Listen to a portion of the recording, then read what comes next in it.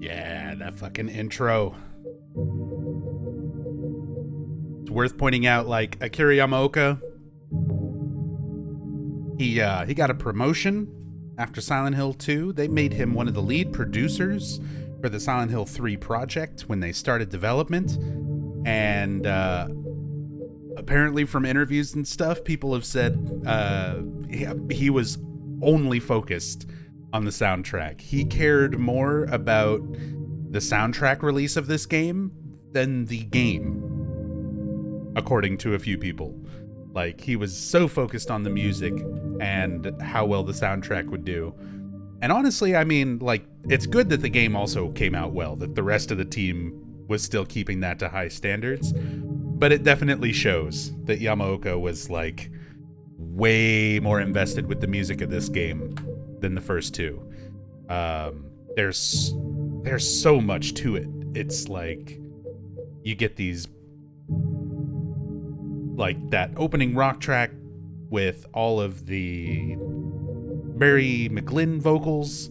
We've now got our vocal track stuff kind of starting, which he did a little bit of. You have, like, Esperandote from the ending of Silent Hill 1, like the bad ending of Silent Hill 1. And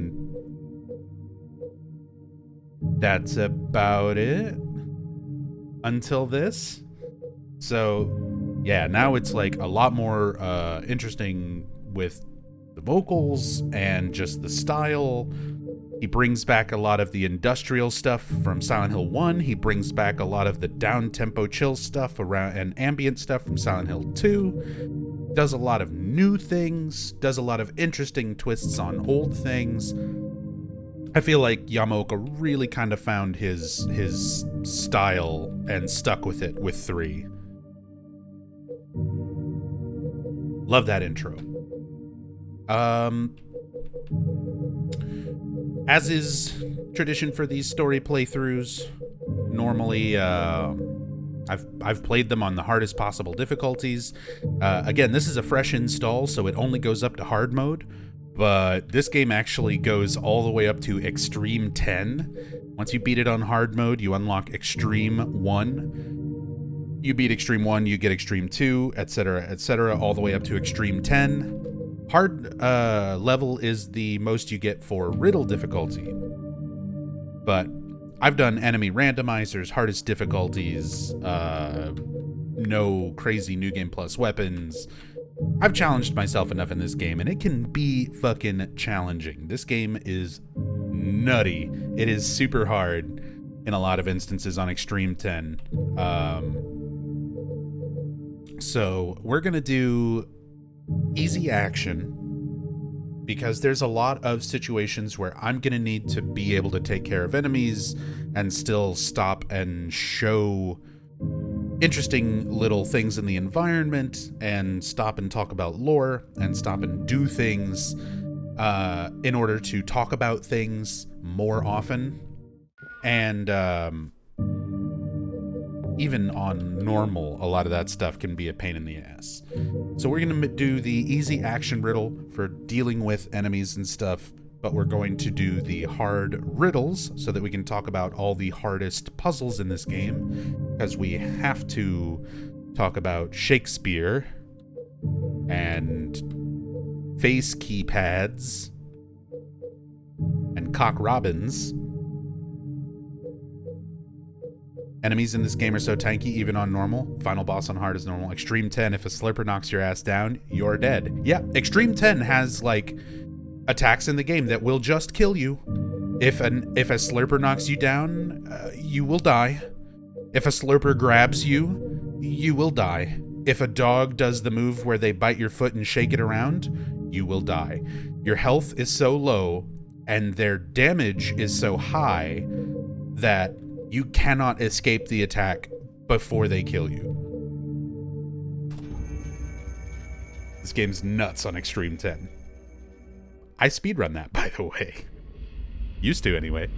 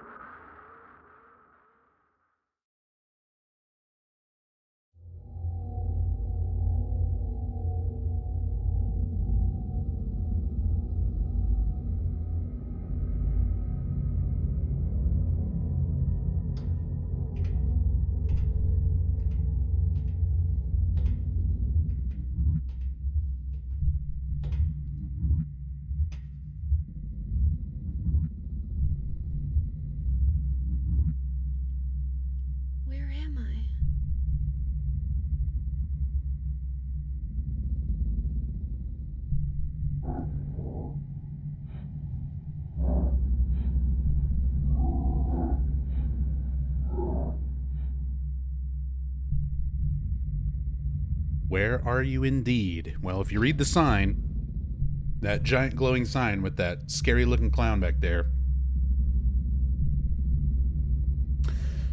you'll notice that we're in Lakeside Amusement Park. Start off immediately revisiting an area from Silent Hill 1. It looks very different now. There's going to be some very familiar parts to it.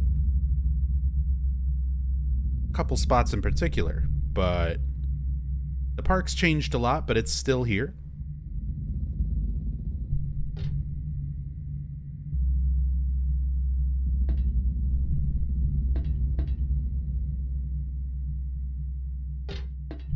And, of course, let me know if everything looks okay, if everything sounds okay, if any audio levels seem off. The game seems a little bit loud right now compared to my voice. Let me know if that's all right. I might bump it down just a tad.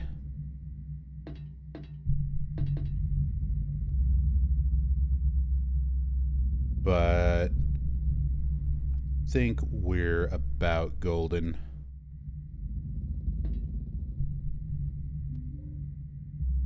A rabbit doll? No, it's a costume. Is there someone in there? It looks like there is, but I don't feel like making sure.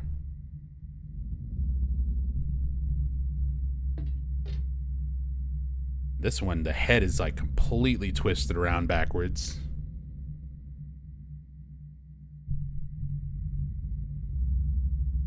Whatever mod you're using has this looking so good. So there is like a mod pack that has a lot of things all together out there, but I was having a lot of trouble getting that to work correctly.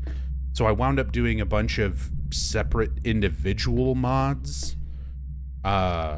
which wound up, helping me find like a good looking middle ground where everything is still stable and working. But yeah, it's higher internal resolution, widescreen.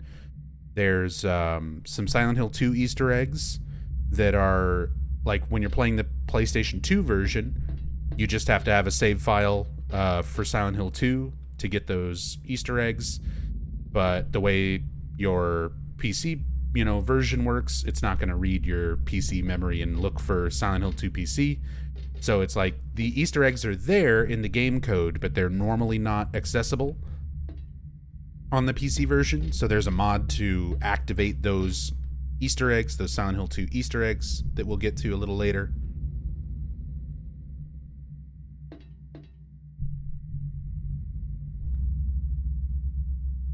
What's the story behind the bunny, or will you get to that later? I mean, there's not a whole lot of story to it. It's funny because like a lot of people expect there to be a lot of story behind Robbie, because Robbie is one of those iconic, just in Silent Hill everything after this. He's in 4. He's like in everything after this. And this is where Robbie comes from. He's a mascot. He's one of the mascots for Lakeside Amusement Park. And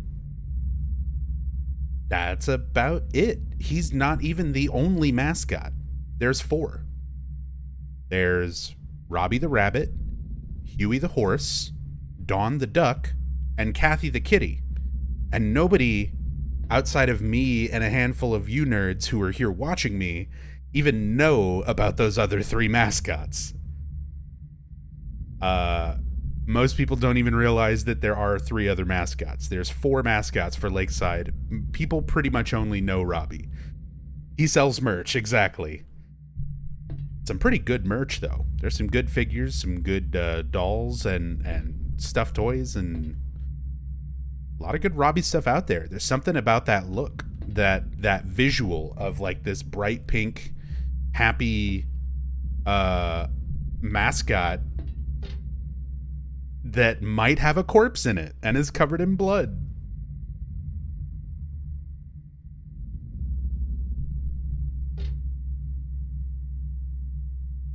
The giant rabbit costume. Why would this be here? So there's a lot of other things that I'm gonna hopefully try not to skip too many. Tell you what, if I wind up having this happen, I'll gift subs. I'll gift a sub to the community whenever this happens. So I'm gonna do it right now as an example, and if it happens throughout the playthrough, anytime it happens, I'll gift a sub. So we talked a little bit about this in Silent Hill 2 during that in-depth playthrough. There's a lot of text in this game where once you look at it, you can't look at it again. So you'll examine something and it'll have some unique text. And then once you see that unique text, if you examine the thing again, it'll have different text that'll repeat from that point forward. So for this thing, And what's this? It's a creepy body in a cage. Something strange in a cagey box thing. A person? Not quite.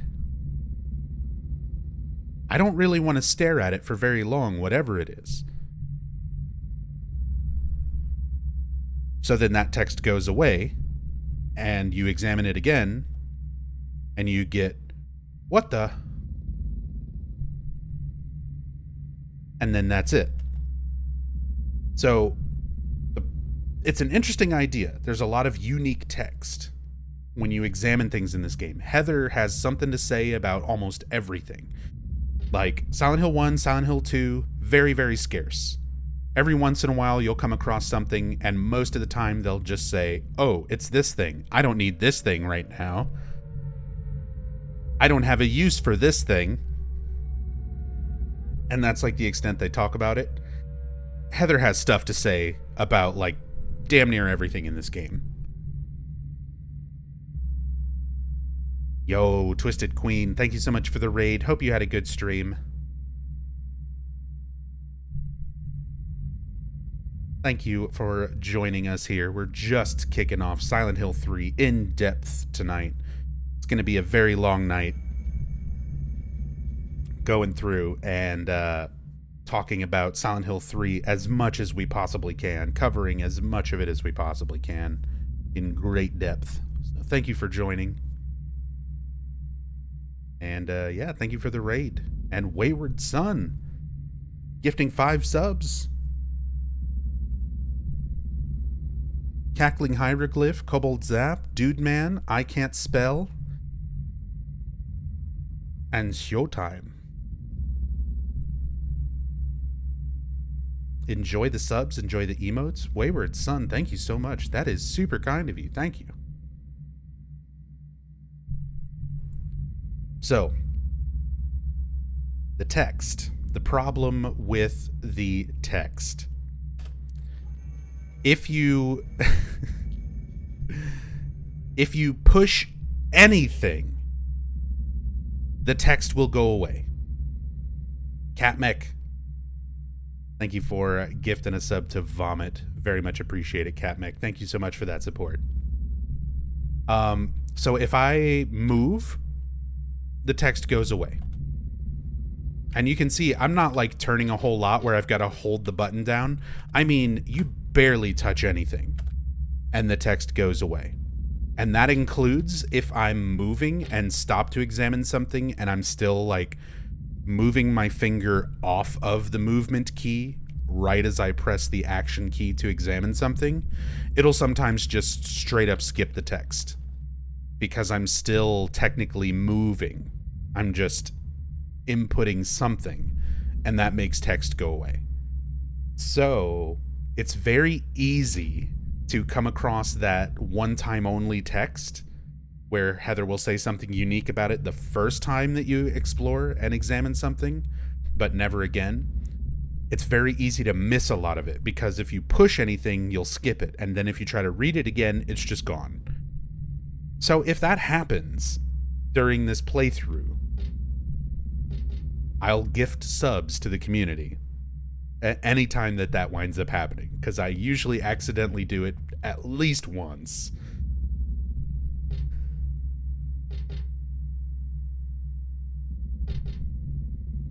Tonight I'm here to consider. We are going to consider some parts of this game. We are absolutely going to consider some parts. In fact, most parts.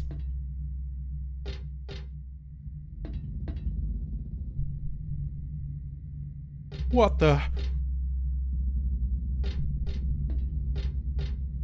Keep looking around here. It's a popcorn wagon, but no one's here to sell it. Where did they go?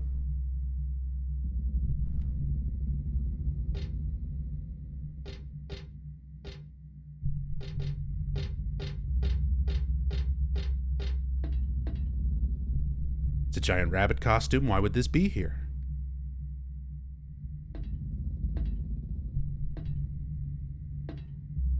Nothing to say about the bathroom, where apparently cleaning is in progress.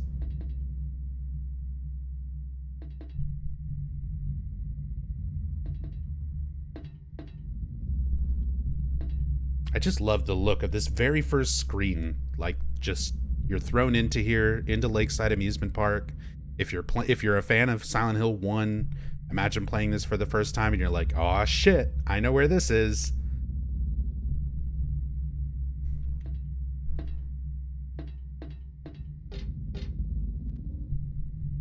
Was this game marketed as a sequel to Silent Hill 1, or was it a surprise to the player?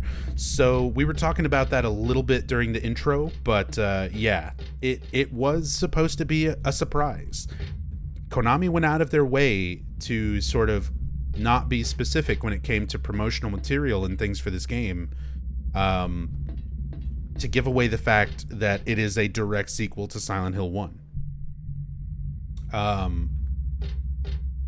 Because it is. It parallels Silent Hill 1 in many, many ways. We'll be talking a lot about how it's got a lot of parallels to 1.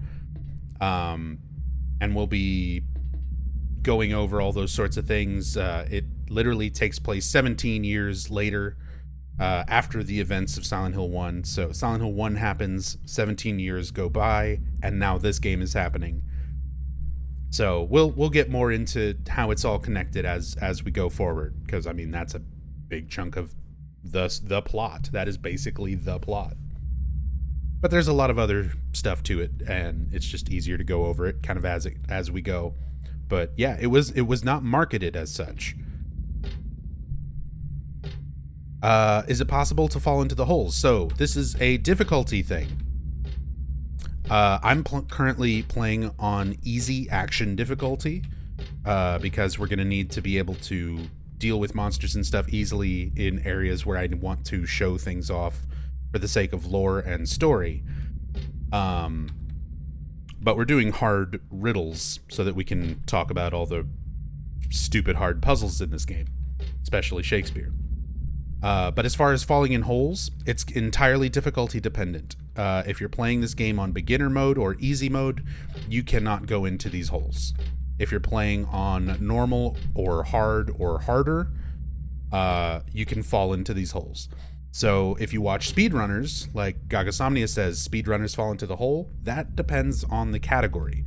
If you're playing a normal difficulty or an extreme 10 speedrun or anything like that, you just fall right into a hole, and you end this whole intro sequence much, much faster than playing through it.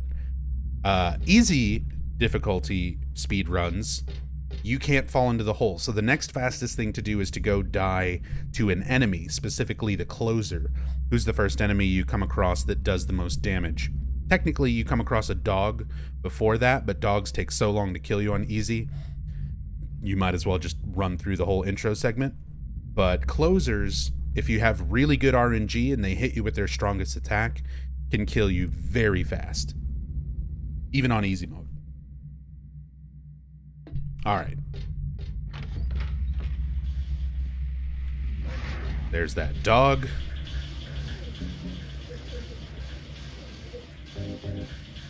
They give you a couple of weapons to kind of like foreshadow things that you get in the main scenario as well. You start with your knife. Switchblade for self-defense. Never used it, but just in case. Steel pipe. About 3 feet long, not very powerful, but not hard to use. Handgun. Holds 10 rounds of ammunition, small and not powerful, but easy to use. Submachine gun. Holds 32 rounds of ammunition, great for its continuous firing. The starting equipment that you get is also based on difficulty. You get different starting equipment depending on what difficulty you select, and if it's New Game Plus and all sorts of other things. King Stefanos, thank you so much for the bits. Very much appreciate the support. Thank you, thank you. A couple other things we've got here. We just start with our radio. It's a small portable radio. It plays static when monsters get close. It won't play normal stations. Is it broken? Flashlight. It's in my chest pocket, a must-have in darkness. But monsters will notice me more easily when it's on. So they tell you right away. Game mechanics. Monsters notice you if your flashlight's on. Radio goes off if monsters are close. No figuring it out through gameplay intuition. They just tell you. It's the third game. They expect you to know this now. Some health drinks full of nutrition should help me recover a little of my strength. First aid kits. This will help me patch up my wounds fairly well, I think. Handgun bullets. Bullets for a handgun. Who would have expected such a thing? Little side note about the healing items. Health drinks will also recover stamina.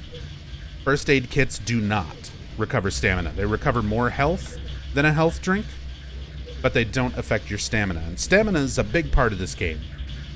Compared to Silent Hill 1 and 2, where 1, it's not even really a thing. 2, it's a thing, but it's less important. 3, it's pretty important. We'll talk about that too. Let's kill this dog.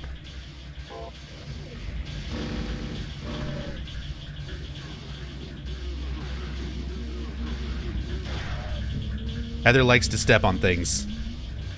We can just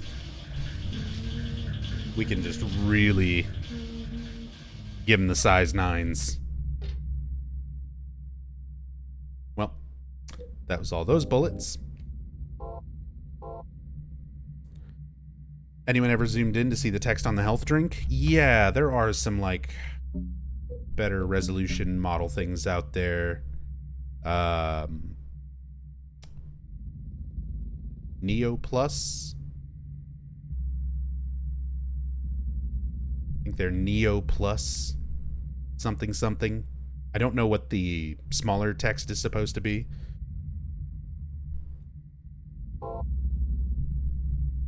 Based on some kind of Japanese sports drink. Possibly. This one's a little bit more generic. I know the Silent Hill 1 health drinks were based on a little like vitamin drink that was a real thing that was in Japan at the time.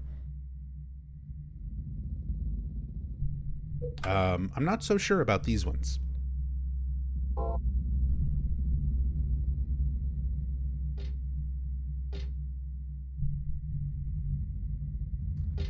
Love this area. Something that recently talking to UFO Techie. A lot of you might know UFO Techie from some of the Twitch Team Silent streams that we've done in the past. And he's like a legendary Silent Hill speedrun OG. Techie pointed out there's a wonderful aesthetic that they use sparingly, but often enough that there's a lot of good examples. And that is the aesthetic of like just a void. There's just like a big void with structures coming out of it or built around it and just bottomless pit everywhere else. And I really do like that. I like the sense that you have this environment that kind of seems somewhat familiar, you know, it's not complete chaos or abstract. But then when you kind of think about it, it's like, this place just kind of exists in a void.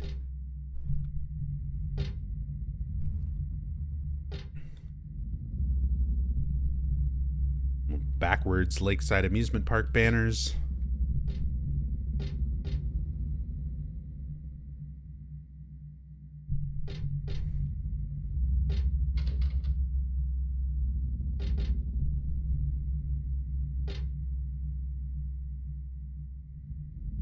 Just recently watched someone start a blind play of this game. They died in the nightmare sequence falling in a pit. Didn't realize it was a newly added game mechanic for the series. Honestly, when I think about it, it's pretty clever. They have a nightmare sequence where you can learn it's possible to fall off ledges without actually game overing. Yeah, that's the whole point, is like this whole intro sequence, nightmare sequence, you know, you can finish it, you can get to like the end of it, but no matter what, the whole point of this is that you die. So if you die to an enemy or if you die by falling in a pit, it ends just the same way, and then you go to like the main part of the game. But yeah, that is definitely a mechanic that kind of existed in Silent Hill 2, but not really. There was like falling and fall animation stuff, but it's rare where you can even do it and see those animations, and even more rare where you can do it and die. As opposed to this game where there's a lot of pits that you can just fucking fall in and die just all over the place. So it's definitely a mechanic you've got to learn. And as said, that mechanic, we don't have to worry about it. We're playing on easy action, which means you cannot fall into pitfalls. But if you're playing on normal or anything else, yeah, they're a thing. You know what? In fact,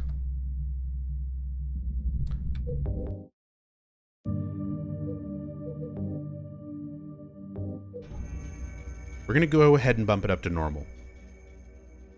Because there are places that I want to fall just to show things.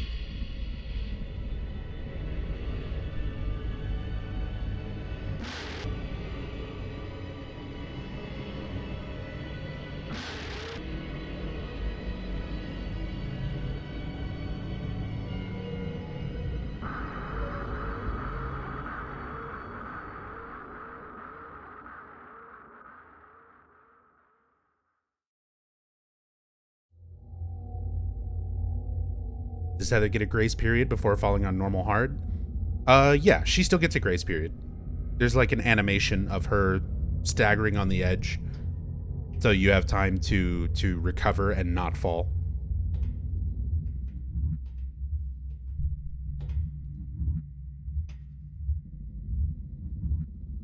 No, that animation is persistent.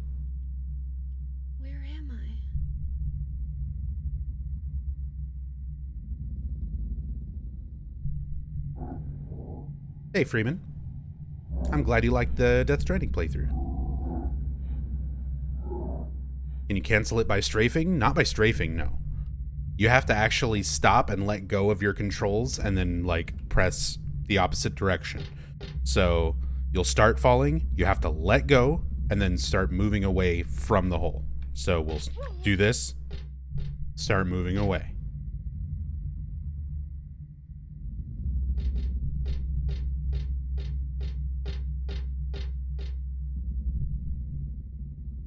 Let's take another look at that inventory.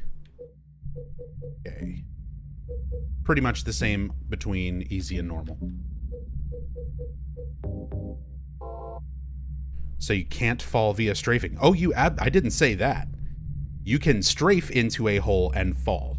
You can walk forward into a hole and fall. You can walk backwards into a hole and fall. Like, anything that you do near an edge can cause you to go into that animation, and then you have to stop, let go, and move away from the hole to not fall.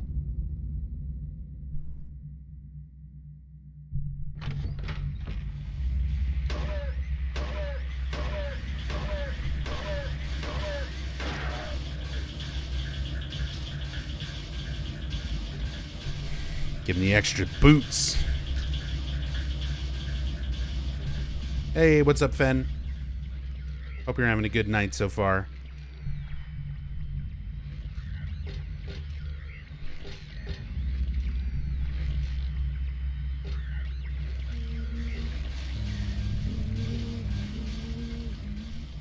Sucks you go into the animation. Would totally enjoy Heather just randomly run into a hole and die. I mean, that would be pretty brutal if they did that. And,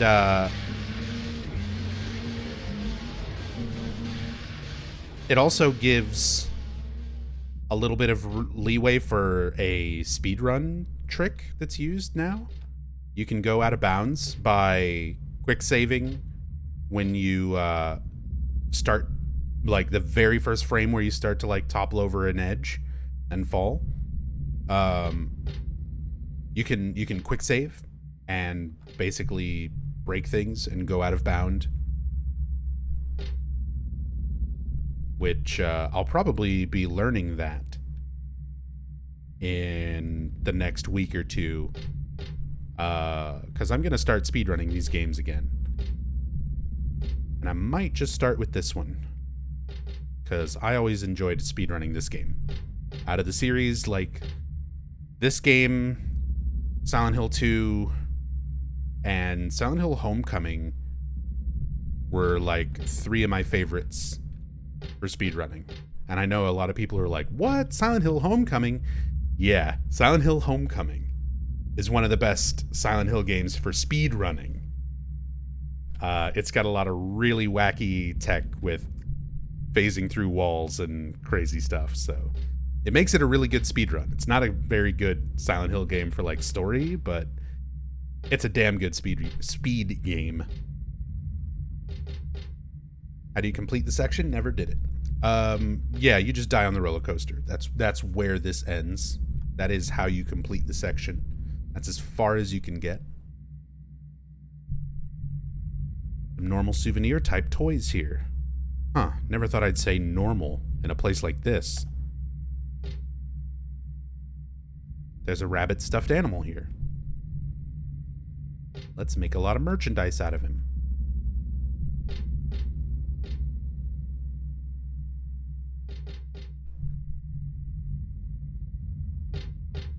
You'll see me repeat trying to examine things and look at things a lot because there's so much text in this game and sometimes it changes, so I'm just gonna examine things a lot.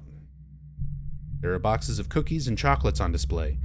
I love this kind of stuff, but I don't feel like eating it here and now. See, this might not seem like a whole lot to people, but I love this sort of flavor text. And the fact that it's not just Heather being like, it's a stack of cookie boxes, I can't do anything with that.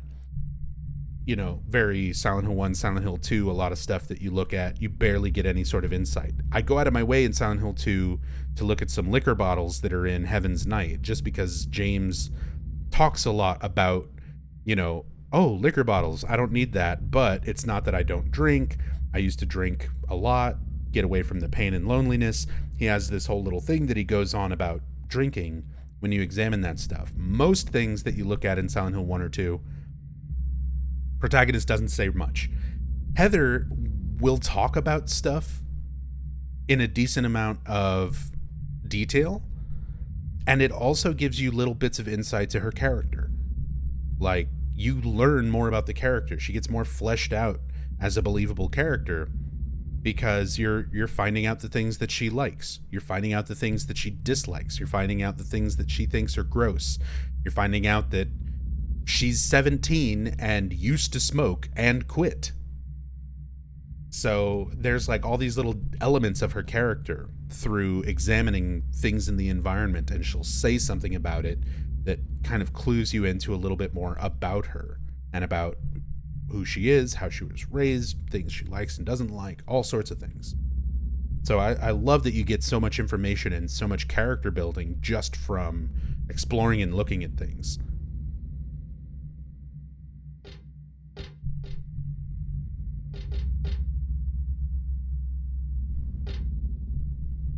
There are lots of different styles, but I don't really want any of them. I'm getting out of this nasty place. If they had any tools, now, that'd be a different story. She hates this place. She thinks it's nasty. She sees it the way we see it. She wants to get out. And she's looking for tools. She's not just looking at things randomly. She's keeping an eye out for important things that might help her.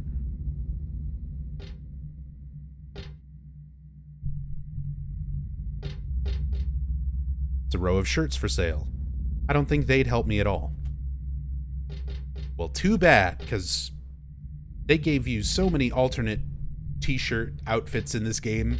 There's a ton of unlockable costumes for Silent Hill 3.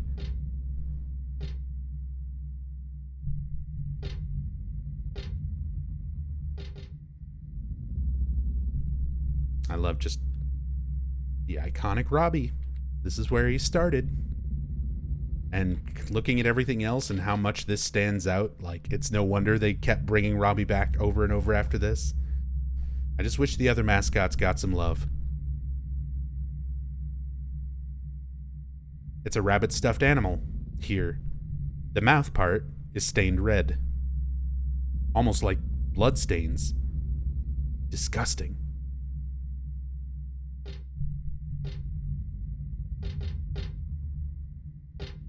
Recently, they did some actual Robbie dolls that when you buy them, they come clean, and they come with like a marker. They're made to be drawn on, so you can mark them all red and put red splotches all over them, and then wash them clean again.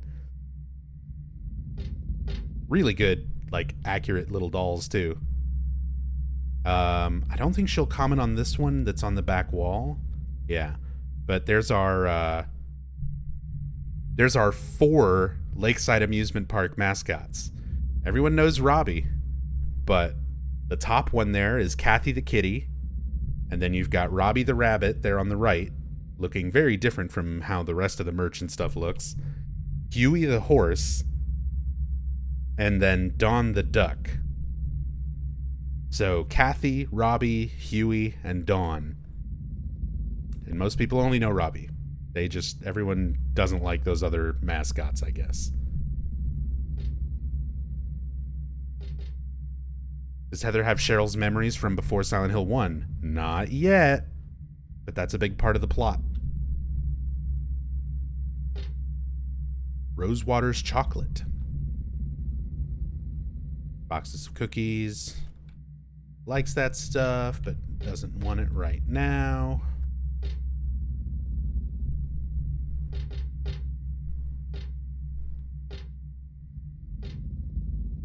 Different styles, don't want any of it. Normal, who would ever say normal about a place like this? Okay, I think that's everything we can see in here.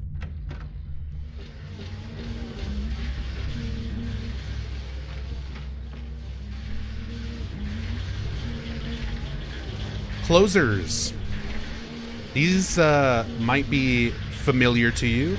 We pointed them out in the Silent Hill 2 playthrough, but they were called mandarins. They would hang on the metal grates underneath you and have these little tentacle spikes that reach up through the grates and grab at James's feet.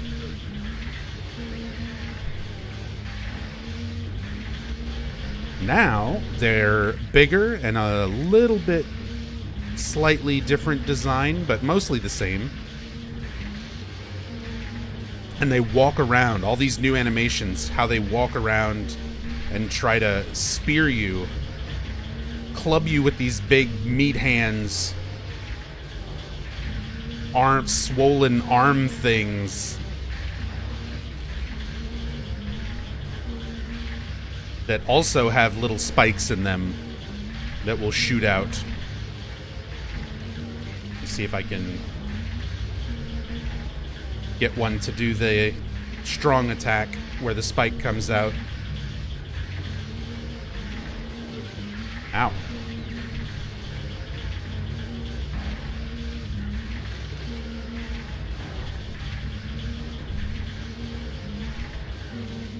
Yeah, the heads, same design as Silent Hill 2. Those like lips twitching and spinning. Oh, there it is. There's the spike. Double spike.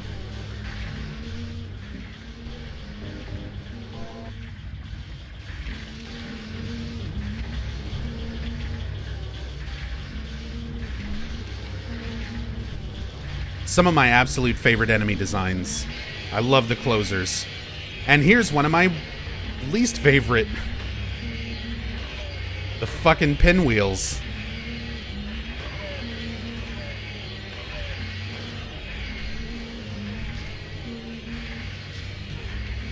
Ow. Ow.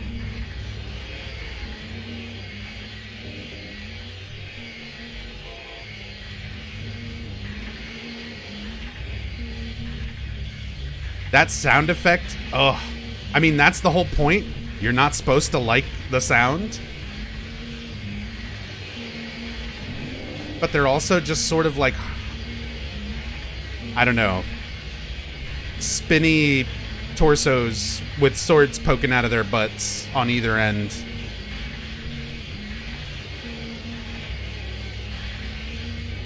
But that sound is just so grating.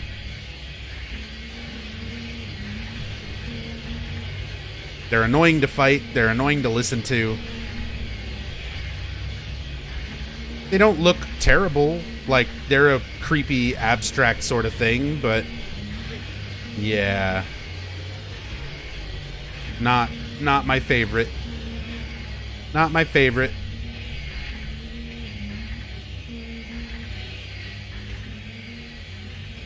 It's locked. You can see there's some meat, nondescript meat hanging on the wall in there that seems to have like blood or something moving around on it. The way it's designed, it and the art of it, it looks like it's under the skin, like just under the skin, creeping around whatever it is. That's another thing that this game does really fucking well, is how they handle like animated textures and moving textures applied to things to make them look more gross and more disturbing. They apply it to character models, they apply it to things in the environment, they apply it to whole fucking rooms at certain times, and it's such a great effect. Like, there's so many good effects. Like, visually, this game still impresses me. Like, the fact that this is a game from 2003. Like, I'm playing on the PC version and I'm upscaling and stuff with mods, but even the base PS2 version for this game is not far off. Like, it's fucking beautiful. It is, to me, I think, the best looking PlayStation 2 game. Very close would be like Metal Gear Solid 3. And like a couple other things, but to me, like, this is the best looking PlayStation 2 game. I know, can you believe 2003 was 50 years ago, Laffy?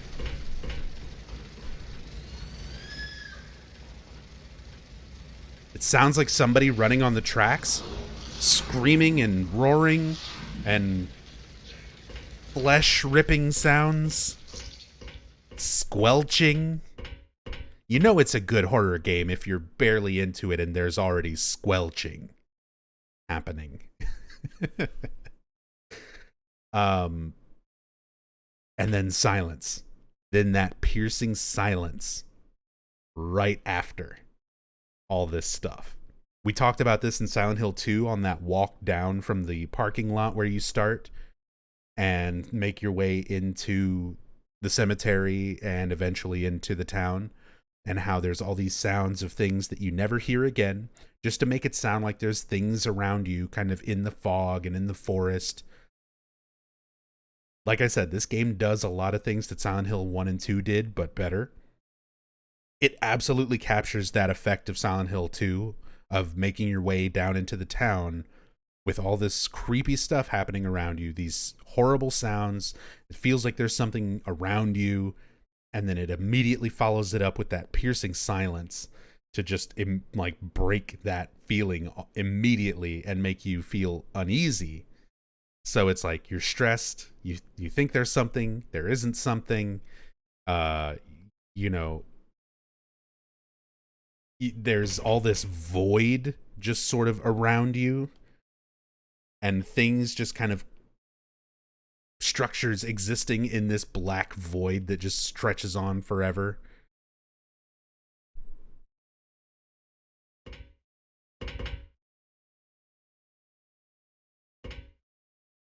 It captures so many things that they were doing to build up that intro of Silent Hill 2, and it does them in a much better paced amount of time to get across like everything they need to tell you about this game and its atmosphere, like right off the very bat.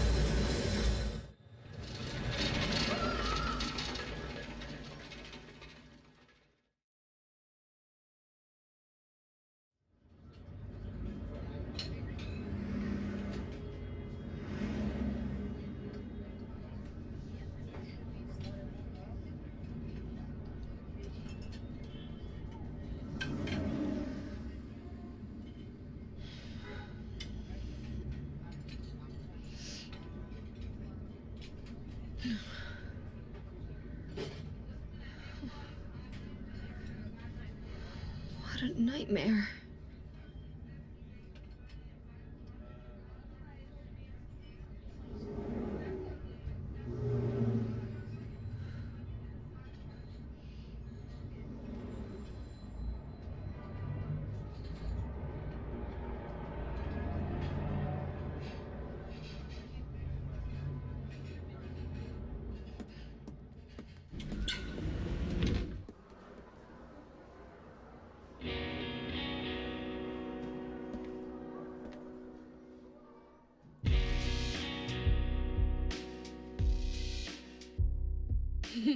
Dad, it's me. Yeah. Sorry I didn't call sooner. Yeah, I guess I was. Anyway, I'm coming home now. Oh, I didn't get that thing you asked me to. Okay. Okay, I will. I love you too, Dad.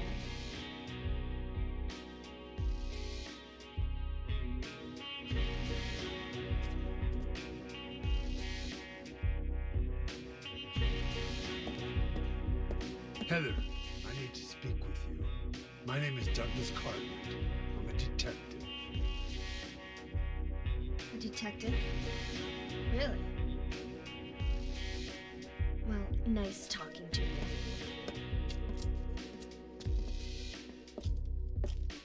Hold on. There's someone that wants to meet you. Just let me have an hour. No, half an hour of your time.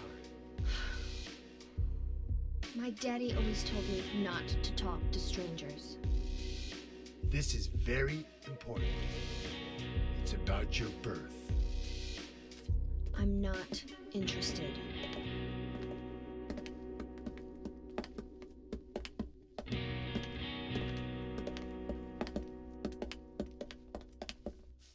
Are you still following me? Do I have to scream? Sorry. I'll wait here.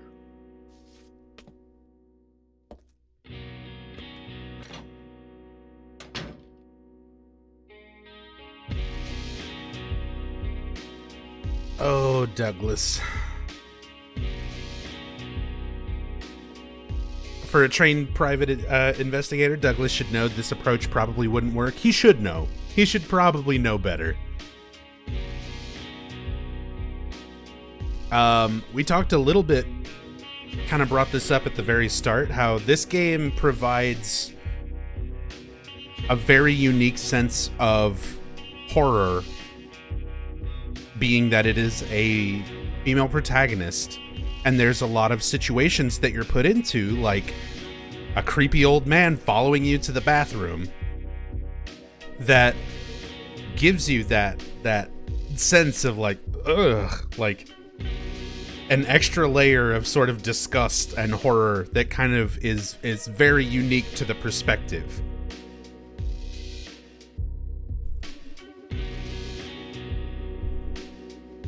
Is he supposed to sound drunk? Maybe.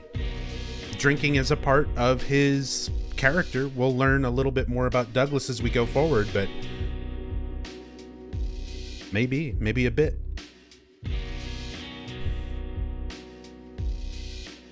Looks like a Silent Hill 2 bathroom. There are some reused assets. We'll definitely point a few particular ones out. So it does an interesting thing of kind of making stuff feel... It feels like Silent Hill. Like, it feels familiar, but is still very different and distinct as well at the same time. Love this music. Appropriately named End of Small Sanctuary. This is our last little normal, somewhat sanctuary before our shit starts going wrong. Is it true the voice actor died before this game even came out? Yes. Douglas's voice actor sadly passed away before Silent Hill 3 even released. Like, he finished all of his dialogue and everything for the game itself, but yeah, he passed away before the game. He didn't even get to see like what a huge sensation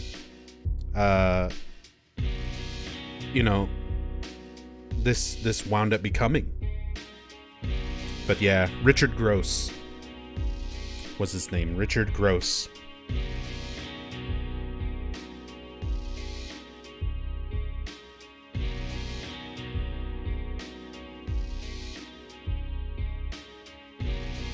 The mark on this mirror, it looks so familiar somehow.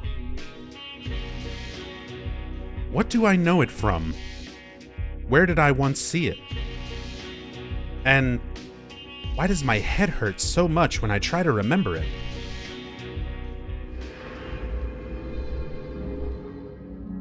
So, I love talking about the save points. We've made a point of talking about the save points in Silent Hill 1 and Silent Hill 2. Silent Hill 1, Harry is by profession a writer. His save point is a notepad. You find notepads, Harry writes down what he's been experiencing. That's the save point. Silent Hill 2, much more abstract, little nondescript red squares that you come across that James says makes it feel like someone is poking around inside of his skull. And then when we actually go to the save screen, the background design looks like neural pathways in the brain. Little branching neural pathways. And it has like a watery overlay over James's face in the background. So it's like we, as the player, are poking around inside James's mind for Silent Hill 2. Silent Hill 3, we have the Halo of the Sun, a recurring cult symbol. Bears a bit of a resemblance to the Seal of Metatron, so you kind of, again, if you're familiar with Silent Hill 1, this should already be somewhat of a clue that, like, this is the same cult or a similar. So there's a lot of those elements that they're kind of starting to clue you in.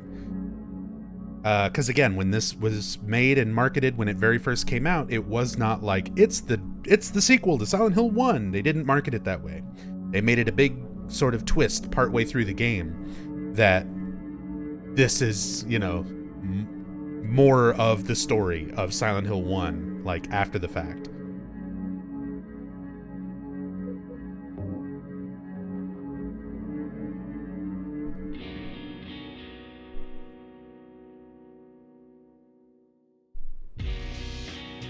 Get some good dialogue here when examining the mirror.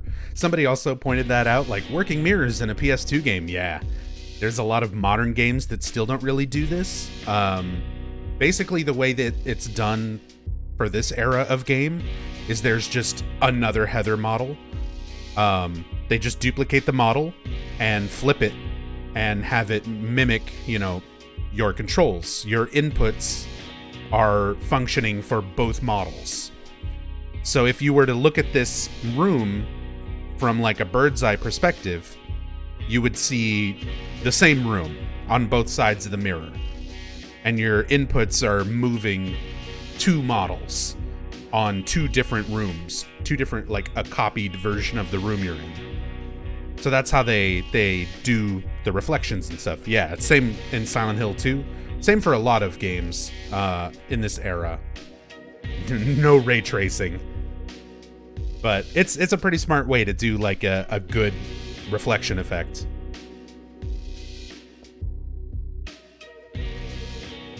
I don't like mirrors.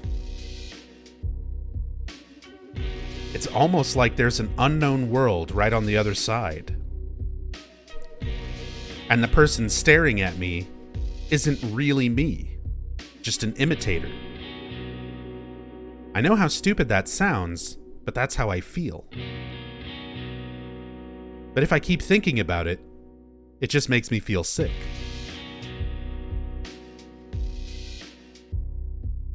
I don't like mirrors. That's some of that text that you only get one time through and then never again. So, a little bit of foreshadowing with Heather feeling like, you know, her reflection is not really her, that she feels like someone else. Because that is a really big part of this game, is Heather sort of coming to terms with who she is and her sort of history, because she's lived other lives that still technically exist, like, as a part of her, but they are not her. They're very distinct from who she is now. And that's a really big part of this game and her character. So I like that even just looking at things like the mirror, and you get so much text there alluding to this theme.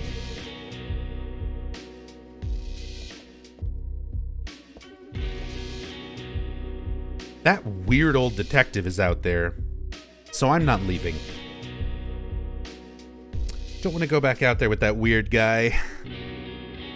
Stuck here in a bathroom. Isn't that the worst feeling? Have you ever, like, been inside of a room, just, especially a bathroom, just like waiting for somebody to go away so that you can leave?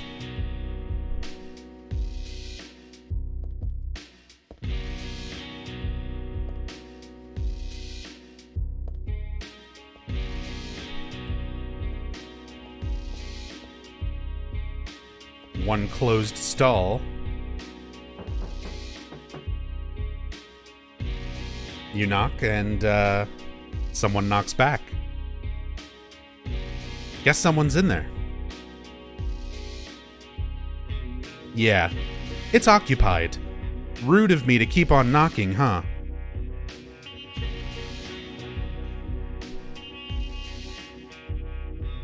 Unique text for trying to do things. I love it. The detail. It's so good. All right. Sadly, we have to leave our small sanctuary soon. We get to enjoy this music just a little bit longer. Somebody asked if I've hacked this game. I'm not much of a, like, I'm not a hacker. I'm not, like, very good at doing things like that. But there was a cam hack tool that was made by other people that I've used with this game before. So that I could take the camera out of bounds and kind of look into some other rooms, look at how levels are put together, look at some other models and things up close. One of the things that I looked at, if you look at here, there's a big pile of wooden crates. If you look behind those crates, there's a dumpster. If you look behind that dumpster, there's a fence. If you look behind that fence, there's a street and some stuff across the street. The stuff across the street is from Silent Hill 2. That is Silent Hill that we're looking at. I mean, there is a skybox, but there's also actual model things in the distance in front of the skybox to sort of give it some depth. That's the gas station. Where in Silent Hill 2, you get the steel pipe that's sticking out of the hood of the car. And there's like a small convenience store next to it where you get the Book of Lost Memories in Silent Hill 2. It's that gas station and that little convenience store. Now, here's the thing. This is where we could think about this really too much and say they're already hinting that, like, Silent Hill is right there. It's like it's already coming for us. And it's seemingly so close already. We could think about it like that. Or they just needed to make a background so it didn't look like a plain skybox.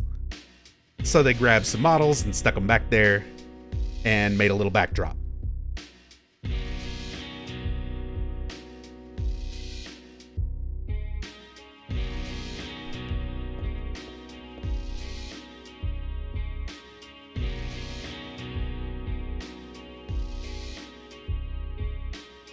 The road is blocked with empty boxes and stuff. I can't get through. Okay. We'll go the other way then.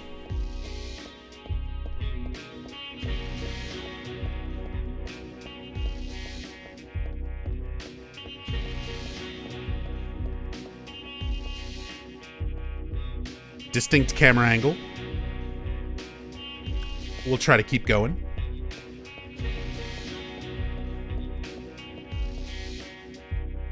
Well, that's helpful.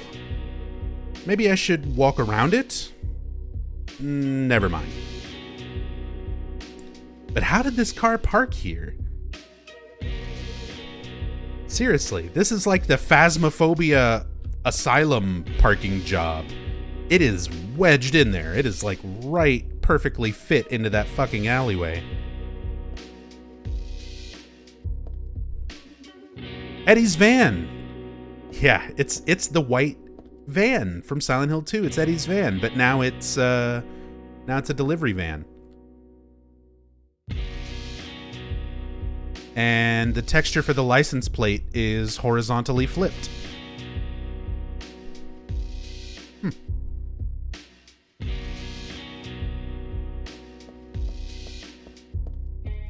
It's mirrored. After that whole big conversation about mirrors. Is it intentional, or is it just a texture slapped onto a thing that you're not supposed to look that hard at? The world may never know. Trans King 26, thank you for the brand new sub. Very much appreciate that support. Thank you, thank you. Enjoy your stay. Enjoy the new emotes. And sadly, End of Small Sanctuary now gone. We can go back, but Sanctuary's gone. It's gone now.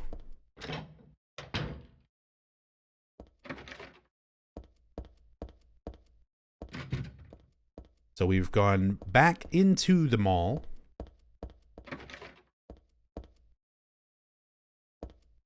But we're back in like the employee hallways and stuff behind all of the stores.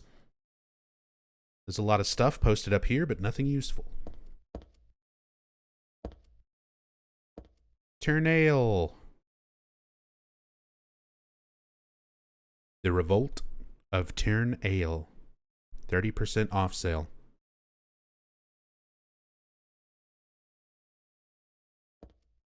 Which I think is... oh, gosh.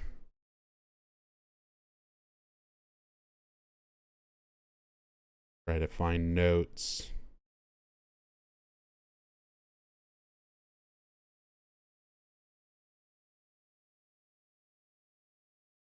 I forget what that's supposed to be a reference to. And the image itself is also, I believe, from like a fashion magazine or something. God dang it. Oh well. I do have some notes and reference images pulled up. I thought I had this included and I don't. But there's some other posters and things that we're going to stop and take a look at later. Locked. So we'll come back through this door from the other side. Hey, what's up, Bowie? Hope you're doing well tonight. Having a good weekend so far. Central Square.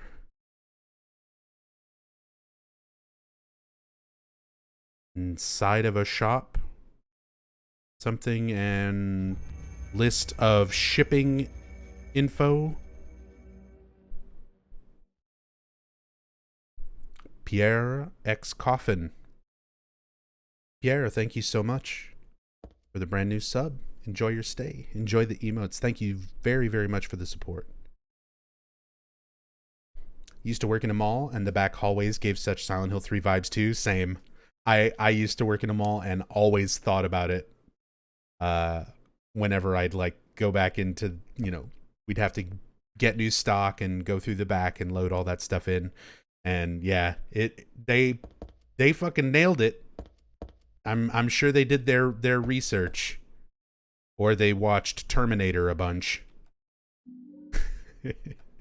But it definitely, like, if you go into the little back hallways and stuff in malls, like, most of them are just this, like, the nondescript concrete, and, you know, because it's just usually, like, for bringing inventory and stuff in. A Booty Call of Cthulhu, my favorite name on Twitch, got the alert an hour or so ago in the middle of work. Fuck, I'm missing out on so much. Found out it was an in-depth stream, so sure enough, we're still in the beginning. Oh yeah, we've barely left the bathroom. It's been an hour and a half, and we've done the nightmare sequence, the intro cutscene, the scene with Douglas, the bathroom, and now this.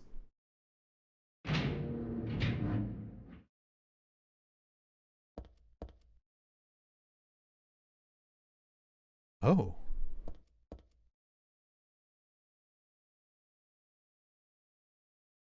There's... Is that time-based, or is this a bug? There's supposed to be sound here. So,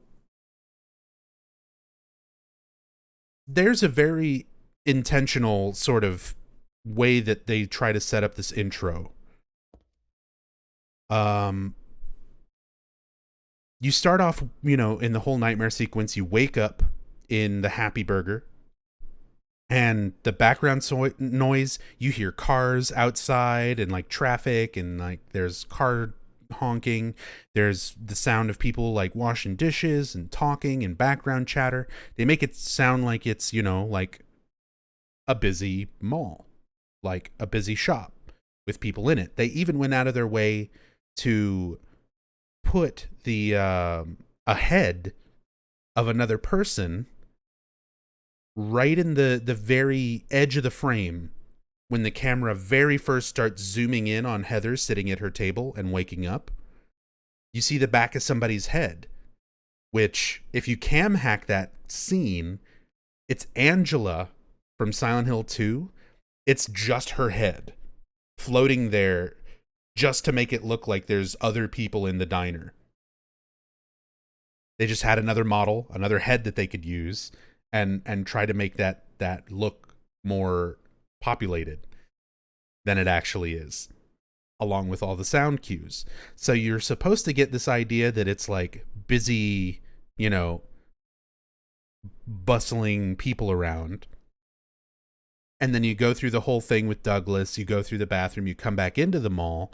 There's still supposed to be a little bit of sound, like some distant chatter right here, like a couple of people talking, but they're a couple hallways away and all the shutters are closed. So you just kind of hear it as like distant murmurs being blocked by the walls. And I'm wondering if I spent too long getting here and that sound ended, or if something is bugged and it's just not playing. Let's load from the bathroom and run straight here and see if it plays.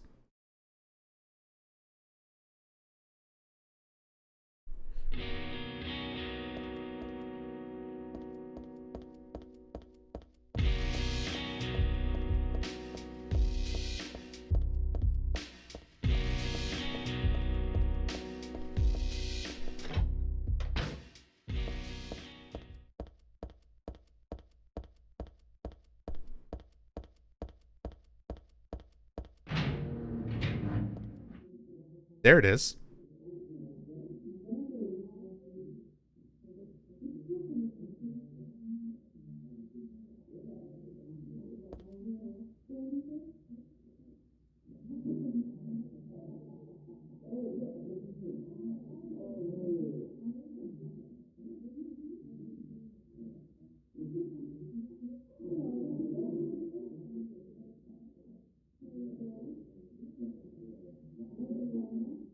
I think because I spent so much time leading up to this that it just didn't play.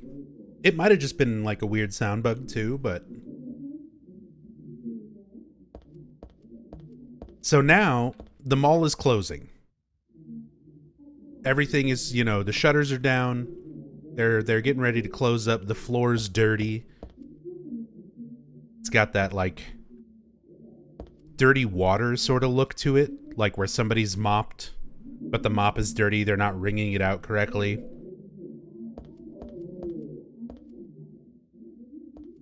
Couple things that look a little more out of place. The walls and things are cracked. It's a lot more dingy. A little darker reddish orange stain there. Somebody spilled their General So's.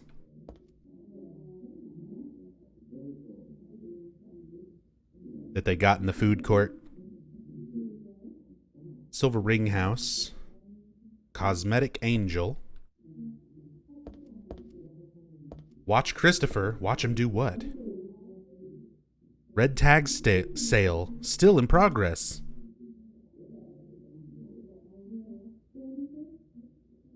Closed. Please call again.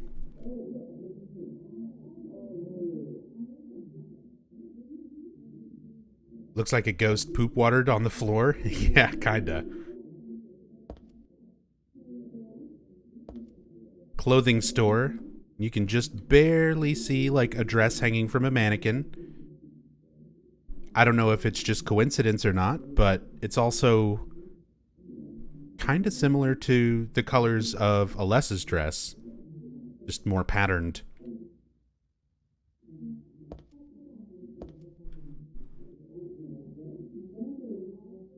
Bert's hat. You can go in there. You can see Bert. You can see his amazing hat.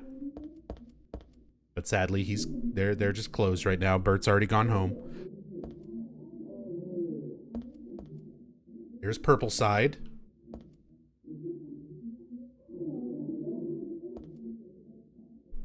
Where you can buy sparkly purple jackets. That's probably where Enigma got his. Probably came all the way to Portland to get it. Because this is not Silent Hill. A lot of people don't realize that. There's a big turning point in the game where you finally go to Silent Hill. This is not it.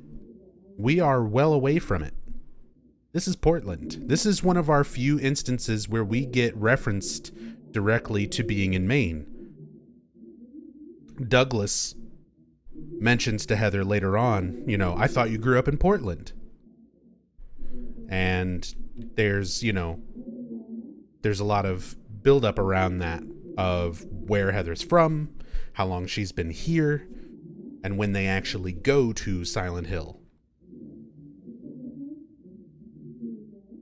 Get some fancy goods.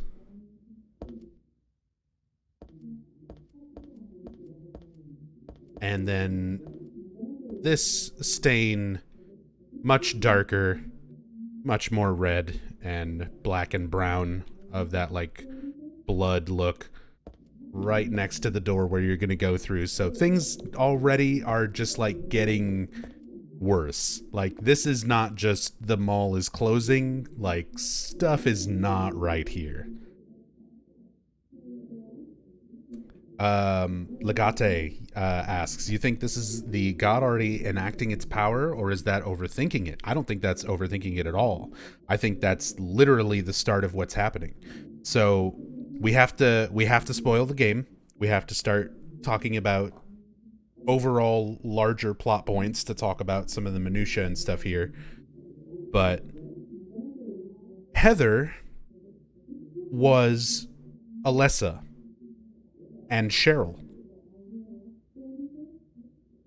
So at the end of Silent Hill 1, well, we learn in the events of Silent Hill 1 that Alessa split her soul into another being. And that other being wound up being Cheryl, a little baby found on the side of the road by Harry Mason and his wife Jody. They raise Cheryl for 7 years, go back to Silent Hill. A bunch of stuff happens. Go watch the 14-hour playthrough to figure out all that. But Alessa's soul reunites with the other half of her soul. So Cheryl and Alessa become one again. But Cheryl would still have her memories, her life, for those 7 years. Alessa was alive for 14 years, 7 as a child, and then 7 after she split her soul. So that 14 years as Alessa, that 7 years as Cheryl, still exist in the mind of Alessa when her soul is reunited. And in the good and good plus ending of Silent Hill 1, after you defeat God, Alessa once again passes on her soul into the form of a small baby. And Harry takes that baby and runs out of the town. So Harry takes that baby and raises her for 17 years. And this is her. That is Heather. So she is the reincarnation of Alessa after her soul was reunited. But the problem is, given the circumstances of her reincarnating after being the incubator for the cult's god, the god also still exists in her and has also reincarnated and is once again growing. And that god, if you'll remember what Dahlia mentions in Silent Hill 1, that god feeds and grows off of negative emotions and negative experiences. So pain and fear and sadness all feed that god and cause it to start growing. And Heather, she's experiencing some stress. She's worried about Douglas. She's worried about some other things that are happening that we get into a little bit more, but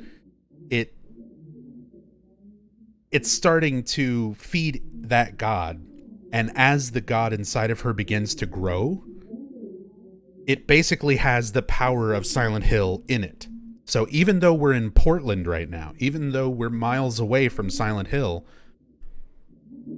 the power of Silent Hill is still affecting reality around her. And now that that god is waking up and growing inside of her, especially during the events of this game, it starts affecting reality more and more. So we're seeing the first effects of reality sort of being affected, reality changing, and the other world sort of coming through into reality and affecting reality because this god is sort of waking up and starting to affect things.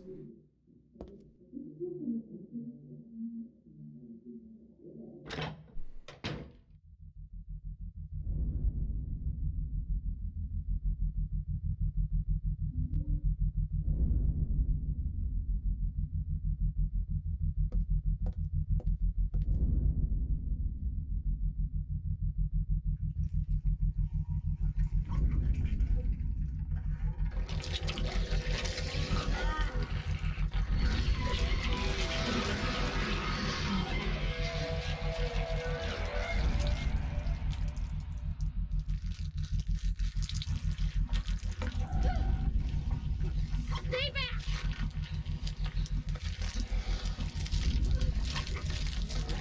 Get the hell away from me!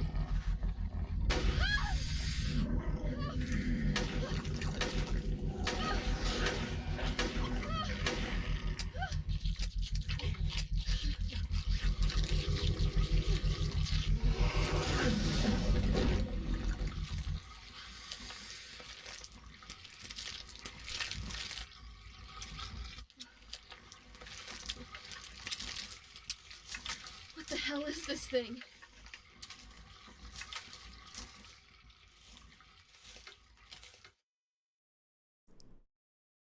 So like we talked about during the nightmare sequence, this thing is a closer. Closer or Closer. Closer. I've never actually heard like an official pronunciation. Both Closer and Closer would make sense with different connotations to each, but yeah. It's basically the Mandarin enemy from Silent Hill 2, but it walks around upright, above ground, and is way more fucking terrifying now. Makes new sounds, new animations. It's just way creepier. And Heather handles that pretty well, all things considered. Maybe because she just had a nightmare about these things. But it's definitely not human. I've never heard of such an animal. And no way is it a costume. It sounds crazy when you say it, but monster is the only word for it. But I don't think I'm crazy. Little reference to James, maybe. I don't think I'm crazy. It's a monster. I killed it. Also picked up and used a gun. And people are talking about if it was in the room or anything like that. I mean, it was in here long enough to do that. And you take a look there at who that is.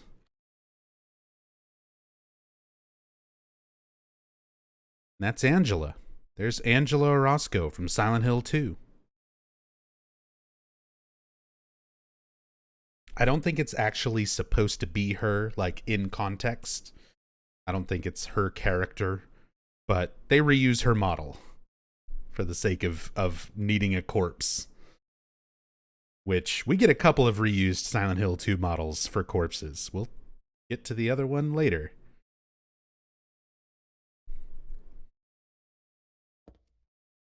But poor Angela. She's already had it so rough. She didn't also need to be a corpse in this game. I can tell from here that it's dead. Should I call the police? Not like they'd believe me if I said someone's been killed by a monster.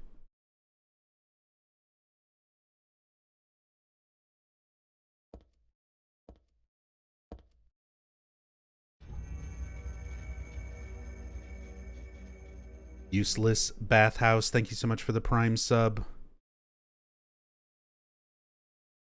Very much appreciate that.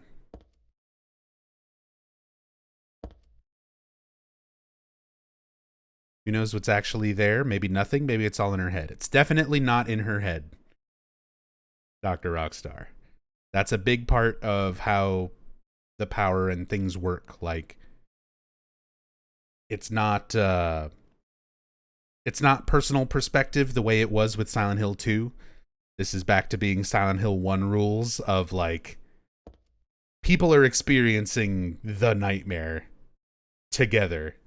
And it manifests things. It takes things from your mind and makes them physically there.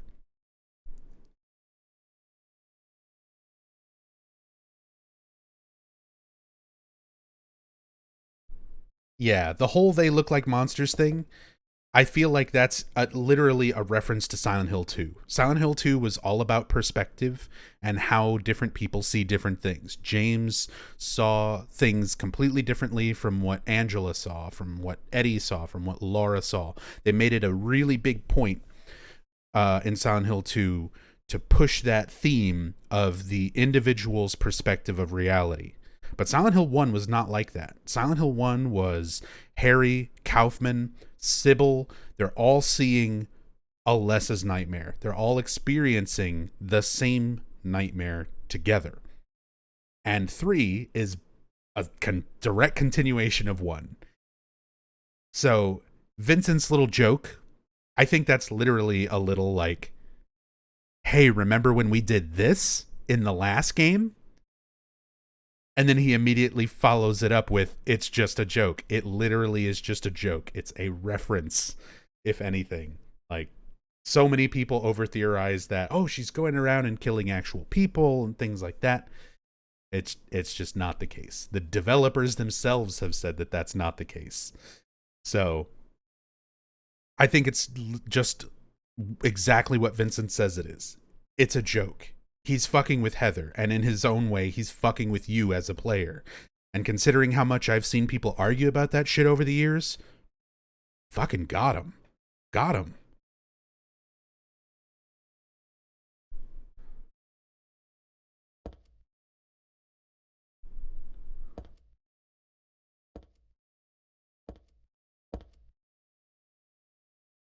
It's not that I hate clothes, but this isn't the time or place.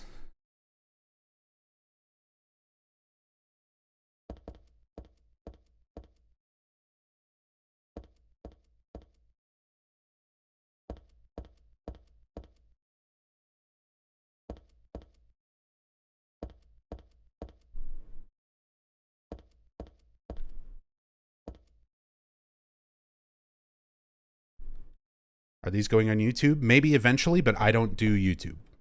If Dorian wants to take them and re-upload them on his channel, that is entirely up to him.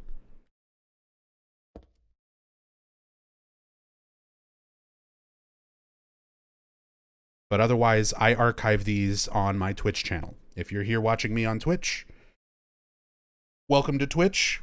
There's a thing called collections, where you can make playlists of highlighted streams. And I have done such a thing. If you type !VOD, you can bring up a playlist that's over 300 hours long and still growing of just Silent Hill stuff from 2016, 2017 until today. And as said, all this, anytime I do these sort of story playthroughs and stuff like that, it gets added to that playlist. So, there you go. Can't watch Twitch on smart TV. It's the only reason. I know, it's a pain in the ass. It's not easy to find those things. It's not compatible with everything if you're watching through like an app or if you're smart TV. Can't please everybody, can't make stuff work for everybody. But I hate YouTube. I will never use it again. I will never have a YouTube channel where I personally am uploading content or anything like that ever again. But I will always have stuff here on Twitch as long as there is still a Twitch to have things on. So that's it. That's all. Don't want to rant the whole time about YouTube.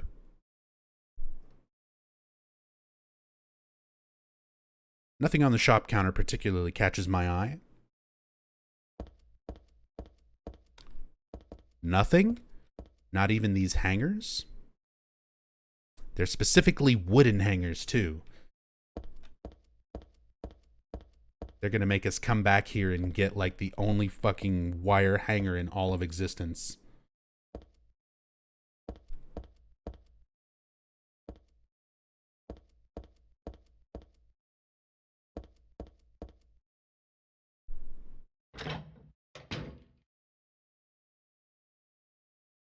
Yeah, I won't take stuff down. Like, if anything gets re-uploaded to YouTube, then that's fine. I don't care. A lot of people re-upload my stuff. If you're gonna watch it anywhere, Dorian House, aka Sci-Fi, has them. K Priest, thank you so much for the $10. The power of money that we view with such scorn. Thank you so much for the power of money. 10 whole dollars. Seriously, it means a lot to me. Thank you so much for the support, K Priest. Hope you're doing well tonight. Hope you had a good weekend.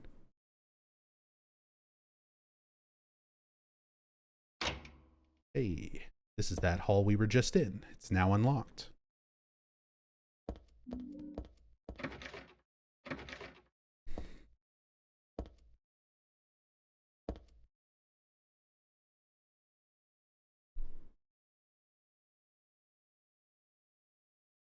Patreon wouldn't be a bad place to store the types of VODs. That way you'd also get a little extra revenue. I just don't like splitting stuff up because I feel like it overcomplicates things for people. If you want to watch me, I'm on Twitch. You know, like that's the simple way to go about it. I am here. If you want to support me, there's buttons down below. You can sub, you can tip, you can give bits, you can buy merch. And even just chilling, following, turning up for the streams, all that, it supports me. So don't want to have, you know, links to Ko-fi and whatchamacallit, Patreon, anything outside of this. And as I said, YouTube is a fucking nightmare to actually make like gaming content on, because every little sound effect, as I said, let's not get into it. Let's not. It's a pain in the ass to use, because anything that I upload tries to get claimed by somebody, and their whole claim system for copyright is bullshit. There's the short version. I don't use YouTube. That's it. That's the short version. It's stupid. It's fucking ridiculous.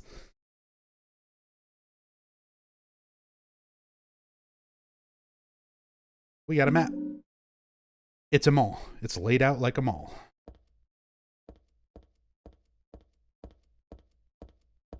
Can you download video backups from Twitch? There is third-party software out there that lets you do that. You cannot do it through Twitch natively, but there's software for it. And as I said, if you want to download a stream, get the software, download my past broadcasts or collections or anything like that and save them yourself, go ahead. Don't care.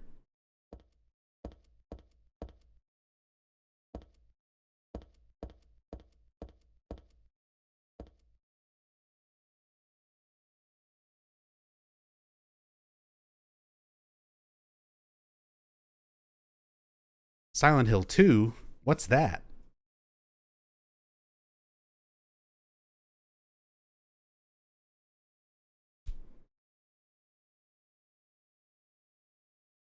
Big old picture of Angela's face.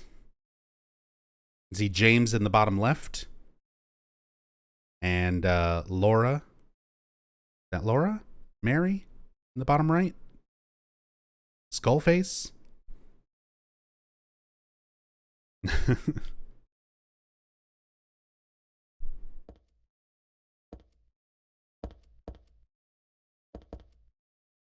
Looks like Laura.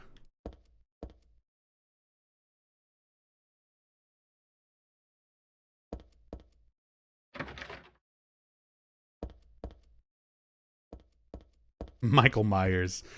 If I find Michael Myers in this game and never noticed it before, then I think it's James? No, because the bottom left is James. Bottom left is definitely James. That's the, like, ending credit silhouette face James.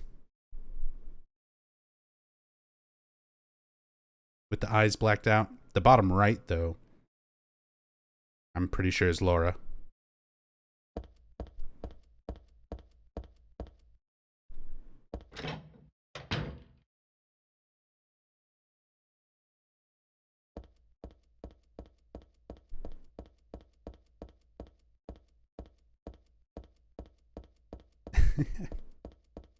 Ugh.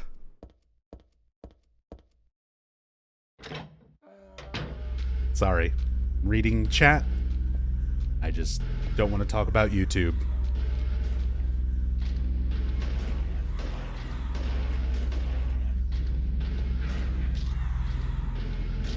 Yeah, crush it. Crush it.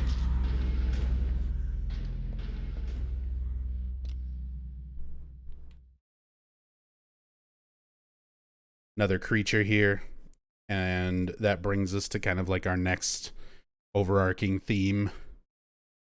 So this is a numb body.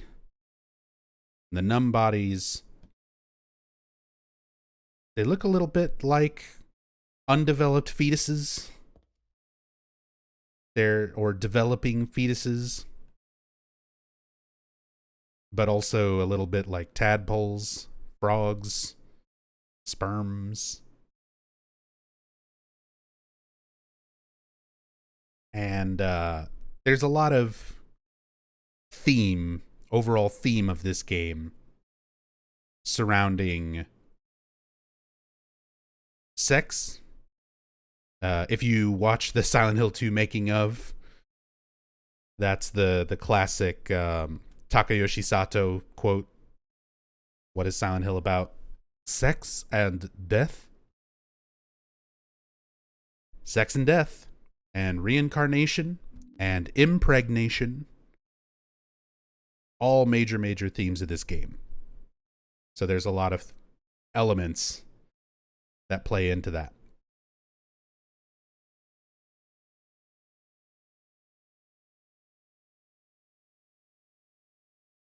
And yeah, one of my cats is named Harry Meowson, which is what I named the bot after. That's my cat helping me out in chat. He's my chat bot. Yeah, the tiger in space. They straight up reference that line in Shattered Memories, which we will be playing Thursday night. So for anybody who enjoys the in-depth playthroughs and these in-depth Silent Hill streams, tonight is 3, tomorrow is 4, Tuesday will be Origins, Wednesday will be Homecoming, Thursday will be Shattered Memories, Friday will be Downpour.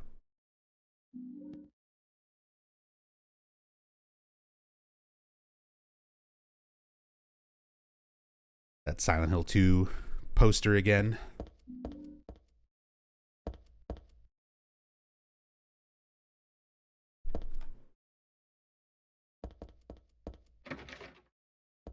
Broken. Busted. Saving the best for last. I'm just playing them in release order. And going through just the main series games. Although I probably will do some side games at some point, because I wouldn't mind doing a playthrough of PT and the arcade game. Definitely never going to play Book of Memories ever again, so don't count on that. But, you know.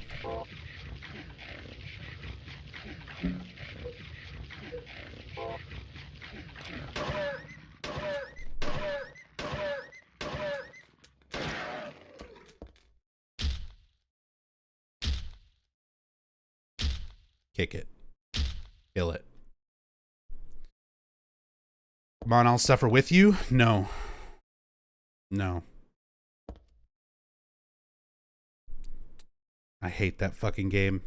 I played it again recently because I took a vacation and was like sitting around and waiting for my flight to come back home.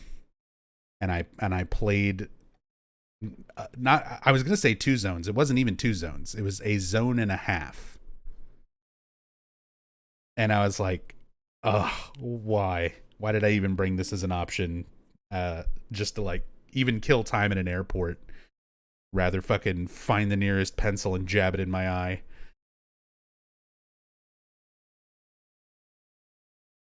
There's lots of stuff, but none of it really looks like it'll be useful. Oh yeah, we gotta get every possible stomp in. Because, you know. Hey, look. Drug addiction.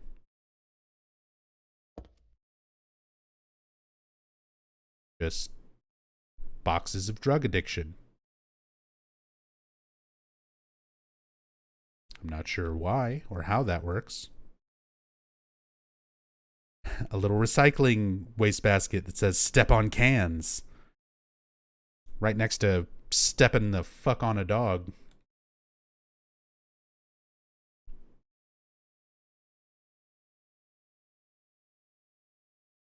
Archon.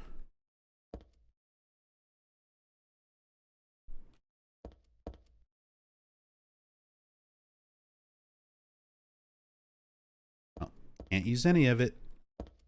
Doesn't look useful.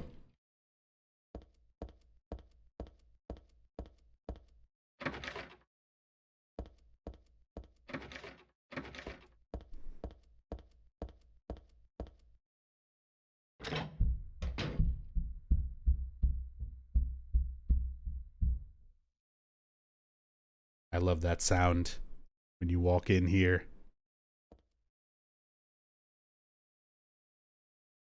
Just that thudding, and it's so rhythmic,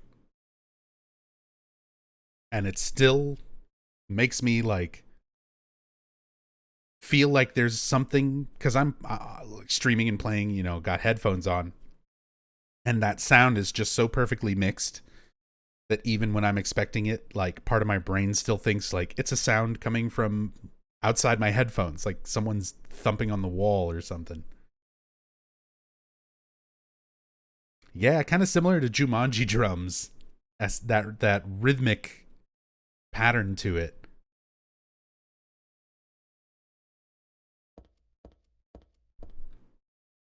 Really good sound design in this one. Lots of stuff, none of it looks useful. Another Halo of the Sun. It's like a magic circle I remember reading about in a book on black magic. Does it seem so familiar because I read about it in that book? No, that's not it. It's not the book. It's from the altar. Altar? What am I thinking? So even this early, we're getting little hints that Heather has these memories that she's not quite sure where they come from. It doesn't quite make sense.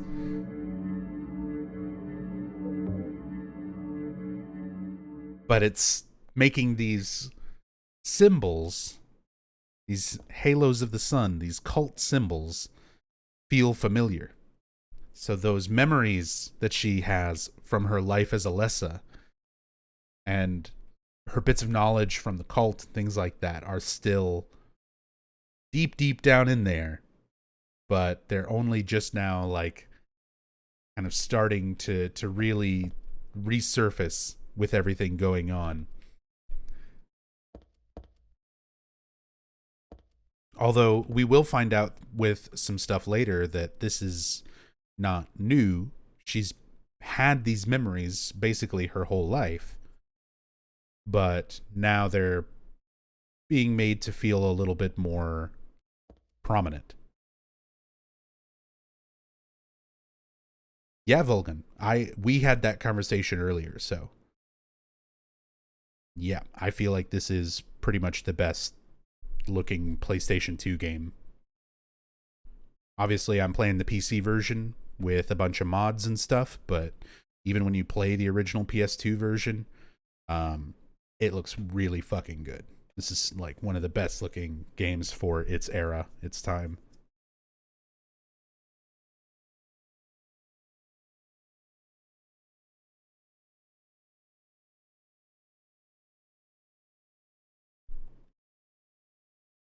Something's fallen between the table and the floor.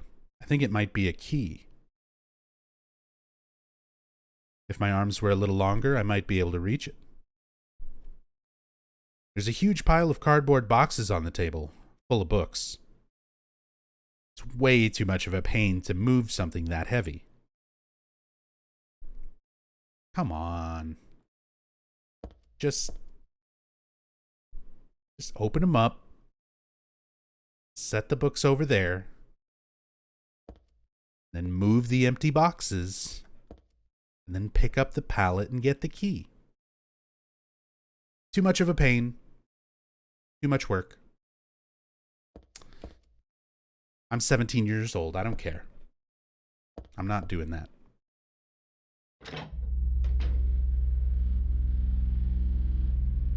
I love this ambient sound here. Again, just Yamaoka at its fucking prime.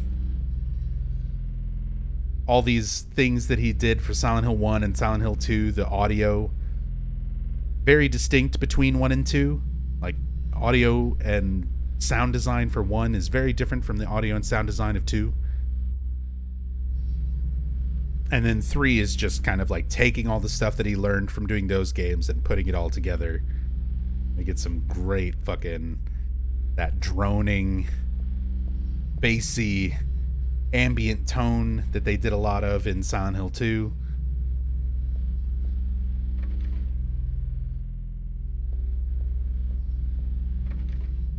Lock's broken. Later on New Game Plus, this doorknob turns into something special.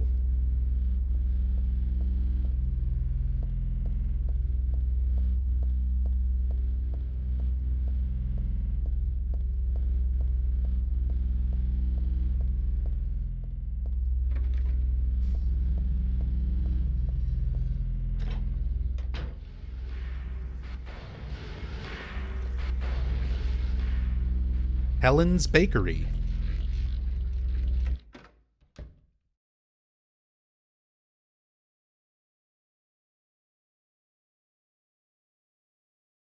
Just remembered a local musician in my city got to meet Yamaoka.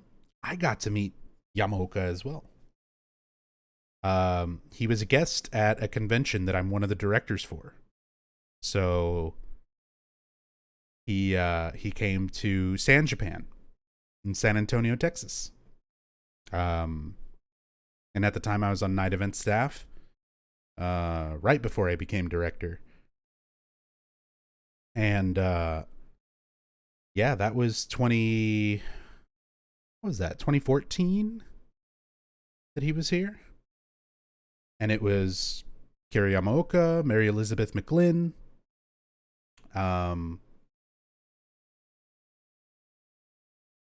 their bassist, who was like a new bassist that just tours with him, younger Japanese guy, Chihiro something. I wish I could remember his name.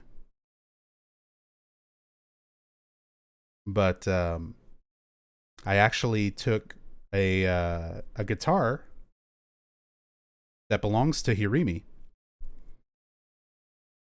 We took a guitar and got it signed.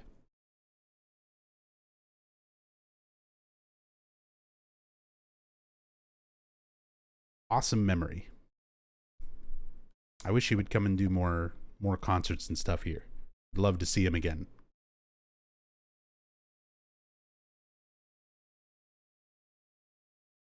Say the line, Heather. All right.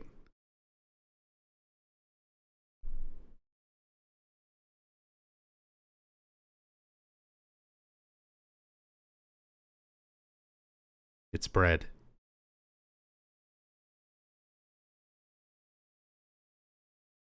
This is what we all came for, right? Do we even need the other 9 hours of this playthrough? 8 hours? Whatever? Or is this all anybody wanted? Bible. Yeah. I always think of this one compared to Harry seeing the Bible in the church and just saying Bible. She learned it from the best. She got it from Dad.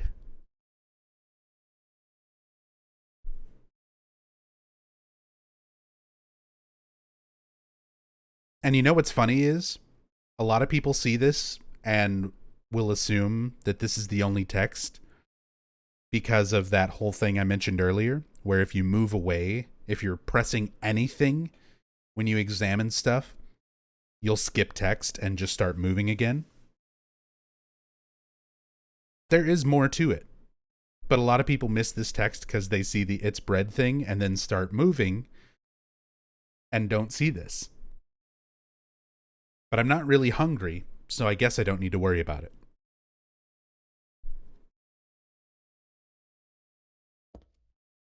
See? It's bread. Move away.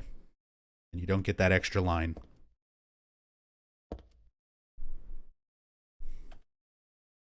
There are no employees around.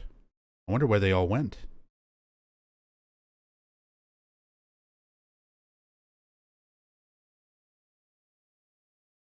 Helen's Bakery.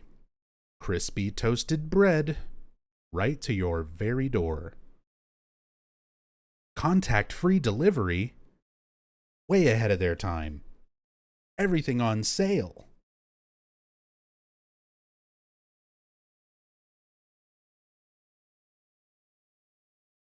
There's a flyer. Crispy toasted bread right to your very door. So, a little bit of a reference in the name of the bakery here. A little bit of developer backstory. So when they were very first writing out the script and the scenario for Silent Hill 3, before they had cast any of the voice actors or done any of that, when they were just writing the story out, originally, the main character's name was going to be Helen Mason. But once they started going and hiring voice actors and casting for the game, they hired a voice actress by the name of Heather Morris.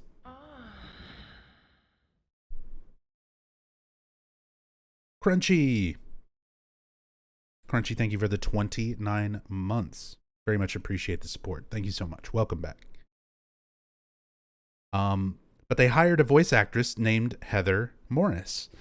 Heather Morris was, asked by the development team about her name because they wanted that parallel to Silent Hill 1. They wanted that same sort of structure in the name. Harry Mason. They liked that 2-syllable H name. So they were going to go with Helen as kind of like a feminine version or variant of Harry for this character. And then when they hired Heather Morris, they asked her about her name. They asked about, well, what's more common in the United States? And Heather explained, like, well, for a 17-year-old girl, something like Heather would sound a little bit more accurate and a little bit more contemporary for that time. Whereas something like Helen sounded a little bit more old-fashioned and like a little bit older and more mature. Whereas Heather had a little bit of a younger kind of appeal to it and feeling to the name. So she explained that to the devs, and the devs said, "Can we use your name?" And she said, "Sure." So Helen Mason at that moment became Heather Mason. And they even use the voice actress's name on the back of the US PlayStation 2 release. They refer to the character as Heather Morris. And that was part of the marketing behind Silent Hill 3, where they did not want to give away the twist that she is a Mason or that this is related to Silent Hill 1 in any way.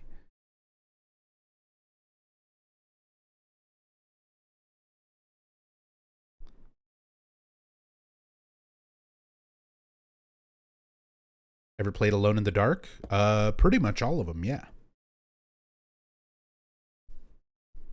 But don't really stream them. Don't really play them that often. Been a long time since I've played any of them. And I definitely don't know the lore behind them, where I would do these kind of streams. I don't really know anything the way that I know Silent Hill. The next closest things would probably be like Metal Gear Solid, Dark Souls. But outside of that, there's not a lot of the lore things that I know like in great detail.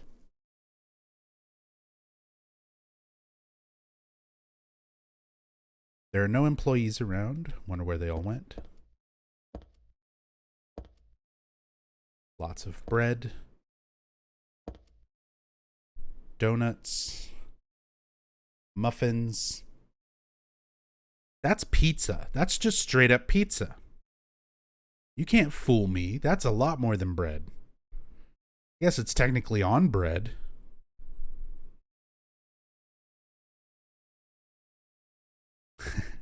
You can actually read the little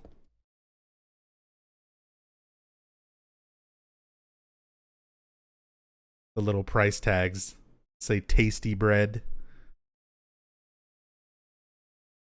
Can't quite read what the other one is. Like starts with an N, ends with an O.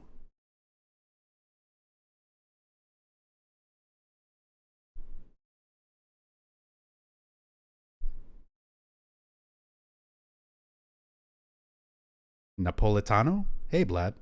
Is that a thing? Am I uncultured swine?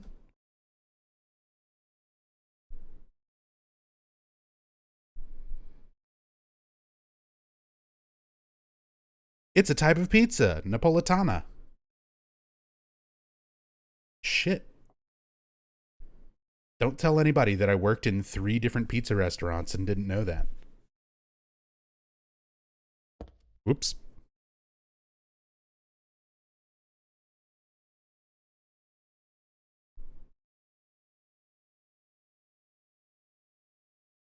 I do want to get me some of that good taste flour.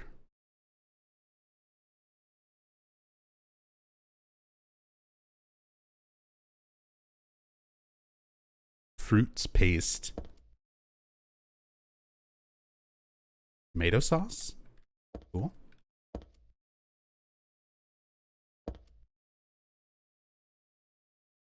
Orange, green apples. Yes, camera angle. I know. I know, camera angle. You want me to do the thing. Got a pair of tongs. Let's take a moment and go through our inventory, because there's a few things that we have here that were not in the nightmare sequence. We saw like some of our weapons, the radio, the flashlight, stuff like that in the intro nightmare.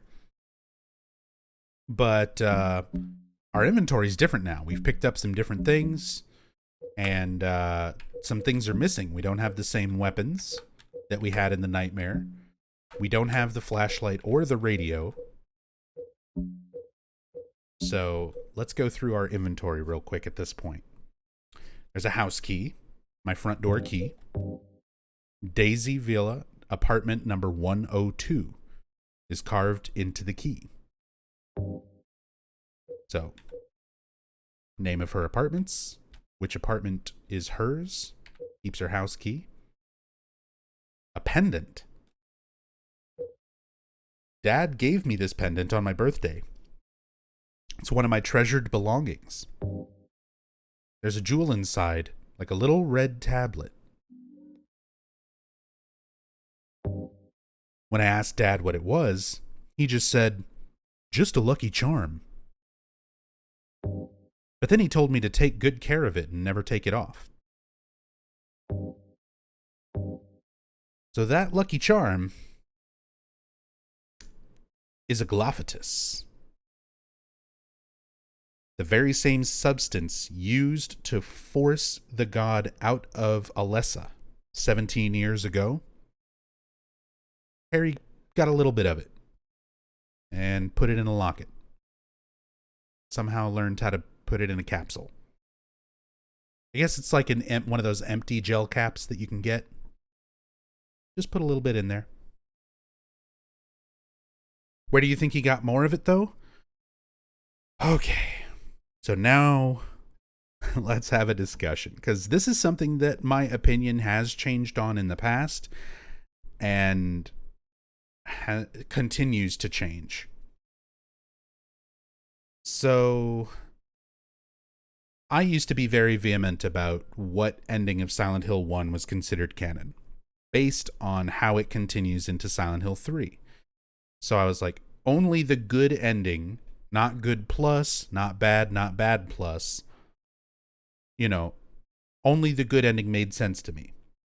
Because it means that you would pick up a glophatus, not use it on Sybil, and then leave with it at the end of the game.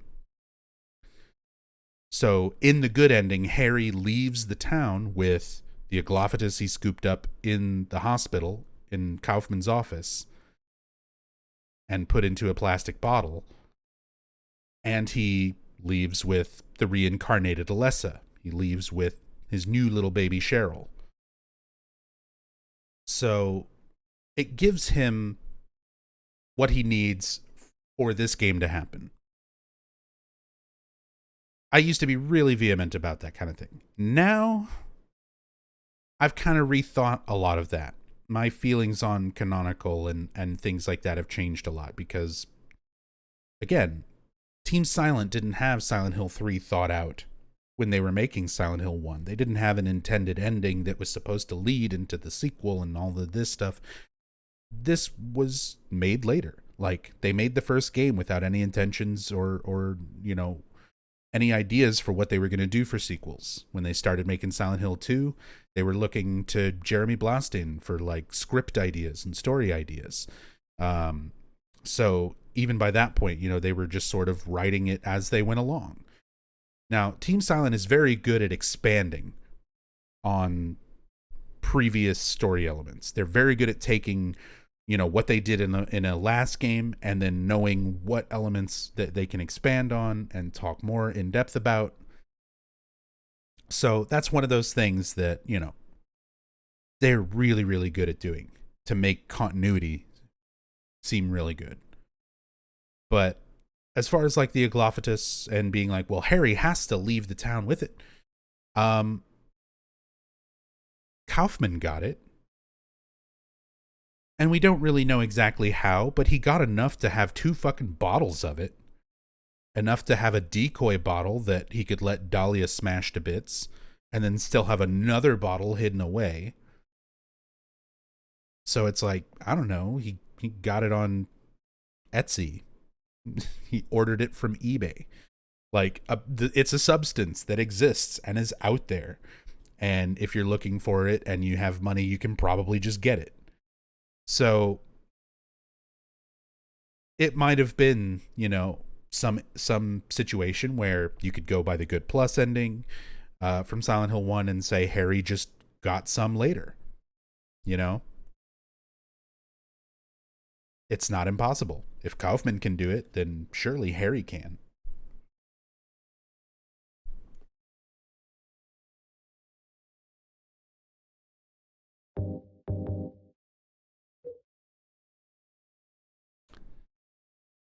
We also just picked up some tongs, a big pair of tweezer-like tongs for grabbing bread. Same handgun and same knife that we had in the nightmare sequence, but now we can actually examine the knife and get a little bit more flavor text for it. It's a switchblade for self-defense. Better with than without it against those monsters. I know it's terrible, but I just love walking around with this. Of course, this is the first time I've used it against anything living. She's only poked dead things with it before.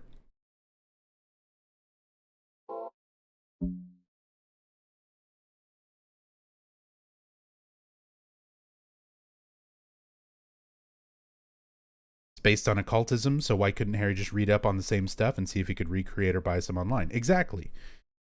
After going through a bunch of crazy cult stuff in Silent Hill and then making it out alive, Harry's a writer. He's probably used to, like, you know, having to do a lot of research and stuff for his books.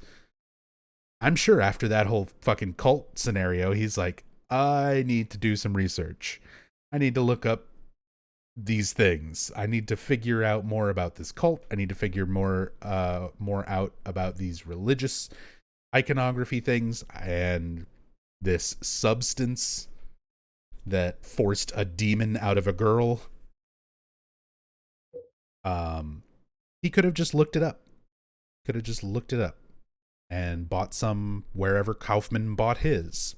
Or, you know, as said, it's not like it's unique to the ending scenario of where he got some. As said, I used to think of it that way. I used to be like, yeah, that makes the most sense. You get the good ending, you let Sybil die, you still keep your Aglophithus, and he leaves with it, so he would have some.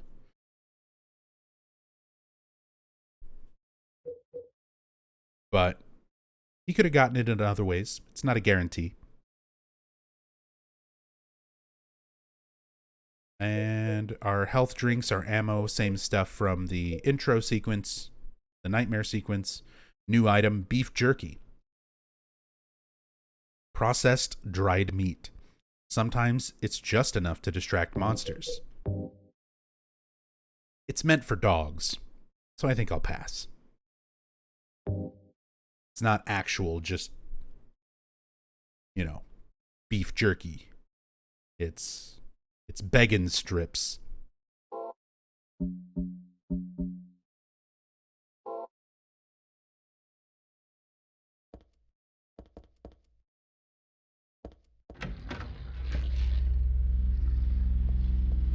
And it is used to distract monsters.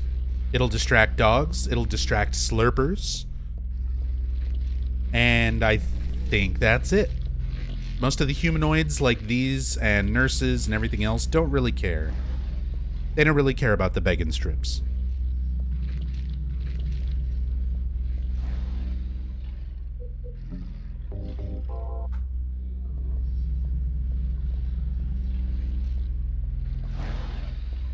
Okay, why don't you just step over here where I can see you?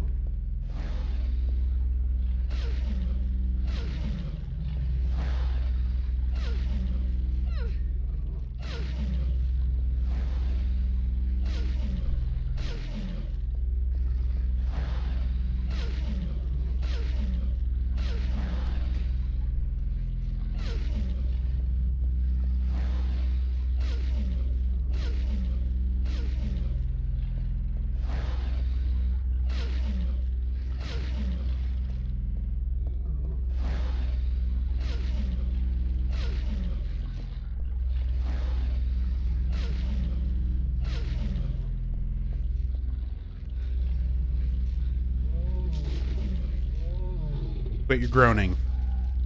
You started this. You tried to stab me first.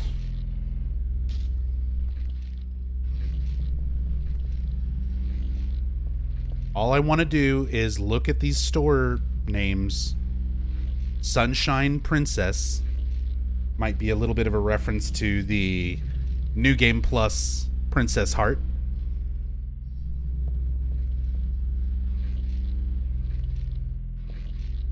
One of the more iconic alternate costumes in this game that somehow is still not a cosmetic in Dead by Daylight. Come on, it's easy money behavior. Bluebell. I don't think that's the ice cream.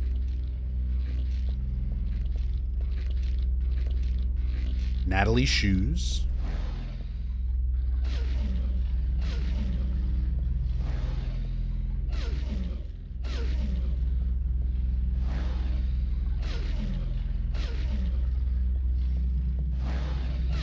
Just like Dark Souls. Strafe around, stab him in the back. Because it's easy. And it does a lot of damage.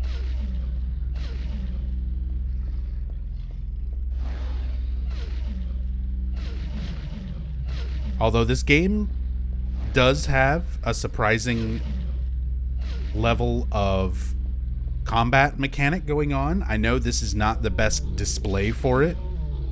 Oh god, right in the grundle. Right in the grundle mumph.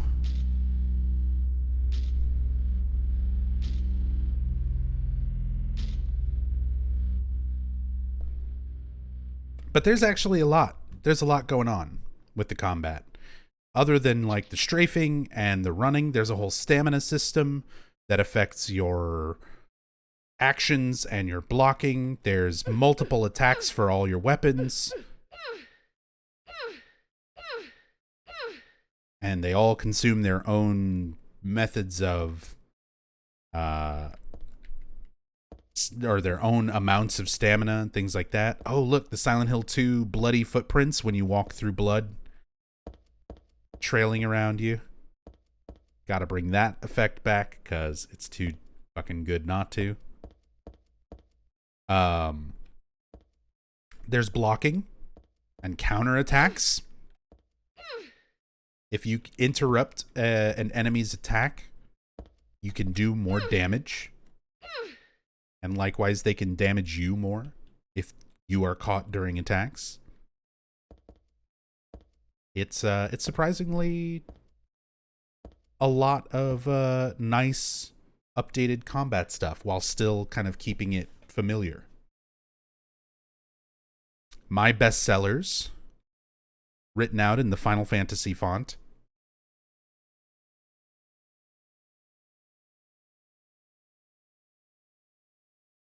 A lot of depth for a shitty system. I mean, for survival horror in 2003, this might as well be fucking Street Fighter Third Strike by comparison to everything else that was around. Like, games have gotten a lot more advanced now, Vulcan, but there's a lot to this for the time being. Like,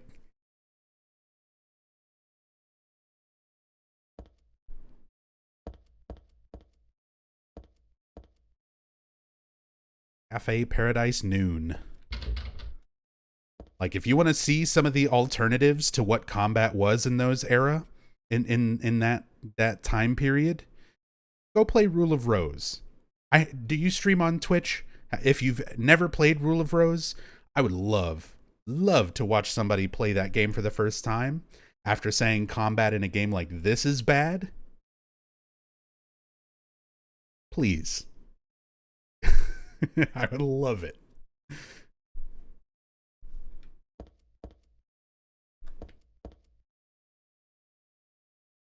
Boutique Marguerite. This is the front of the store that we went into from the other side, where the first closer enemy was. Shame about Rule of Rose. Oh yeah, Rule of Rose is an excellent story, beautiful visuals, and some of the worst combat in a survival horror game ever.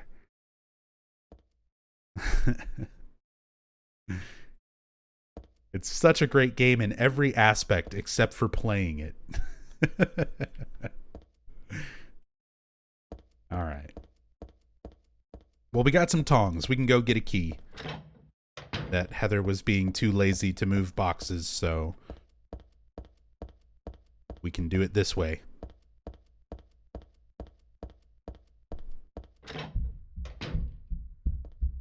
I mean, it says a lot about Rule of Rose that so many people like it despite it being so fucking rough to play. But, yeah.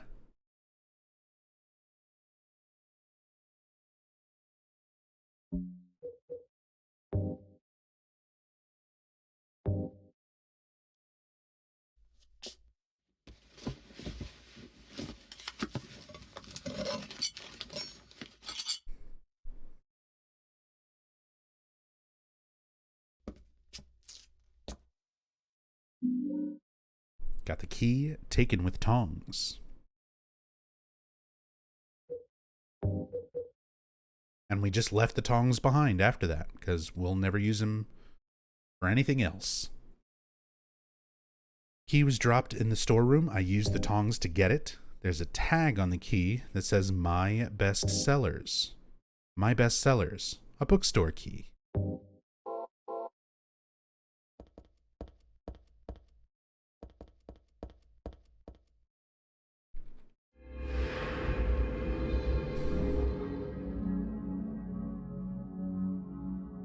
Would love to play Rule of Rose, but it's so expensive.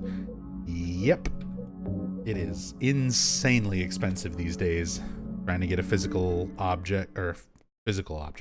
copy. My brain is not working. I'm thinking about Valheim. Excuse me. Ow, my butt.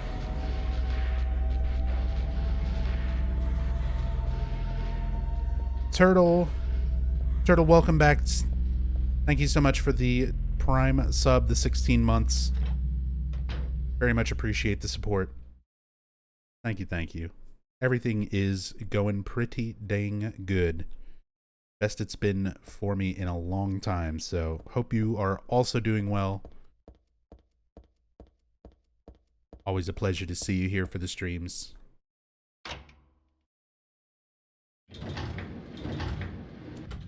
All right. My best sellers, the Bookstore. And the very first thing we're going to go look at is Norman Reedus. And I'm sure there's a bunch of people who might not have seen my Silent Hill 3 playthroughs in the past, or some of the playthroughs where I didn't talk about this, but you're going to be like, huh? What? Norman Reedus? Yeah, Norman Reedus. Right there. You see him?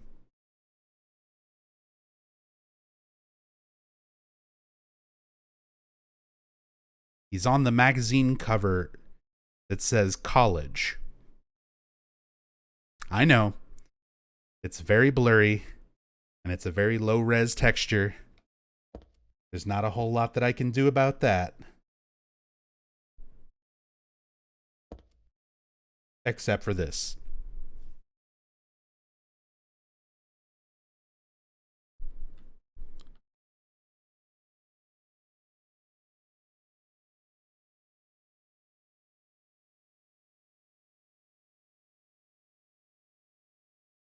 That's the texture.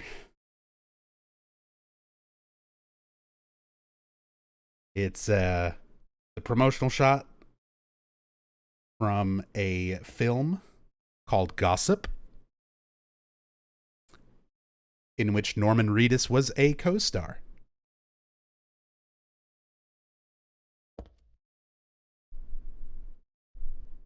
So think about how fucking crazy that is to have this as just a little random picture used for a magazine that's just tucked away in the bookstore. It was just a texture. It was just a thing to fill out the bookstore. And, you know, they wanted to use real magazine covers and real photos and make all of the magazines and stuff look authentic. And then years later would actually work with Kojima on a Silent Hill game. Two people, Kojima and Norman Reedus, at this point in 2003 had nothing to do with Silent Hill. Then years later, he would get to kind of work with him on a thing, and then Konami would ruin that.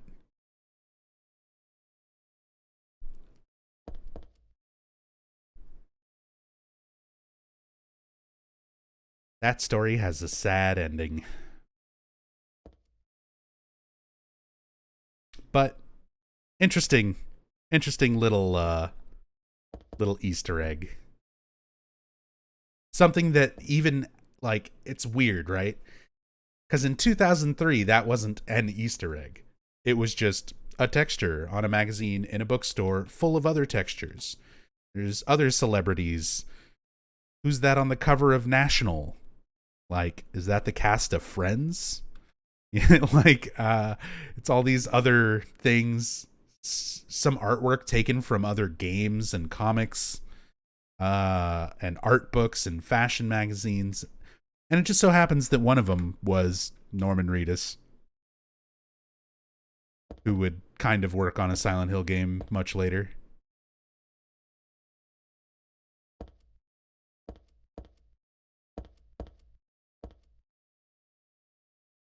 Yeah, some of these art books, watercolor.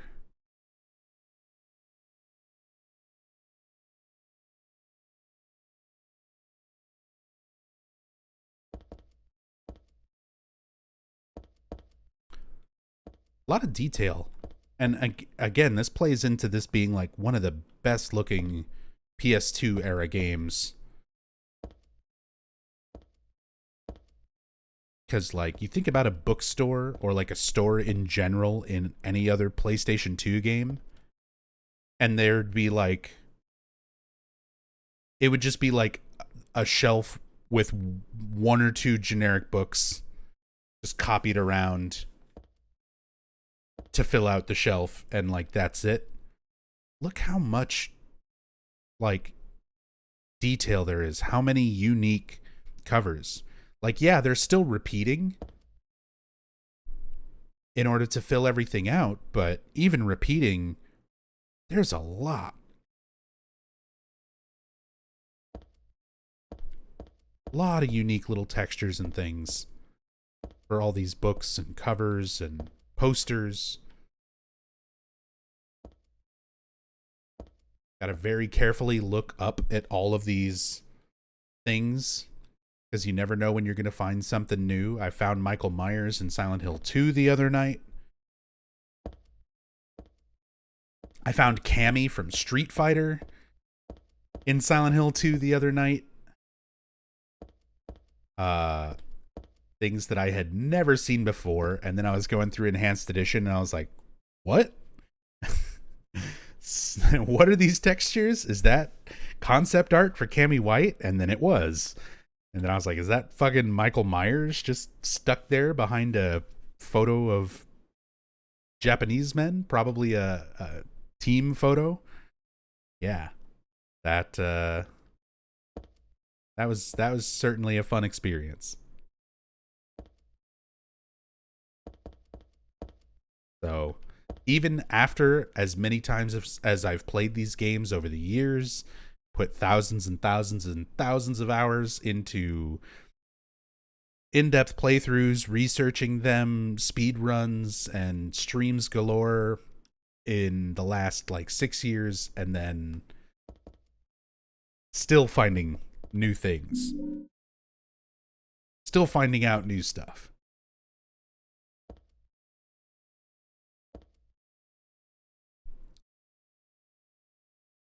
Which brings us to the thing we're going to be talking about for the next hour. Hope you like Shakespeare. In here is a tragedy. Art thou player or audience? Be as it may, the end doth remain. All go on only toward death. The first words at thy left hand, a false lunacy, a madly dancing man. Hearing unhearable words, drawn to a beloved's grave, and there, mayhap true madness at last. As did this one playing at death, find true death at the last. Killing a nameless lover, she pierced a heart rent by sorrow. Doth lie invite truth? Doth verity but wear the mask of falsehood? Ah, thou pitiful, thou miserable ones! Still amidst lies, though the end cometh not, wherefore yearn for death? Wilt thou attend to thy beloved? Truths and lies, life and death, a game of turning white to black and black to white. Is not a silence brimming with love more precious than flattery? A peaceful slumber preferred to a throne besmirched with blood. One vengeful man spilled blood for two. 2 youths shed tears for 3. 3 witches disappeared thusly, and only the 4 keys remain. Ah, but verily, in here is a tragedy. Art thou player or audience? I'm the player, you guys are the audience. They know. There is nothing which cannot become a puppet of fate or an onlooker peering into the cage.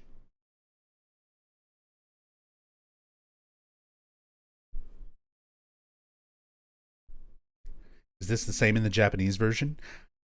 I've heard that it's similar, but honestly, I have not checked it and translated it myself at any point. So maybe for some future stream, that would be a lot of fun to do.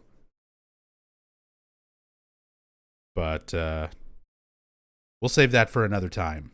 This is complicated enough to try to explain in English.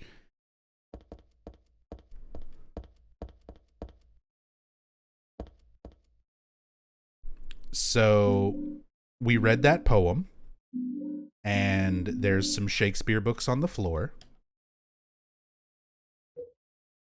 Shakespeare Anthology 1 was on the floor at the bookstore, a Shakespeare book, just like it says. If you read the description, I'm not much for sentimental slop like Romeo and Juliet. So, Anthology 1, Romeo and Juliet. Anthology 2, it was on the floor at the bookstore. King Lear is in this one. I've never read that.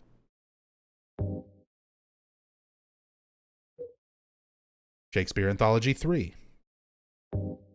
One line from Macbeth that I just can't forget. Life's but a walking shadow, a poor player, that struts and frets his hour upon the stage, and then is heard no more. So she knows this one pretty well. She knows Macbeth. She's got a favorite quote. And it's kind of relevant. And we're getting raided by Ducky during the most hard to explain portion of the game. One of them, anyway. Ducky, thank you for the raid. Appreciate it, man. Sit down. Enjoy some Shakespeare. Shakespeare Anthology 4. Hamlet is in this one. I've never read that. Never read Hamlet. Never read King Lear. Heather does not have enough Shakespeare knowledge to solve this riddle. Our main character does not have the Shakespeare knowledge to solve this puzzle. She would have to solve it like everyone else did and look it up in a strategy guide or on the internet. Or sit down somewhere here in the bookstore and read those books. Shakespeare Anthology 5. Othello is in this one. Must have read it, but I forget what happens. I forgot.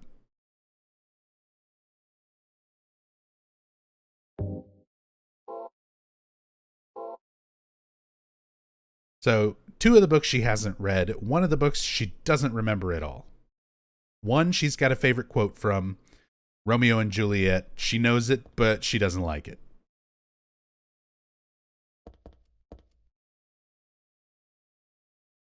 The internet in Silent Hill. We're not in Silent Hill, we're in Portland. And Portland definitely had internet in 2003. I can prove it. So, everyone's already solved it, right?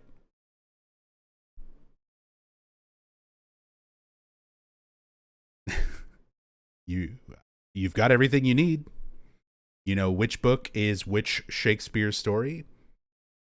You know which number is each book. And the very easy to figure out poem.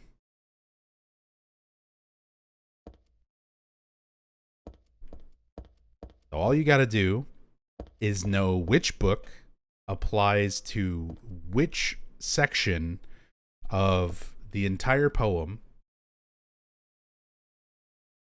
and then place them in order,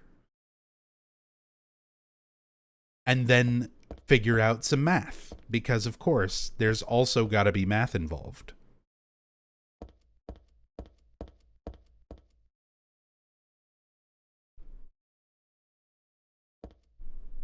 Now this is where I need to take a moment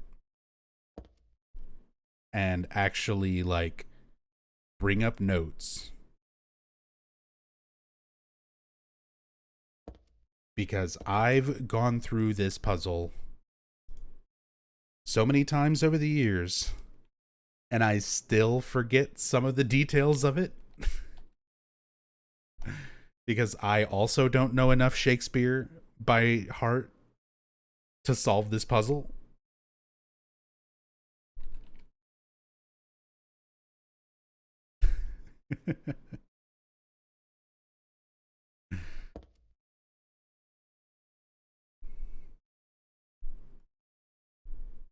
So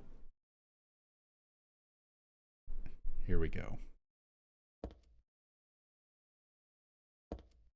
The lock is bulletproof.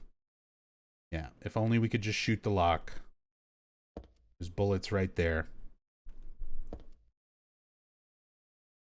All right.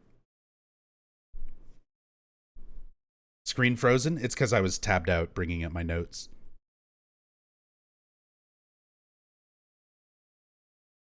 In here is a tragedy. Art thou player or audience? Be as it may, the end doth remain. All go on only toward death.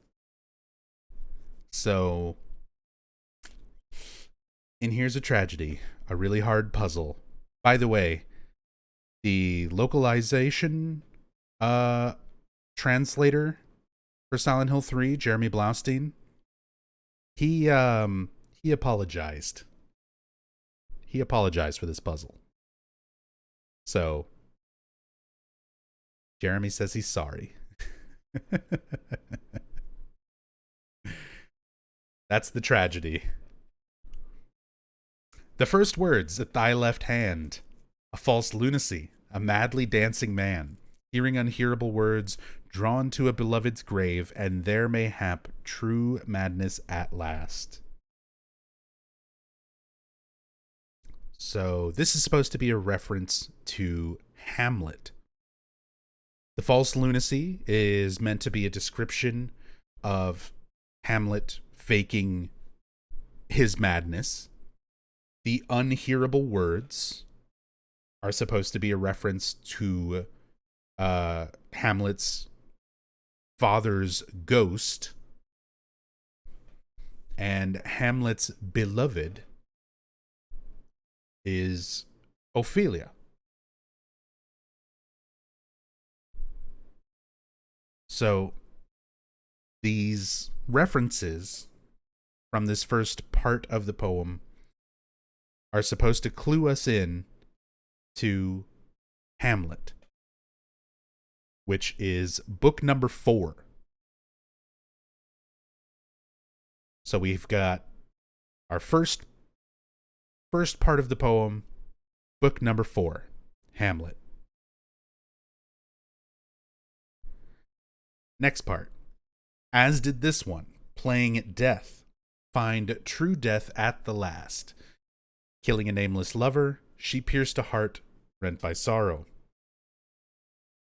I, like most plebs, can at least kind of figure out this one. Piercing the heart rent by sorrow, nameless lover, that whole arose by any other name would smell as sweet. Romeo and Juliet. It's been made and remade many, many, many times. It's probably one of the most, if not the most popular work of Shakespeare that most people will at least kind of figure out this one. But even then, I've known a lot of people who just like, they didn't learn any Shakespeare. They didn't watch any of those adaptations of it, or, you know, English was second language to where like they didn't really know what this was supposed to be referencing. So even without the proper knowledge or understanding of it, like this can slip by, this whole puzzle can slip by you so easily. It's so hard to put together. You have to know so many things outside of the game. You're expected to have this knowledge to piece these things together. Otherwise, you're just brute forcing it. Which it is possible to brute force it as long as you can figure out one part of the puzzle.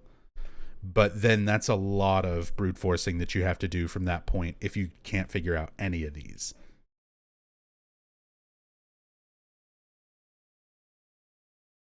So, second verse. Romeo and Juliet, which was book number 1. So we've got book number 4, followed by book number 1. Third verse. Doth lie invite truth?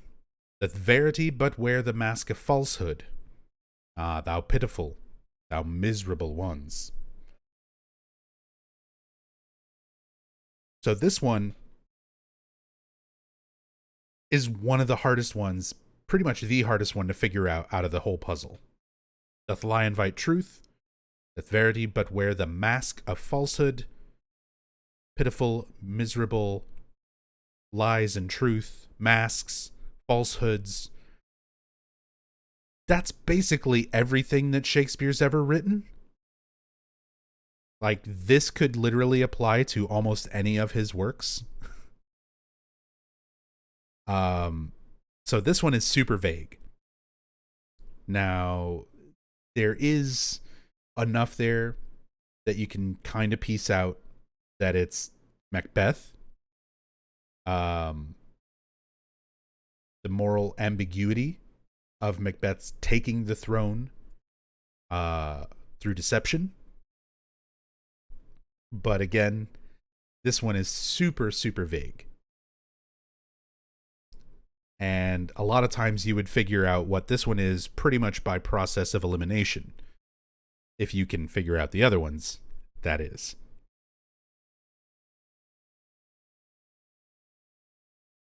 So we've got Hamlet, Book 4, Romeo and Juliet, Book 1, Macbeth, Book 3.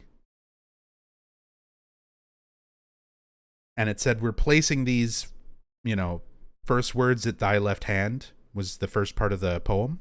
So from left to right on the shelf, putting those in order. 4, 1, 3. Book 4, Book 1, Book 3. Hamlet, Romeo and Juliet, Macbeth. 4. Fourth verse. Still amidst lies, though the end cometh not, wherefore yearn for death? Wilt thou attend to thy beloved? Truths and lies, life and death. This one's also relatively vague. Themes of truth, lies, life, death. But then that last line. A game of turning white to black and black to white.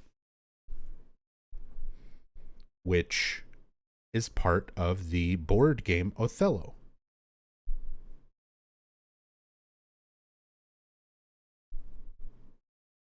So they give you an extra clue with this one. Maybe you're not so good on Shakespeare, but you play a lot of board games. So this one gives you a little bit more of a clue. Otherwise, it is relatively vague without that last line. So we've got Othello. It gives us book number 5. So we've got book 4, book 1, book 3, book 5. Which at this point leaves us with book number 2, King Lear. For this last one. Is not a silence brimming with love more precious than flattery, a peaceful slumber preferred to a throne besmirched with blood? But this is in reference to Cordelia, King Lear's daughter, and how she, of all his daughters, cared for him the most. But her sisters would flatter King Lear and, suck up to him just because they wanted the throne after he died. Whereas Cordelia actually loved him, but was silent about, how she felt about her father and how she wasn't pursuing the throne. So the silence brimming with love, more precious than flattery. Peaceful slumber, preferred to a throne besmirched with blood. So, let's say by this point you couldn't quite figure out what the third verse was in reference to. If you knew King Lear, you can kind of glean that from this and leave you with Macbeth for that third spot. So, now we've got the order of the books, and we can put them on the shelf in the correct order based on the poem. So that would be Hamlet, book number 4,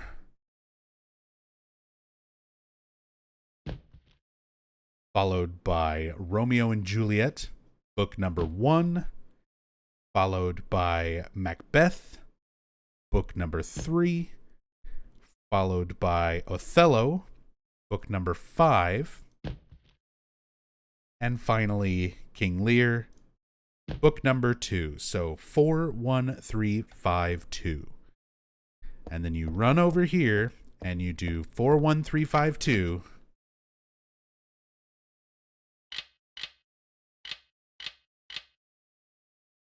And it don't work. Because that's not enough. You've already graduated. You've got your degree in English literature. You're a big fan. You've got Shakespeare posters all over your room. You figured out all the vague little references to each of his works, read the descriptions of the books in your inventory to figure out which volume was which book, and put them in the correct order on the shelf. They said add another step.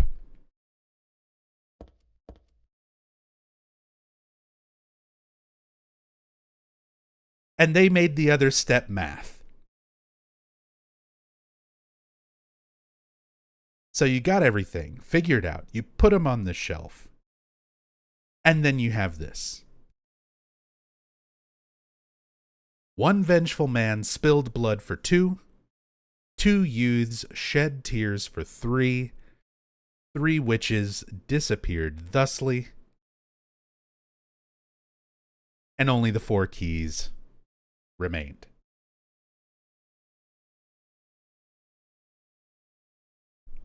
So the vengeful man, you still got to figure out the references so that you know what reference goes to which book. So if you manage to guess it even up to this point, you still have to do this. One vengeful man spilled blood for 2. The vengeful man is Hamlet. Book number 4. Spilled blood for 2. Do you add 2?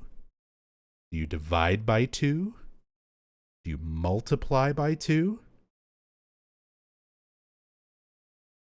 Like, there's so little to go off of. You multiply it. One vengeful man spilled blood for 2. So multiply by 2. Book number 4, Hamlet, which vengeful man is a reference to, is then multiplied by 2, giving us the number 8. So you take out your notebook that you have all your notes written down in from playing Mist and Riven, and you're like, God damn, is this really the first puzzle in the fucking game? And you write down 8. 2 youths shed tears for 3. 2 youths being a reference to Romeo and Juliet. Book number 1. Shed tears for 3 means that you will multiply by 3. Just as you did for the first step. So, you take book number 1, Romeo and Juliet, of which the reference to 2 youths comes from, and you get the number 3. So you write down the number 3. So you've got 8, 3. 3 witches disappeared thusly. So the 3 witches are characters in Macbeth. Book number 3.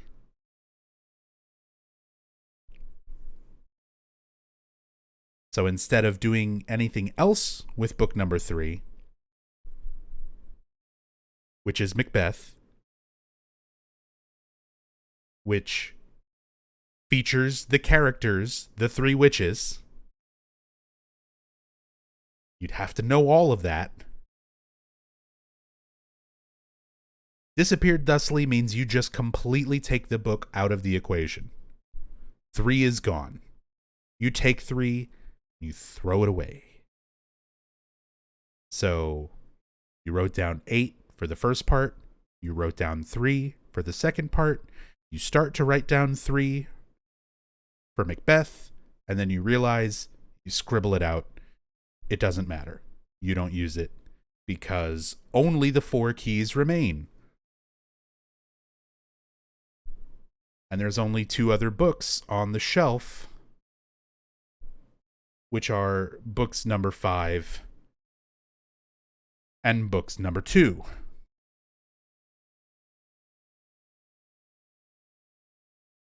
So after all of that,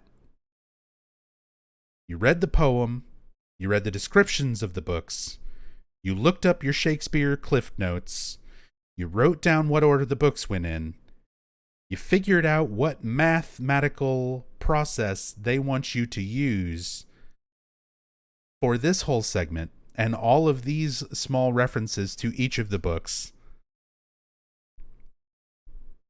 And finally, you're left with 8, 3, 5, and 2.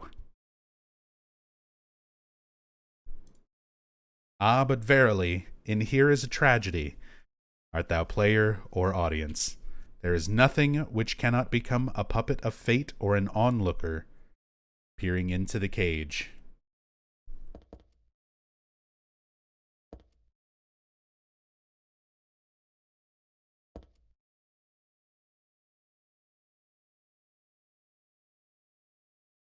Eight, 3, 5, 2.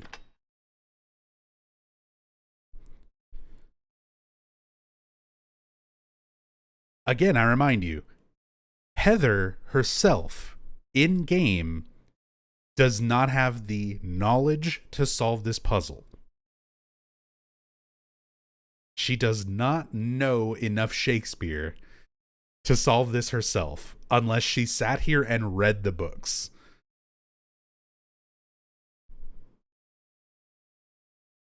She says that? Yes. When you open up your menu to read the book descriptions, one of them she says she doesn't like it, 2 of them she says she never read, and one of them she says she read it and doesn't remember it.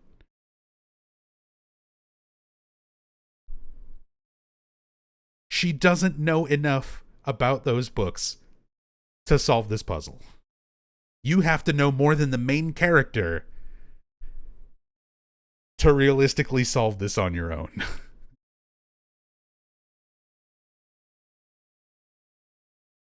It's a trap. If you enter, you die?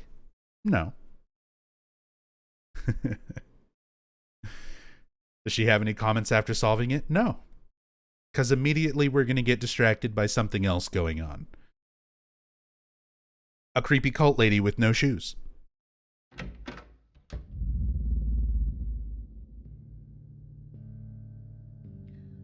Hey, wait, what's going on? Where is everybody?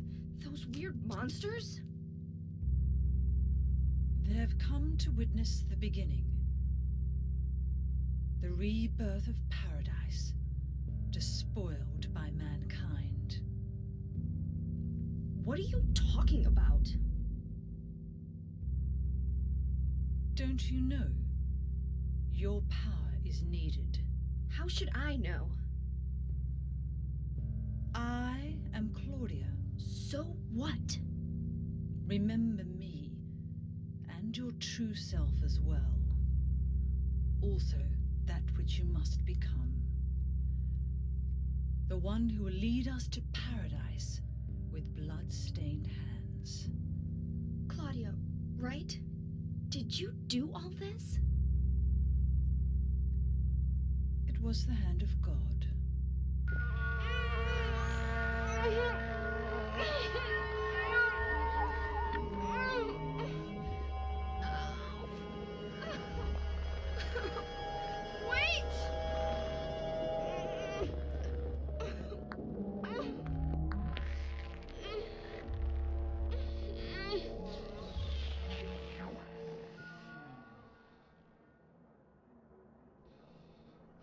I don't get it. What does she want me to remember?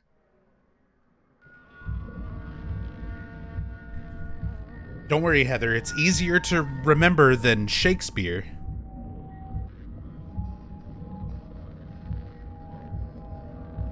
Just think. Think, damn it, think. So, we're introduced to Claudia. Claudia Wolf, a member of the Order, the Cult of Silent Hill. Very, very much a parallel to Dahlia Gillespie. Another shoeless, barefoot, white-haired priest woman of the cult back in Silent Hill 1, who tells you things that sound kind of true and direct you to where you need to go, but she's not really helping you. Very much a parallel to Dahlia in the context of Silent Hill 1. And I love how they do these parallels between Silent Hill 1 and Silent Hill 3. Like, they're giving all of these elements that hit so many of the same beats as Silent Hill 1, because they didn't want to outright say that it was a sequel to Silent Hill 1. They didn't market it as being, here's the thrilling conclusion to the story of Silent Hill 1. No, they hid the character's last name from promotional material. They did not advertise it as like a continuation of Silent Hill 1 in any way. But there's all these little hints, all these little things that are happening that parallel Silent Hill 1 so closely.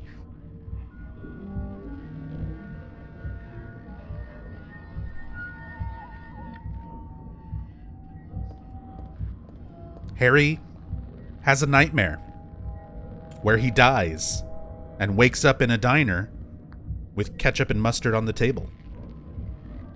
Heather has a nightmare of a place, well, Harry nightmare of a place that he visits later in real life and then dies and wakes up in the diner, ketchup and mustard on the table. Heather has a nightmare of a place that she'll visit later, then wakes up in a diner, ketchup and mustard on the table.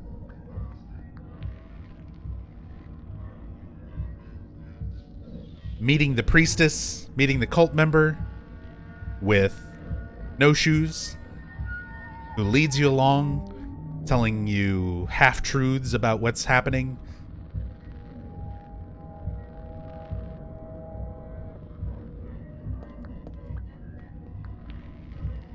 Even the name follows the same syllable structure. Heather Mason, Harry Mason.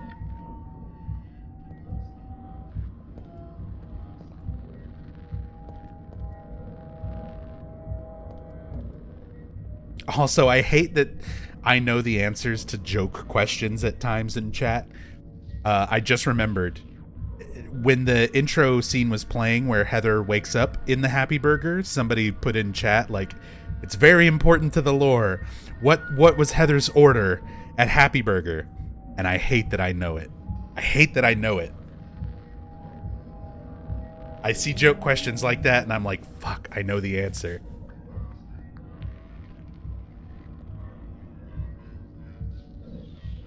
If you paid attention to the scene, you would know the answer too. It's right there on her table.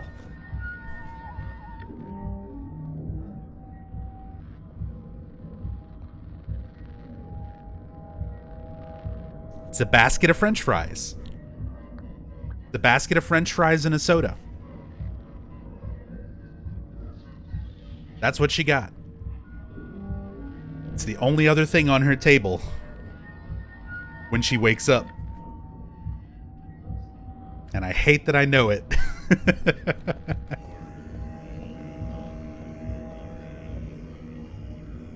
Hey, that voice. Found out in an interview that deep voice, one of my favorite iconic chanting sounds in this game, that that's Joe Ramersa. He's the guy who sings the ending credits song for for Silent Hill 3 and Silent Hill 4.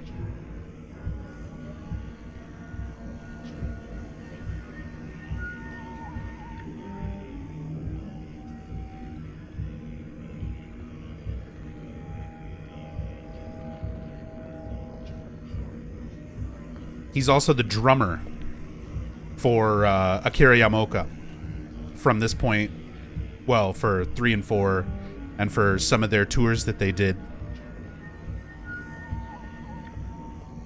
And he composed the song Room of Angel, the opening song for Silent Hill 4. So Joe Ramersa did a lot of contributions to the music for Silent Hill 3 and Silent Hill 4. It would not have been what it was, would not have been the same without Joe.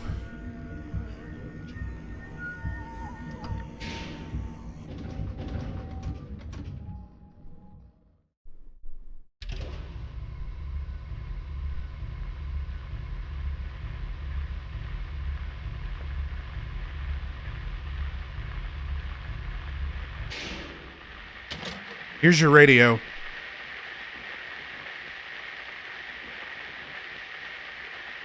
I love it. Silent Hill 1, they have the whole setup. You have the fucking air screamer smashing in through the window. The radio doesn't work, but then the air screamer pops in and the radio's going crazy. And Harry's like, this thing goes off when monsters are around. I should take it with me. Silent Hill 2, James finds a radio. It starts going off because there's a monster near him. He decides to keep it. He also manages to hear little bits of his wife through the static of the radio, so he decides to hang on to it.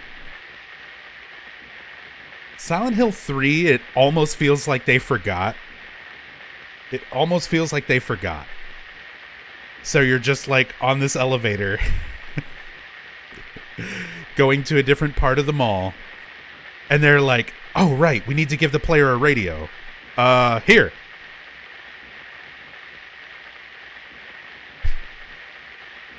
That's the devs throwing it down from up above. Here you go. A radio? What the hell is this doing falling down from the ceiling?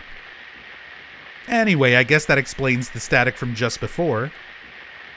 But all it's picking up is static. I wonder if it's broken. I'll take it anyway, because I have klepto tendencies. She really does. They account for the personality of horror game protagonist syndrome in her character. Later on, she admits to acting like a thief now and again and taking things that she shouldn't.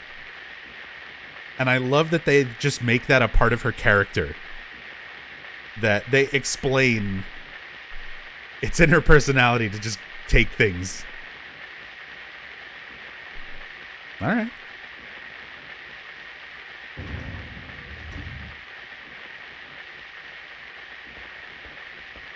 Besides the radio, what would you say is the most mundane yet iconic item in Silent Hill? Pocket flashlight. After pocket flashlight, steel pipe. Is this a dream? It's gotta be.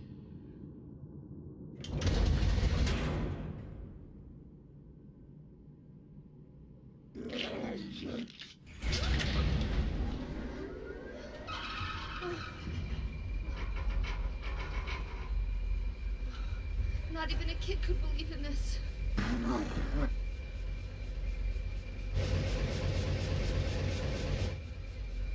when am I going to wake up?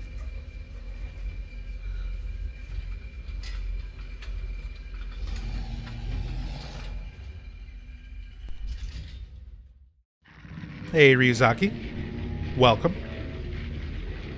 Line delivery's so good in this game. Yeah, I love the voice direction in this one is a lot more solid than in 1 and 2. I think after 2, Jeremy Blaustein doing the voice direction and casting again. Had a much better idea of how to handle it. And does a fantastic job with Silent Hill 3.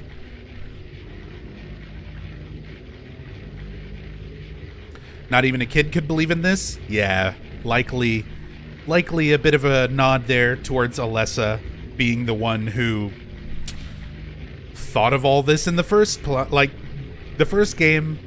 That was all a kid. That was a kid believing in this stuff and a town making it all real. Hey, Manhattan. Hey, not a zombie.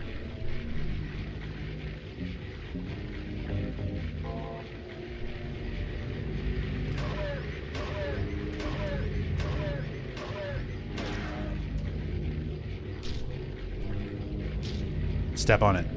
Step on it more.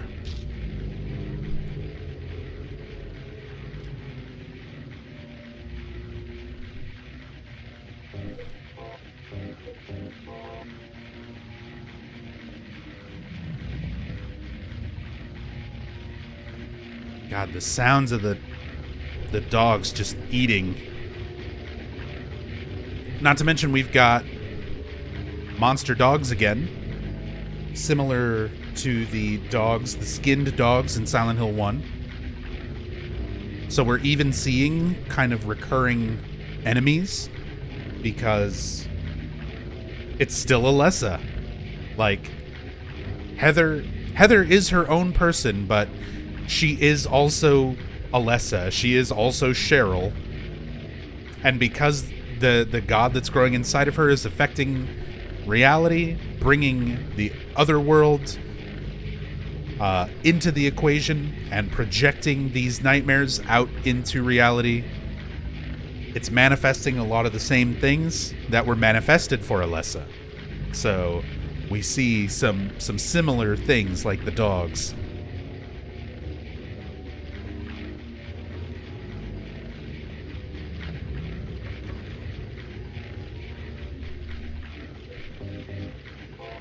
Maybe I can save some bullets and knife this one. Yeah, he's gonna grab me. If this was Extreme 10, that grab move right there would have killed me. Like, you only have to get grabbed by that once, and you're dead on Extreme 10. So, playing on normal mode, you can mash buttons and basically get the dog off of you right away. So, it does some damage, but it doesn't kill you. In Extreme 10, it does so much damage and takes so much more effort to get it to stop biting you. By the time that you do it, you've already died. Like, you are just... It kills you. It's a guaranteed death if that animation of the dog biting you even starts. You're just dead.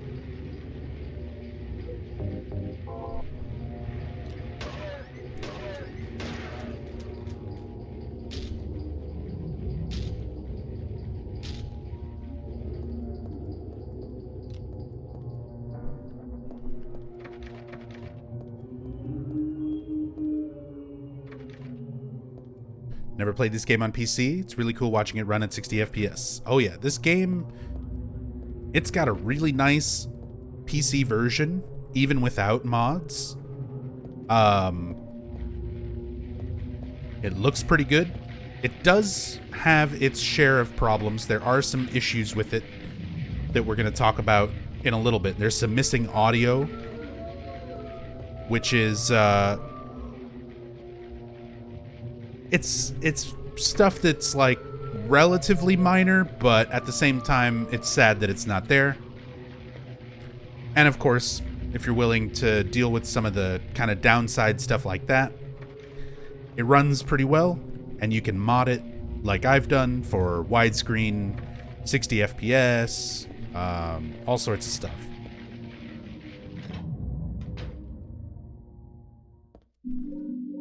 Good supplies in here. Get some health drinks. Doesn't look like there's anything useful on the shelf except for all the stuff that we just stole and put in our pockets. And an ampule or an ampoule. depending on where you live. Apparently, it's okay to pronounce it either way. It's a regional thing. Ampule, this is the stuff. This is the stuff. It'll wipe out all the pain and help recover my strength. Basically a full heal. It also makes it so that you don't drain stamina for several minutes. It's a part of the speedrun routes, because in this game, stamina is very important. Every action, shooting a gun, swinging a weapon, running instead of walking, basically everything takes some amount of stamina. When your stamina is low, Heather will start to run slower. She won't run at the same speed. So having the ampule work to not only heal you, but also make it so that you're not draining stamina for a few minutes is really, really good. Very useful for this game and its mechanics.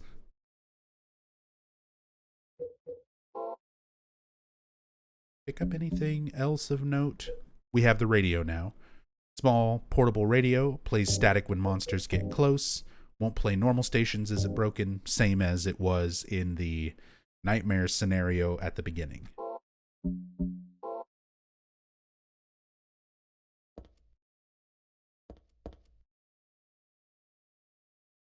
This again.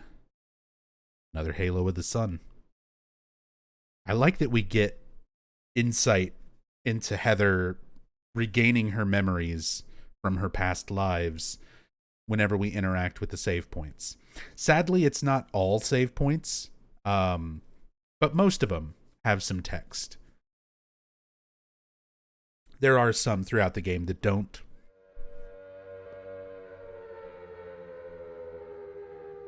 Yo, DJ Rebirth.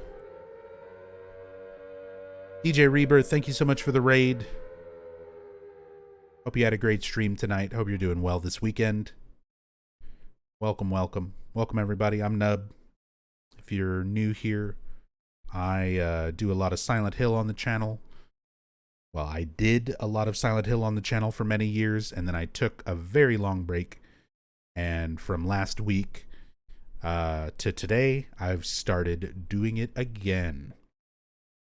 So back to streaming, back to covering Silent Hill. I do very in-depth story and lore playthroughs. I like to talk about the characters, the story, the environments, the development of the games, the dev team behind them. Lots of little bits of trivia. I'm just like a super nerd when it comes to the Silent Hill series, so I love going through the games, taking my time, talking about stuff with you guys. And we did Silent Hill 1, Silent Hill 2 last week. We're doing Silent Hill 3, 4, Origins, Homecoming, Shattered Memories, and Downpour all this week. So tonight's 3, tomorrow's 4, and so on. So welcome. DJ Rebirth, thank you so much. Very much appreciate the raid.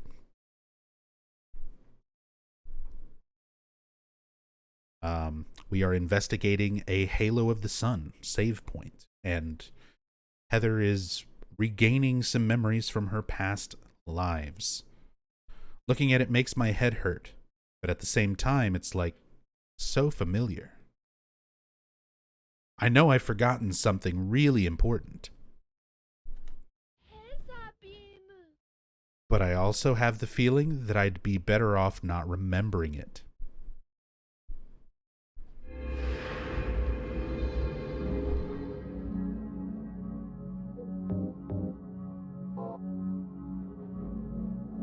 She left the stove on. Entropy, thank you so much for the 100 bits.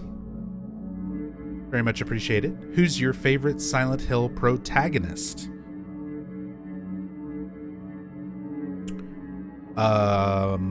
Myself in Book of Memories. No, it's Heather. It's Heather. It's easily and by far Heather. Just because there's so much to her character. Like, far more than any other Silent Hill protagonist. Like, Harry is great. He's lovable. He's #1 dad. But he's just kind of boring. There's not a whole lot to him, and you don't get to know a lot about him. James is a very complex character.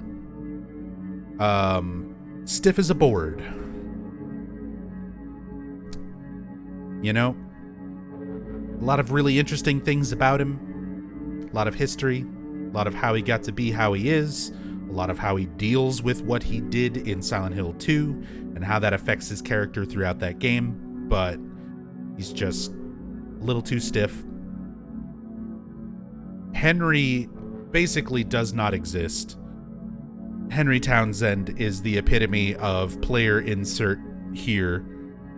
Like, don't even pay attention that there's a main character. Just pretend it's you. Just insert yourself.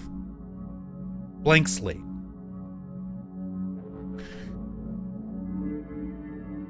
Travis Grady, he's a trucker and had a bad childhood. Alex Shepard, he's a crazy man whose dad made him think about the army a lot. Don't care. Shattered Memories is Harry Mason, but, you know, not. And then Downpour's Murphy Pendleton, who's Man Who Screams.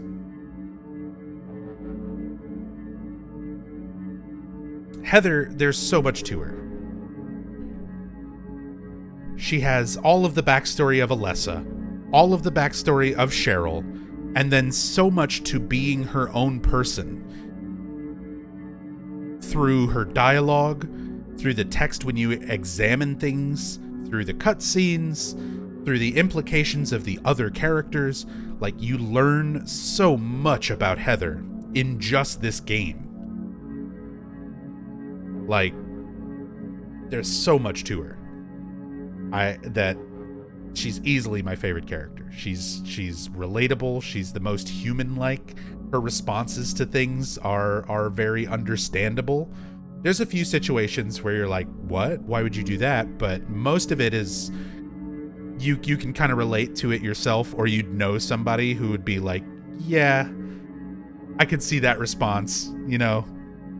She's got that sarcasm, that sassiness. There's too much to her character compared to everybody else. That easy choice. Easily favorite protagonist.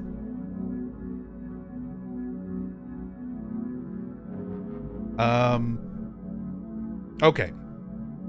So I've got to take a break. I need to go check on my cat. I need to give him some medicine. I need to stretch my legs because I've been going for almost 4 hours. I need to make some tea with a shitload of honey in it so that I don't blow my throat out during the playthrough, because I'm going to be talking a lot and we still got a long way to go. It's been almost 4 hours. We're still in the mall.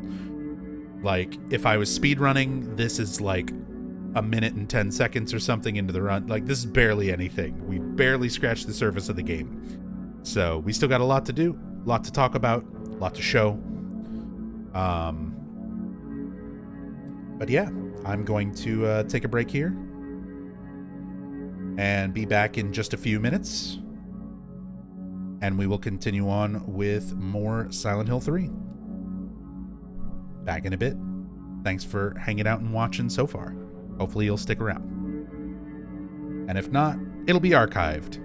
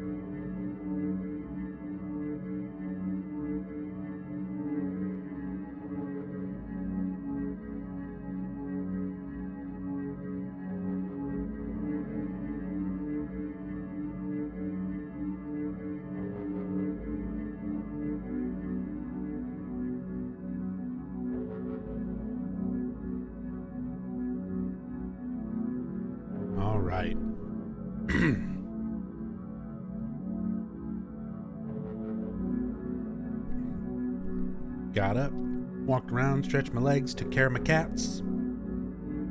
Gave him some treats. Just for chat.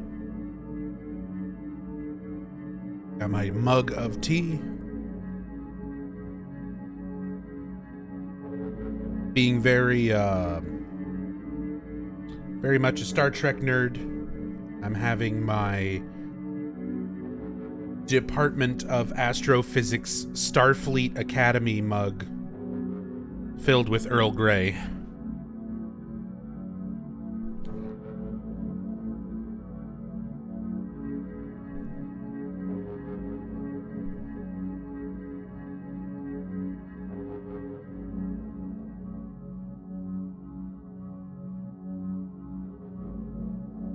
But all right.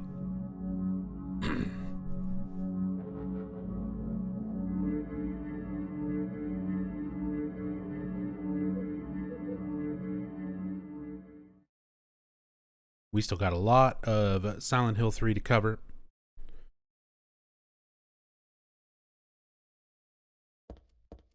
We examine our save point. Heather slowly starting to get back these sort of suppressed memories that she has from her past lives, both as Alessa and as Cheryl, and how it's sort of conflicting with her own current life, because even though she's sort of a reincarnation, she is her own person in all three iterations,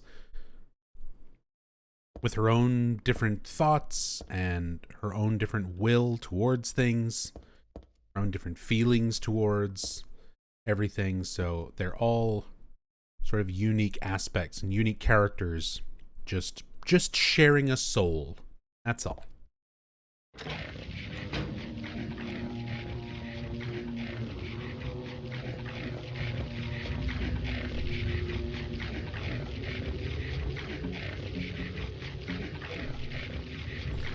Getting low on supplies, so it's time to start running past dogs.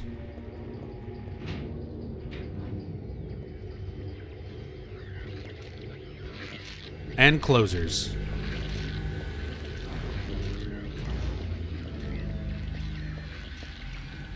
Wait.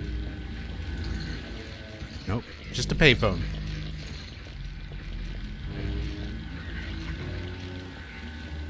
Make sure to double check all of our doors here. And now it's time for our flashlight. And I always kind of liked how this room was set up for you to find it. So you come in, and there's like the big warning taped up on the wall. Warning, when leaving the room, be sure to turn out the lights. It will be obvious if they are not switched off.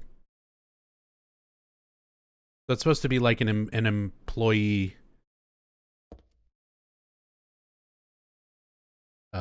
employee warning, like turn off the lights whenever you're leaving the room. They want you to interact with the light switch. So they give you that hint to interact with the light switch and turn that off, but you don't actually have to if you know where to look and what you're supposed to pick up here, because there's the flashlight. It's just sitting there. Just sitting there.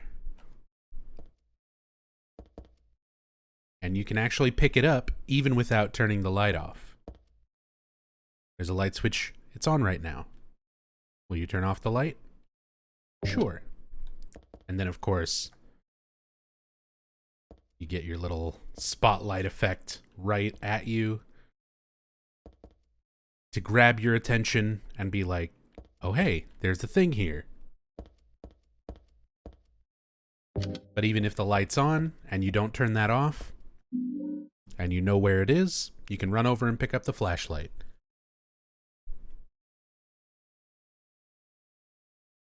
Been to a decent amount of hardware stores and never seen a pocket flashlight like that.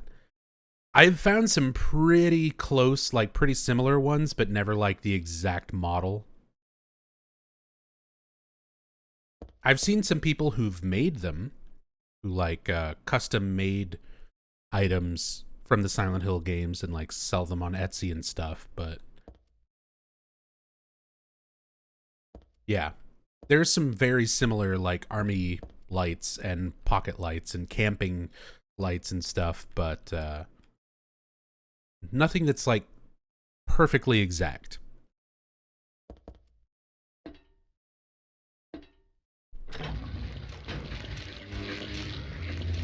So the switch turns off the lights, but also turns on the flashlight?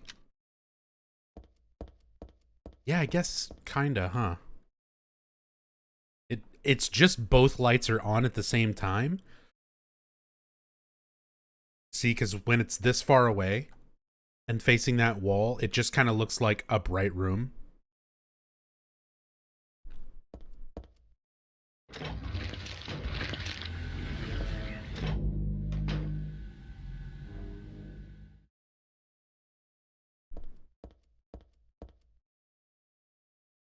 Another bathroom. We started in a mall bathroom. And very similarly, have now circled back to this mall bathroom. Nice, distinct camera angle. Got the bleach. Since we're doing hard riddles, we're going to have to do a puzzle with this bleach. Let's take a look at the new stuff in the inventory. Bleach, sort of stuff you'd use to clean a toilet. A toilet. I think I have the same kind at home. The bottle says danger, do not mix. Mix with an acidic detergent and it'll produce poisonous chlorine gas.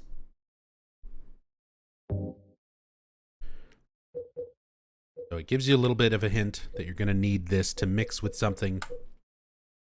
Mix with an acidic detergent. We picked up the flashlight. It's in my chest pocket, a must-have in the darkness. You've had it for 10 seconds, and it's a must-have. But monsters will notice me more easily when it's turned on. So it gives you a little hint towards game mechanics. Flashlight's on, monsters are more aggressive, they see you from further away. Flashlight's off, you can get a lot closer to them or even potentially sneak past them.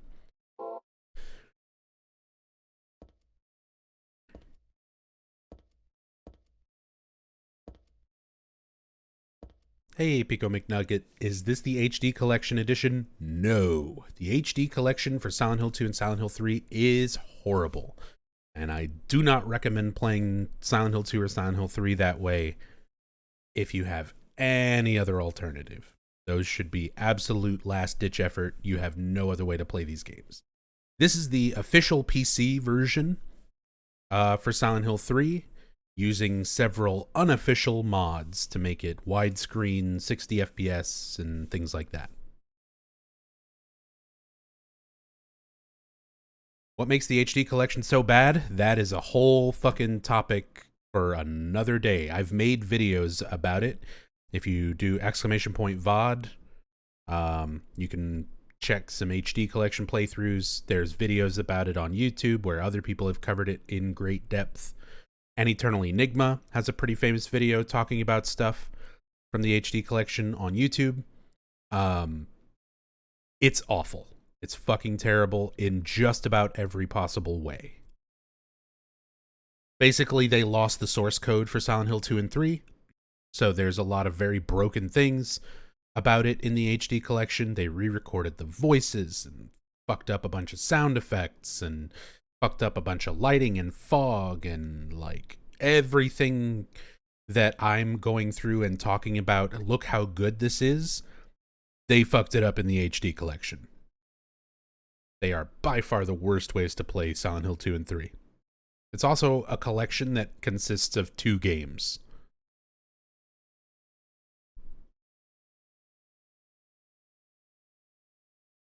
Still don't understand how one loses source code except a major fire or flood or whatever. That was just how things were back then. Like, even companies still to this day, people people in video game development and video game companies do not really give two shits about game preservation. A lot of times the studio would make a game, work on it, and once it goes to retail, that's it. There is no updating. There is no nothing else. It's a little less common these days because games are released digitally. Studios can make money on them and then release DLC and updates and things like that. So they stick around longer. Back then, for like a hard console like PS2, you make the game, you release it, and then that's it as far as they were anticipating. So it was common practice for a lot of companies, not just Konami, but lots of development game devs and companies would just make the game and then put it out to sale, and then once it's sold, that's it. You wipe the computers, you wipe the hard drives, you delete all that shit, and then you start working on your next project. Like, that's just how it was.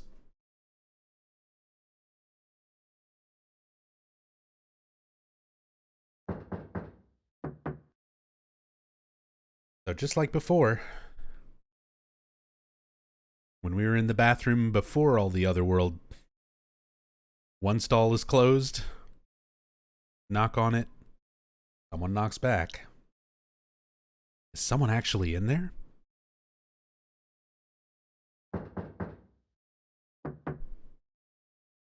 And with this one, you can knock multiple times, not like before, where it's like, it would be rude to keep knocking. In this situation, Heather has deemed shit is weird enough right now.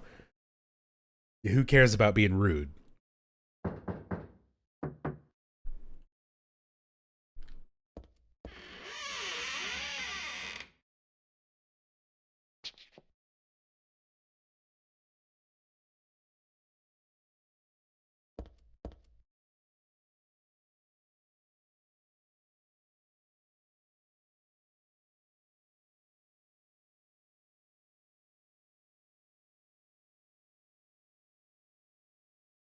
This is what happens when you eat the food from the food court.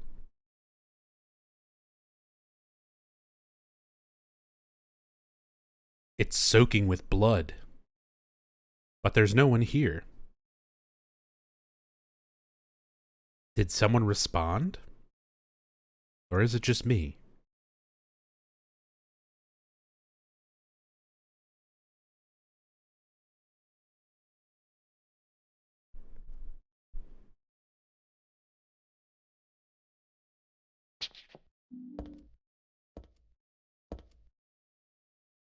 And these two are a little bit too busted up. There is also a toilet here.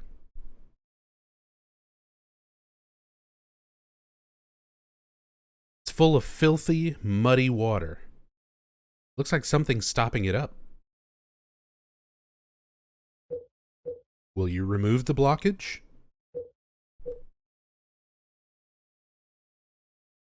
Would you do it, chat?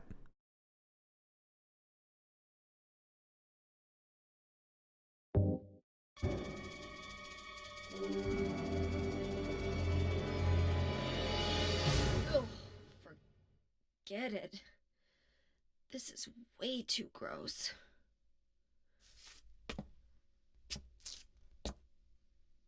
Who would even think of doing something so disgusting?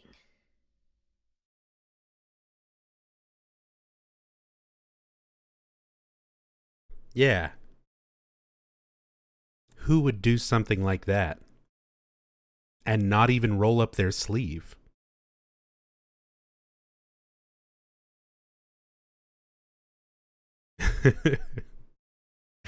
I love this. Such a good Easter egg.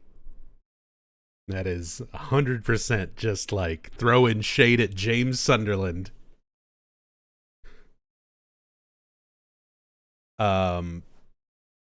So yeah, normally this is an Easter egg that for the longest time people couldn't actually use. They couldn't see this on the PC version, which is what I'm playing. If you were playing this back on a PlayStation 2 and you had a memory card in your PS2 that had a save file from Silent Hill 2, you could get these Easter eggs when you're playing through Silent Hill 3. There's a couple of them. There's another one that I'll point out later when we get to Heather's apartment. But that was the only way to see these little extra scenes, these little extra Easter eggs.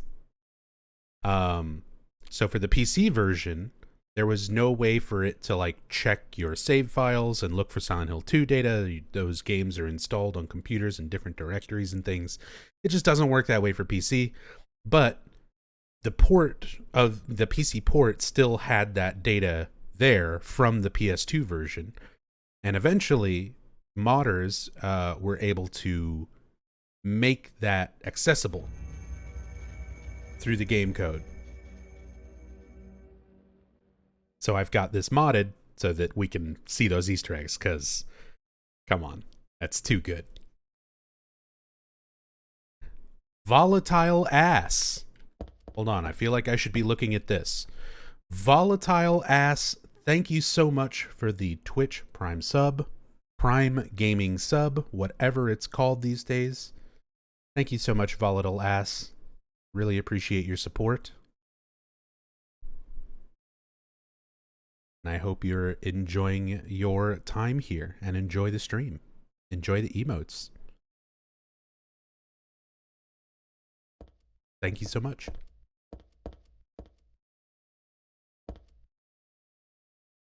Disgusting. I'm not getting any closer. I don't even want to look at it.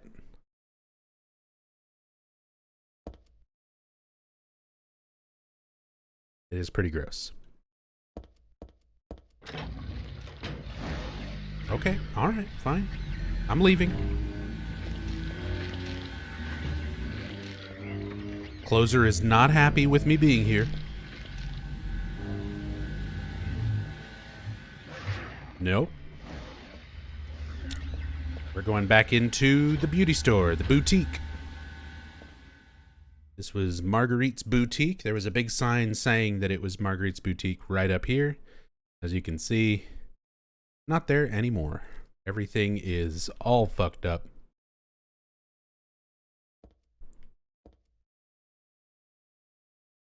Don't remember this game's frame rate being this smooth, though he did just mention this was modded. So yeah, this is the PC version. It's up-resed internal textures. It's running at 60 frames per second instead of the default 30.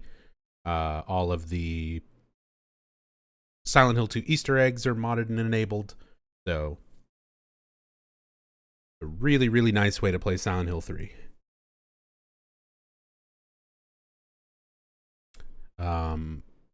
It does have a couple downsides, and I'll point that out later. It's mostly some missing audio, some missing audio from Silent Hill 1, and I'll talk about that when we get to it. Hey, bulletproof vest.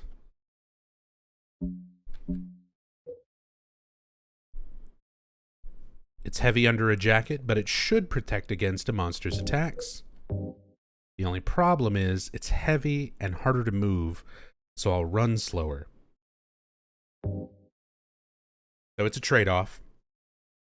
You move slower, it's harder to avoid enemy attacks, but if you do get hit,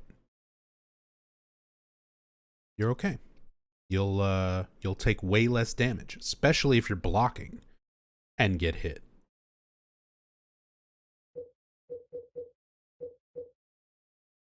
I usually don't use this. There are some specific Extreme 10 speedrun strat things where you can equip this for a bit of safety, where stuff would really otherwise kill you. But outside of that, I've pretty much never had much use for this item.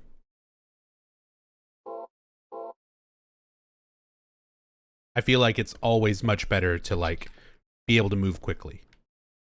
You know, just strafe out of the way. Like right when I entered the hallway leading up to this store, a dog started running at me and I just strafed to the side of it as it pounced by me and didn't hit me. A lot of that is because of how quickly Heather can strafe. Like, look at her. She's fucking booking it. You throw on this. Here's the strafe.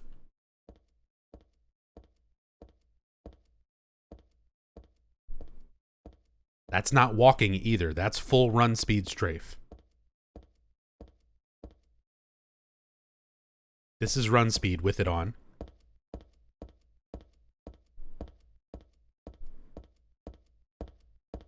And walk speed.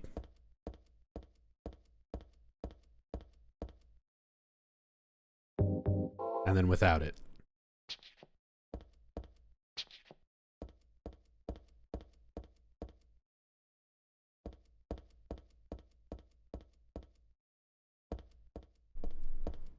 Yeah. It's such a dramatic cut in your speed. It's just, I don't know. I feel like it winds up getting me hit way more often when I could have avoided attacks. So I just don't use it. Here's the one and only wire hanger that exists in this world. I even pointed out when you get to this point the first time, like all the other hangers are all these like wooden type hangers. So, wire hanger.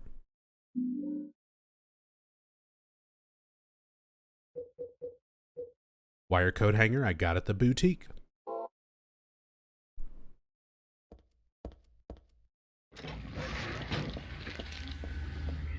Pardon me, excuse me. Pardon me. Can you move fast enough to escape the red haze while wearing that vest? I think just barely. We'll test it. We'll test it, Billy. I don't think I've ever tried. Or if I did, it was so long ago I don't remember.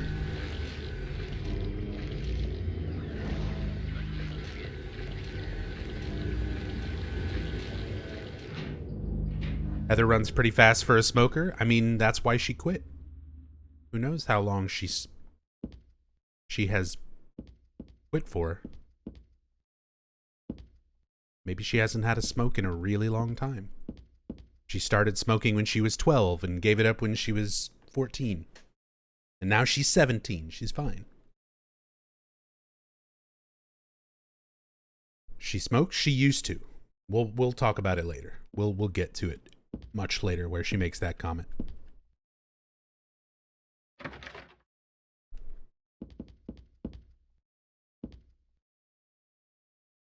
A ladder's hanging halfway down from the ceiling. Even if I stand on the table and stretch my hands out, I can't reach it. If only I had something long to snag it. Try to snatch it.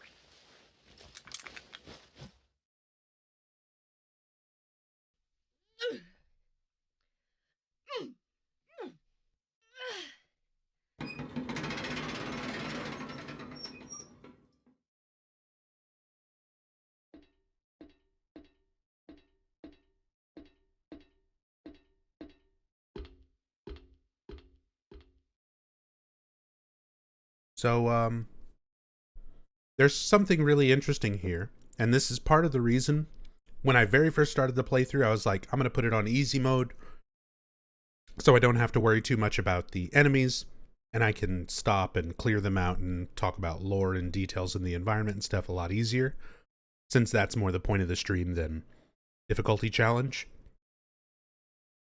But there's a couple things that I wanted to show that require falling, and you can't fall on easy mode. Only on normal or harder. And this is one of them. Anybody who's played this game and knows somewhat well, like, there's a lot of spots in this game where you fall and just die. Most spots in this game, if you're able to go to an edge and fall, most of the time, like, Heather will just fucking die. This is one of the few spots in the game where you can fall and take damage, but not die. So if instead of climbing the ladder, you want to get back down there, you can just jump. You just jump right down here. But see my health being yellow and blinking? Jump a couple more times. Let's do it backwards. Now the health indicator comes on. We took enough damage to cross that threshold into danger territory. So you are gradually taking damage from this. Now, I've checked this out because I wanted to see if you can die from this. If you do it too much, you can basically get to 0 HP, but not die. Because this game kind of works on a weird HP system. I talked about this a bit in the in-depth Silent Hill 2 playthrough. Essentially, the way these games are set up, for the most part, there's a couple exceptions, but for the most part, you have a set amount of HP, attacks and stuff do a set amount of damage. Once you get down to close to 0 damage, it doesn't matter how much an attack does. If it does enough to take you to 0 or less, it will take you to 0. And then if you get hit again while at 0 HP, that is when you die. So if you have 20 HP and something would hit you for 25, it'll put you at 0 and you'll still be alive. But then the next hit of anything will kill you.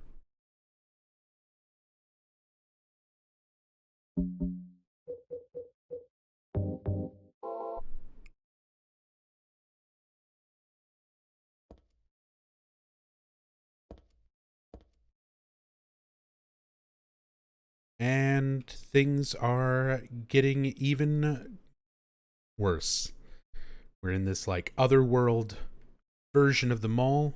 All this creepy shit is happening. Reality is not what it should be. And now there's things from hospitals. Bodies on gurneys. Just starting to show up. Again. Memories. A lot of this game is about Heather's previous lives as Cheryl and as Alessa, more importantly. And with Alessa, a lot of her memory, half her life was spent in the basement of Alchemilla Hospital. Hospitals, bodies on beds, bodies on gurneys play a big role thematically in Silent Hill 1 and Silent Hill 2 for different reasons, but it's something significant to Alessa. And now they're showing up here in a mall. Why would something like this be here? This isn't a hospital. And it's definitely not a hospital in Silent Hill either. This is a mall in Portland, in Maine.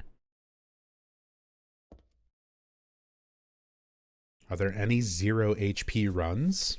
I don't know. There are no-hit runs, which I guess would be basically the same thing.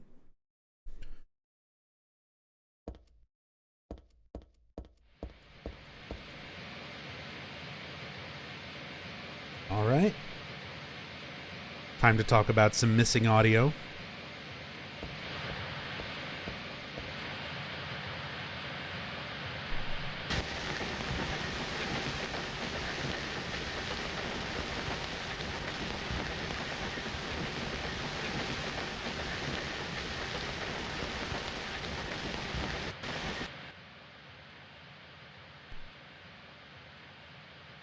I can't see anything. I can't hear anything. What was that, I wonder? I thought I heard someone say daddy. So, originally, you're supposed to hear the voice clip from Silent Hill 1 that played on a TV in the mall in Silent Hill 1. And it's supposed to be one of those really good parallels. If you're playing this game on the PlayStation 2, you will hear that audio. Because it's there for the original PS2 release. And here's what happened. Konami didn't mention to anybody, any of the voice actors from Silent Hill 1, that they were going to use some of their voice clips for Silent Hill 3. And the game Silent Hill 3 came out for PS2. People played it. People heard those audio clips. And people contacted the original voice actors from Silent Hill 1. One of whom, Cecily Lerner, the voice actress for Lisa Garland, who does have a voice clip later in the game, she got told about it by somebody else. And she was like, Konami never said anything to me about that. That's my voice. Like, I gave him permission when I did the voice lines for Silent Hill 1, but they never said anything about reusing it again for other games and things. So she felt like she had a pretty good case. So she approached Konami about it. She threatened to take them to court. And Konami, pretty much knowing that she would have had a case, they settled out of court. They said, hey, we won't use it for subsequent releases. Here's a couple $1,000s. Go away. And she took it. She took a couple $1,000s. And Konami said, any further releases of Silent Hill 3, we got to take out the Silent Hill 1 audio. So no more Cheryl voice saying daddy. No more Lisa voice reciting the VHS tape audio from Silent Hill 1. No more Harry Mason saying it's being invaded by the other world. None of that. All the Silent Hill 1 audio voice clips, all removed from the PC release because of that threat of legal action. Konami! Yeah.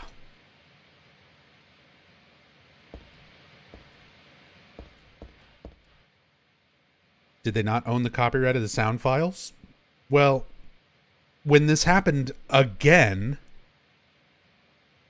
because of course it happened again, that was their argument.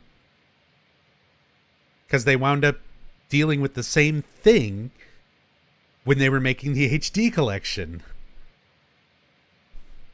So it came up again, and that time around, Konami was like, listen, they're files on our computers.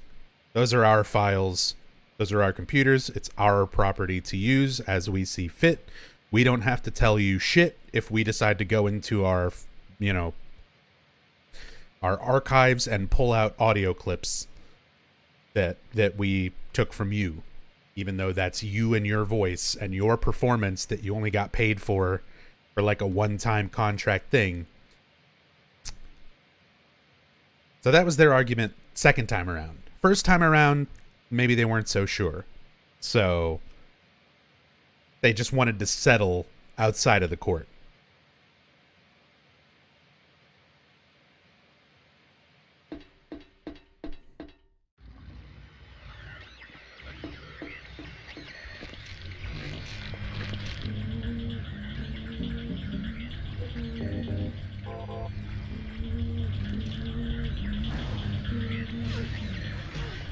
Ow.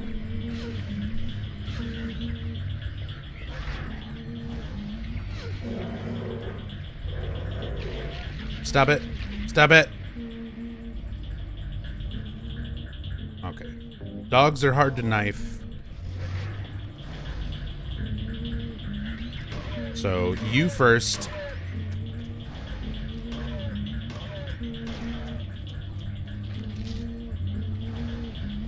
Then over here, switch to the knife.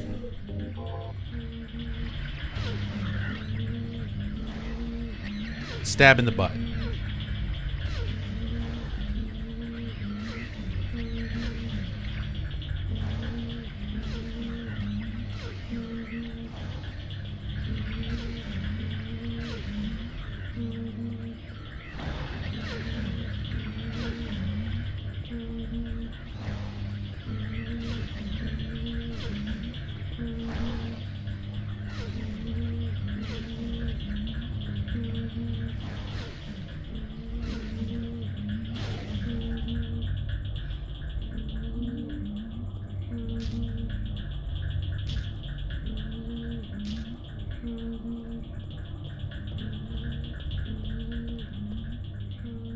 Never seen someone circle strafe like this. I've got, I don't even know how many tens of thousands of hours playing the Silent Hill series at this point.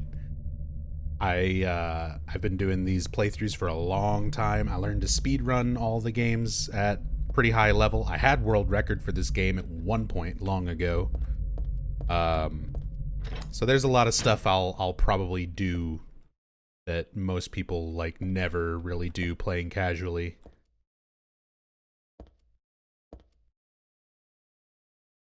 How Heather just kind of slides out of this bathroom stall.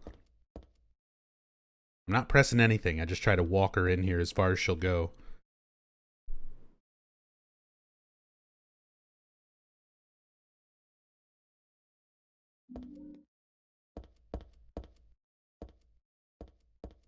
No comments on these toilets.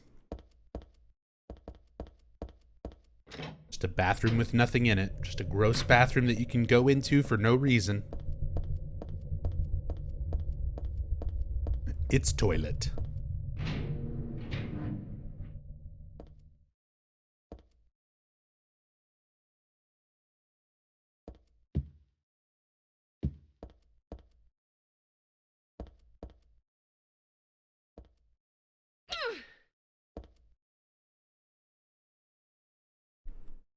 See, little details like this, they could have easily just made it to where you can't see through these windows or just slapped a texture out there. But they actually modeled like a building with like a little balcony and stuff over there and a street down below, even though there's no way for you to really see it without cam hacking. Just to make the world outside when you're looking through like windows and stuff in the distance seem a little more rendered and not just like a flat texture. Lots of stuff in here to look at. There are plates on the shelf, nothing else of interest. Here's one of my favorite lines in the game when you're just examining and getting text. Rows of wine bottles. I don't really feel like eating and drinking stuff from an alternate reality, okay?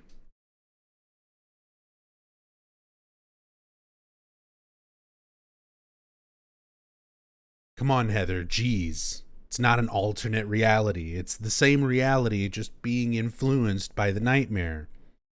Haven't you ever read the wiki? Haven't you ever watched the real Silent Hill experience on YouTube?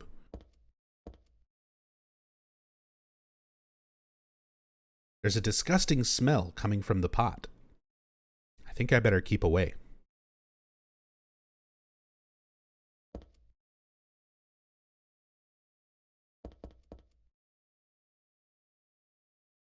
It's just a normal wine glass. There's not much reason to carry this. Plenty of reason to carry that bottle of bleach. And some beef jerky. But not the wine glass. No.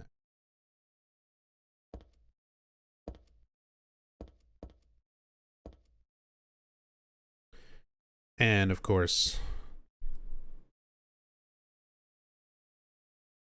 delicious Thanksgiving dog.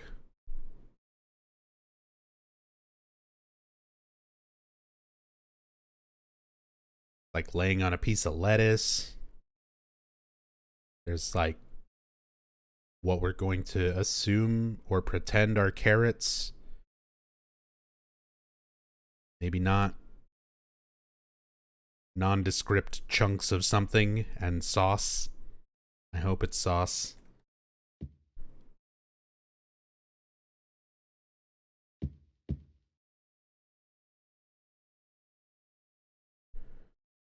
What is this? Barbecued dog? Who the hell would make something like this? Furthermore, who the hell would eat it? There's something in the dog's stomach. Got the cooked key. Maybe that one guy, that chef who does that TV show, Bizarre Foods, I bet you he would eat it. He's probably already had barbecued dog.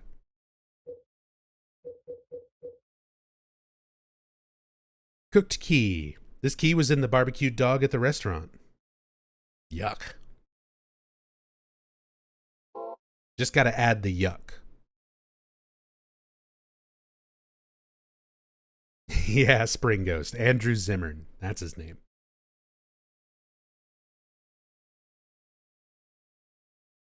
I'm sure that guy has eaten dog.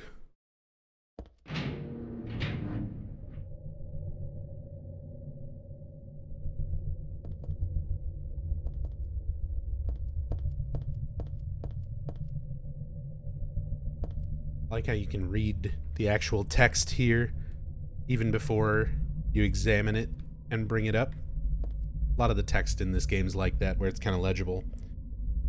And interesting thing here, which a lot of people, you know, you have a lot of control over your camera in this game. And a lot of people, especially playing casually, don't really take advantage of that to look at the environment and stuff a lot closer, because if you look up, there's a big old halo of the sun stuck right up there that usually a lot of people just don't see, because this is your default camera angle. It's locked. The door has a red crescent and a round dent. Something's written here in the same color red. Piling up the 300th day and night, from beyond the door, cries of pain are heard. And the final destination has become real, though not a blessed beginning.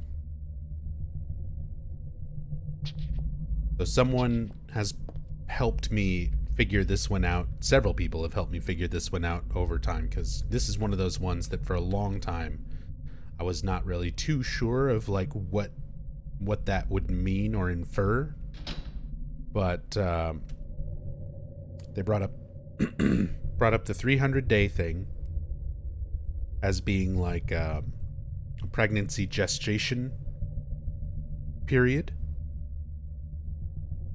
Very close to, anyway.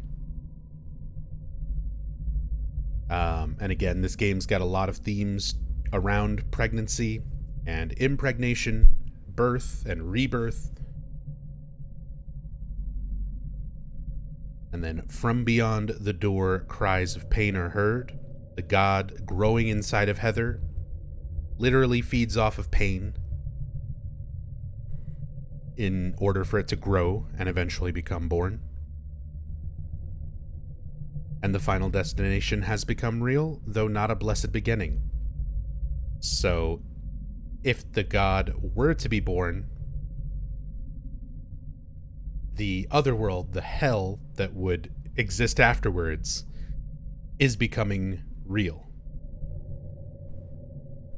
The same way that reality is being warped by it right now, creating this other world. Definitely not a blessed beginning.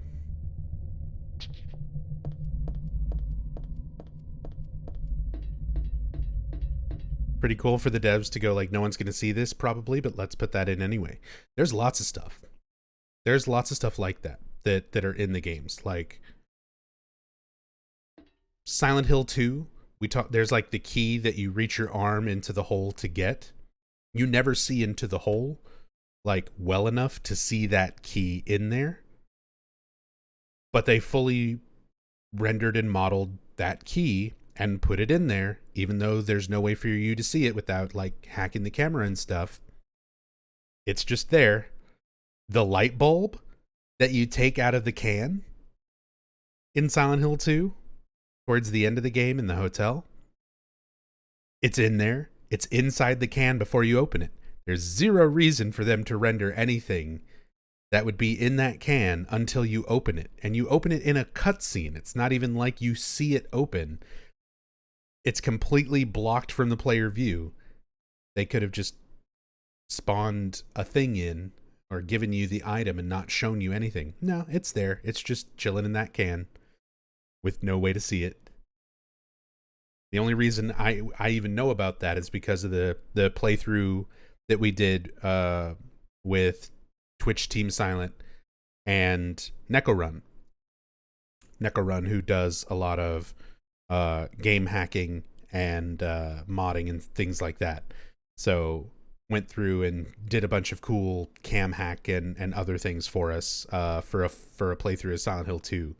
And we learned a lot of things that day. That's a really great stream. And it's archived if you want to watch it. ! VOD. Just look for Silent Hill 2 featuring Neko Run if you want to watch that playthrough. A lot of cool stuff discovered on that one.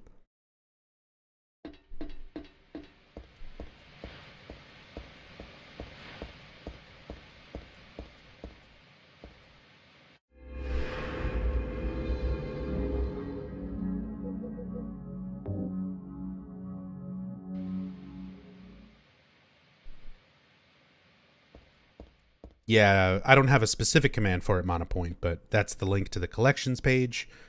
Look in the Silent Hill playlist and just look for the Neko Run VOD. It'll say Neko Run in the title. A hospital. Another fall location. Like most fall locations, this one is just death. If you just fall, you die. Just kidding. I mean, you will fucking die, but I'm not falling off. Not here. Later, maybe. Maybe we'll do it. We just saved.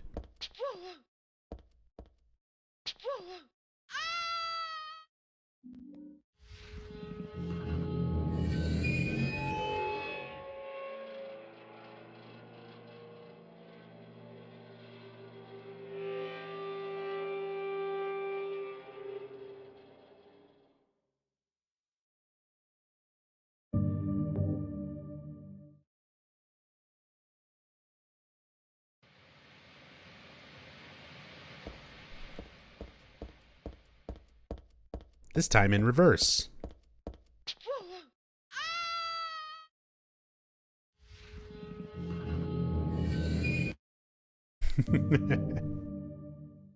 Lucky for us, she's immortal. It's fine. Valtiel catches her. He brings her back. It's fine. She'll be fine.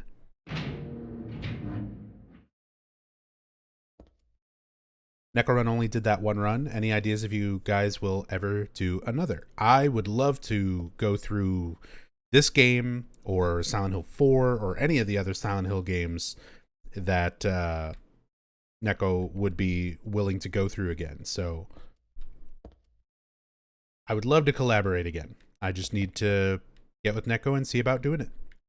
See if they're down for it. They do a lot of other stuff now. They've been uploading to YouTube and handling their own channel stuff a lot, doing a lot of new in other games. I know they've been hacking Persona games recently and some other stuff. So just a matter of trying to organize that.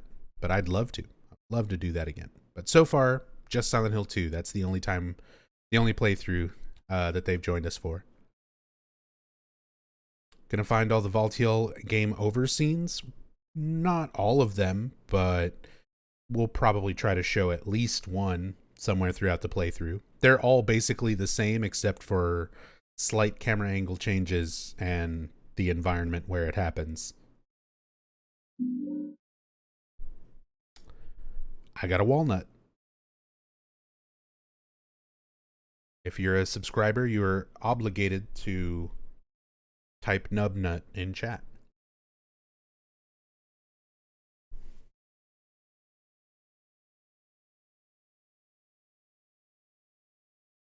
I'm not moving forward till I see some nuts. Take a break, take a bite of my cookie, drink some tea.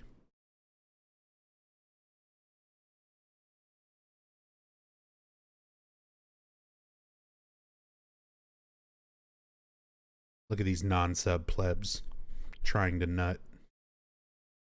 Thank you, Vomit.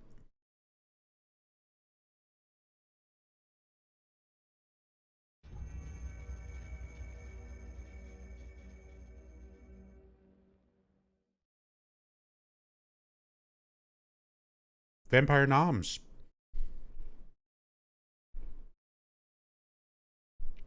Thank you so much for that Prime Gaming sub.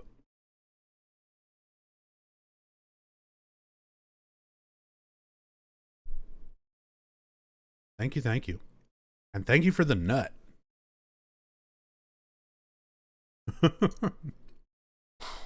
Very much appreciated.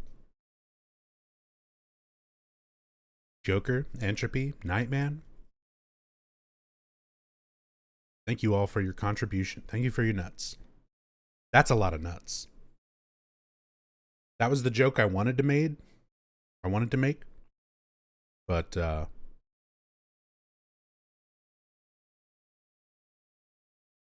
we only had a few nuts, let's be honest. What does the nut meme come from? So it comes from all the time that I spent speedrunning this game. Picking up this walnut. When you enter this room, it's almost a straight shot, but like a little bit of an angle to run from where you spawn in this door to that door on the left. And you need that walnut for a puzzle. So if you just barely graze against the side of this, you can pick up this walnut without stopping and turning and getting it and then turning back and running towards the door. You can kind of keep your angle facing the door, get the walnut, skip the text for getting the walnut as quickly as possible, and then just kind of keep running to the door all in one very smooth motion. And we just started referring to that as the quick nut. So whenever I was doing speedruns, this room, you always want a quick nut.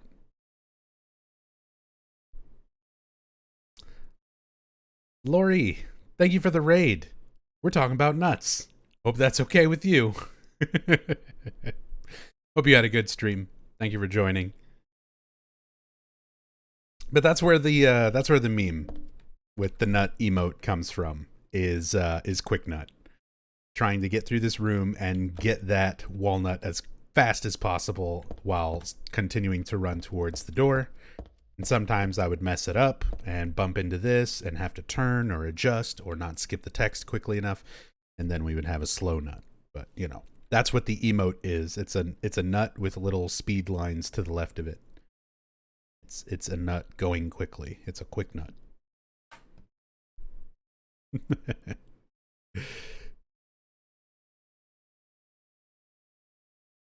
Hey, Neko Run! Just joined in, and the first thing I hear is you always want a quick nut. You missed the part where we were talking about you. We were talking about the Silent Hill 2 hacking stream, and how much fun that was, how much stuff we discovered. I never knew about that game, because we were talking about how many things the devs put into these games, even though like stuff in places where nobody would really be able to look, like ever, outside of cam hacking and stuff. And just how cool of a detail that, you know, a lot of details like that are so well hidden in these games. But we definitely need to try and go through some of the other Silent Hills at some point. This is where the walnut used to be. There was a nut here. It's gone now.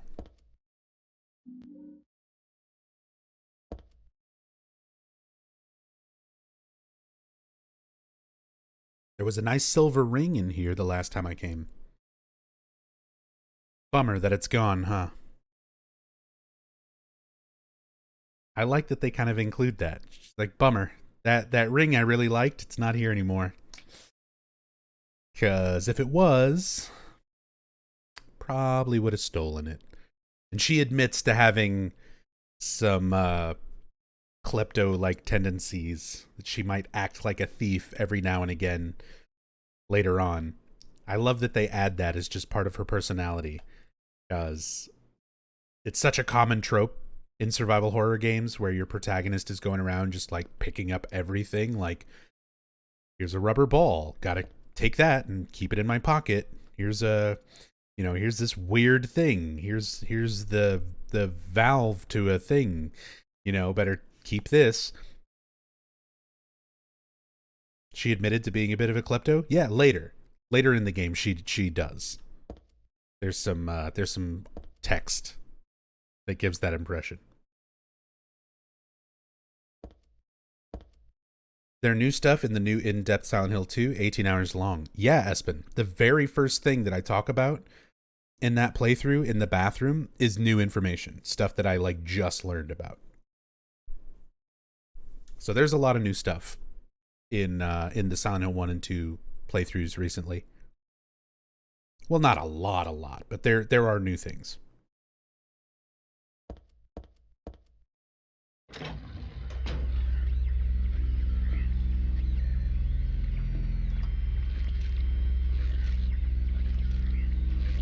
Elevator's the same as that weird one earlier. Did I get to this world by writing in this thing? I'm reading. Rude.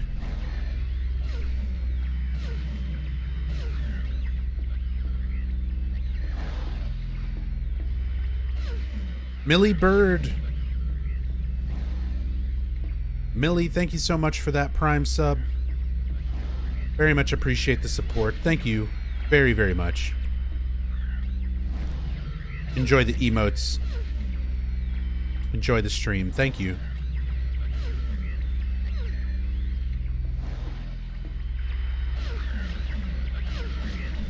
Game doesn't pause for on-screen text? Oh, hell no. This game, it has so much text that you can only see once. There's so much unique text around the game.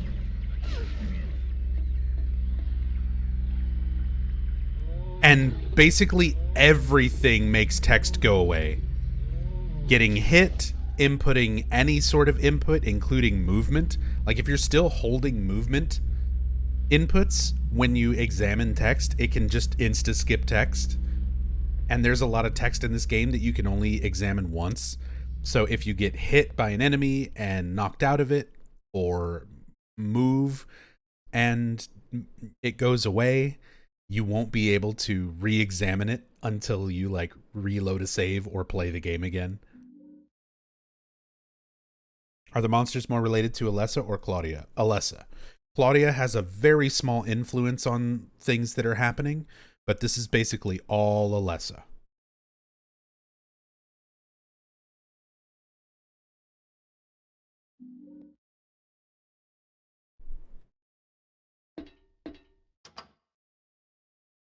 Even the call button seems to be broken. The doors just won't move.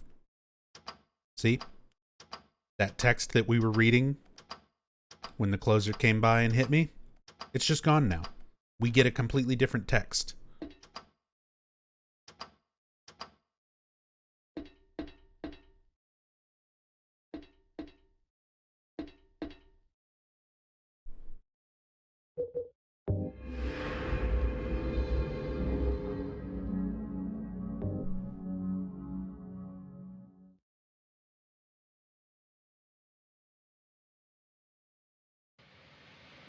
All right, ready for this quick nut? Fuck! I missed it.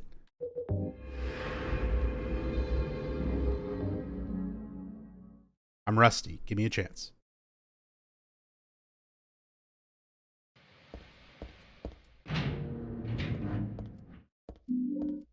Nah, I was still slow. I did a little stutter.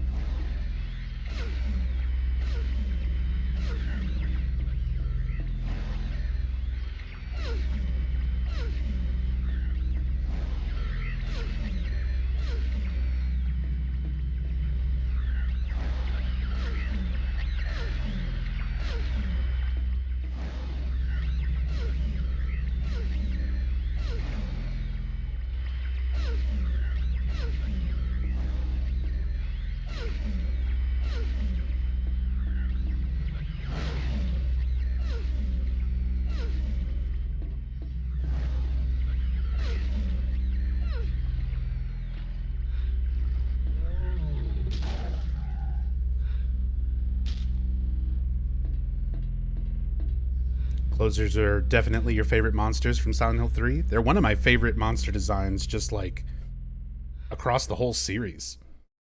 I love the monster designs in 3. Like, they're so good. All right.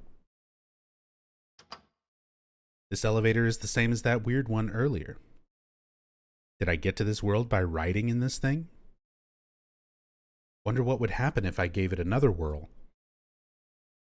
I can press the button all I like, but the doors won't open. Oh well. And then we get this text for examining it again after that. There's a lot of instances of that throughout Silent Hill 3. A lot of text that you only get one time through, and if you interrupt it, then it's gone forever. A lot of persistent text, a lot of things that change if you examine multiple times. There's so much flavor text to like things in the environment compared to 1 and 2. Lots of stuff is posted on the wall here, but nothing of any use. Door locked. Lock broken. Lock broken. Creepy sounds there. Hear like that shuffling noise in the corner. This is my bestsellers. The Bookstore, where we spent an hour talking about Shakespeare.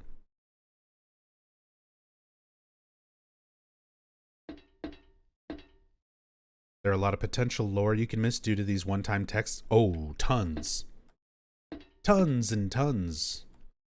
There is a lot of, like, bits of lore that makes up quite a bit over the course of the game that can very easily just be missed or skipped accidentally. And a lot of times you might even not realize that you missed it.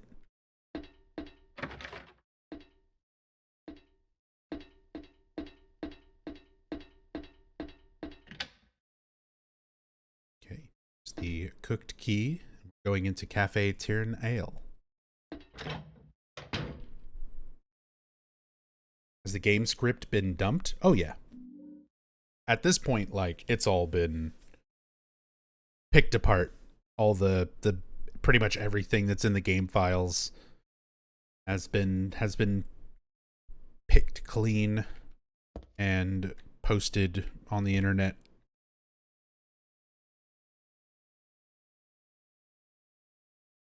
There are glasses and plates on the counter, but there's really nothing important here.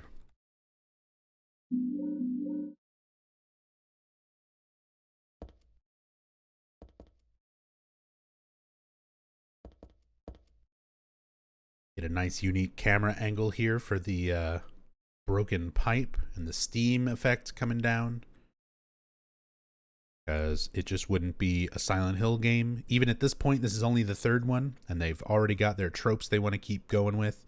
Flashlights, radios, steel pipes.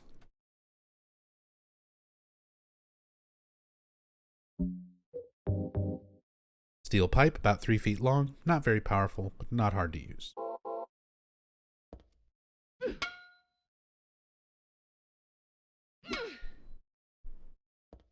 Very satisfying to hit against things and hear that bing.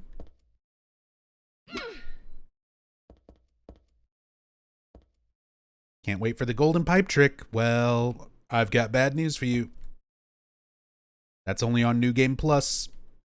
And this is regular New Game, because this is like a brand new, fresh install, because I had to install this game like 4 times today, getting all the mods and stuff to work.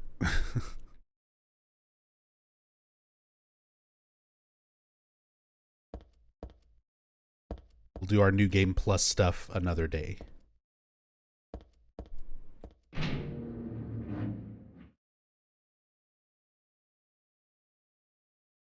Oh God, no. Oh God, please no. Why? Why are we crashing? Everything was working so well. Why am I cursed? Why am I cursed to play Silent Hill anymore? Silent Hill 1, Duck Station crashes. Silent Hill 2 crashes.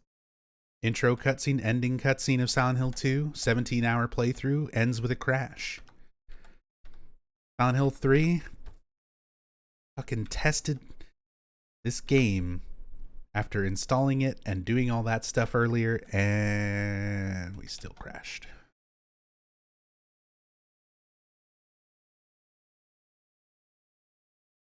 I'm so sad, you guys. I don't know why my fucking games don't work anymore.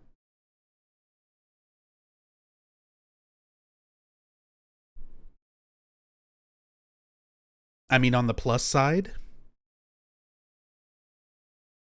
I speedrun these games, so even if I were to like crash and lose everything, I can get back to that point from the very beginning in like, I don't know, 5-6 minutes. Not even 6 minutes is like all the way up to the boss fight with Splitworm.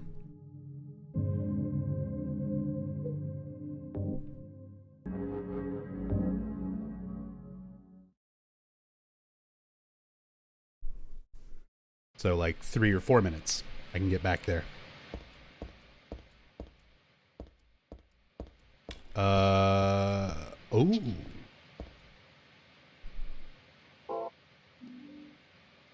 It changed some of my settings. My walk run is not reversed anymore. And display mode got set to sharp.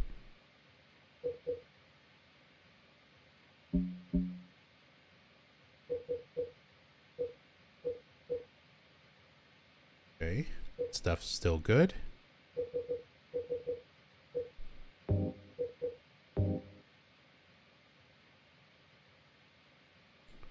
Hey, Dark Fantasy. It's all your fault.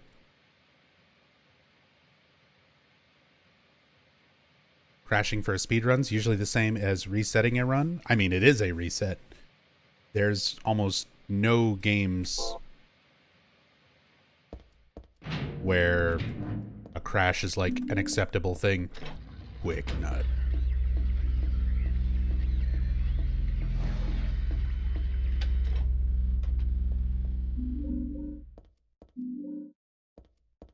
Don't crash, don't crash, don't crash.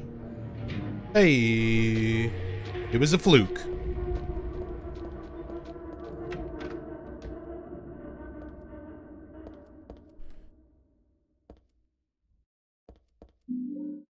Nice distinct camera angle so that you can find the detergent next to the bakery sink. It's not for dishes though, it's for the bathroom. Bottle says danger, do not mix. Huh, mixed with chlorine bleach. It'll produce poisonous chlorine gas. Well, we did pick up some bleach, so we're going to be making poison gas.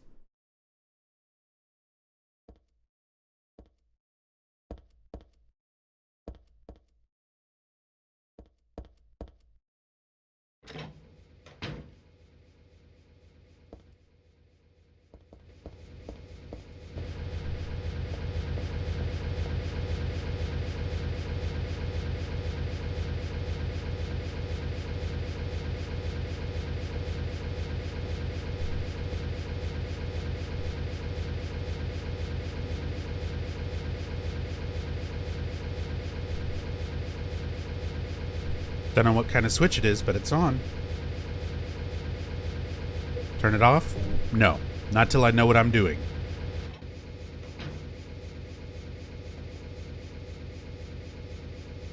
It's empty.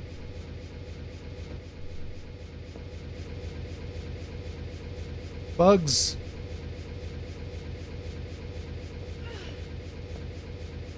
I'm not going any further. It's creepy and dangerous to boot. There's got to be a way. I can't very well stab them one by one. Some insecticide would do the trick.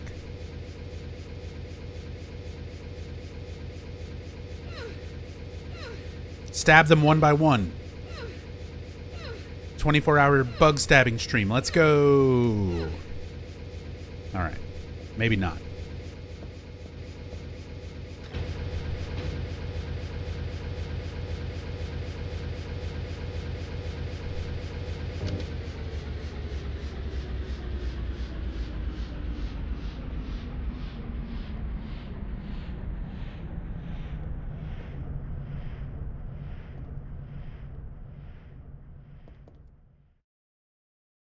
Easy ban.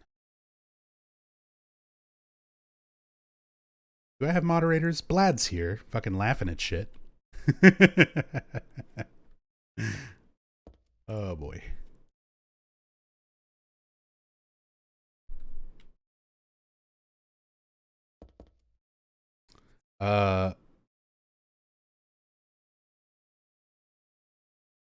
Only you had some chemicals. Good luck. We're in luck, rather.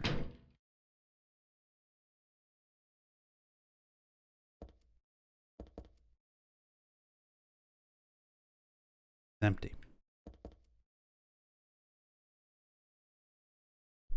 We combine our bleach and our detergent.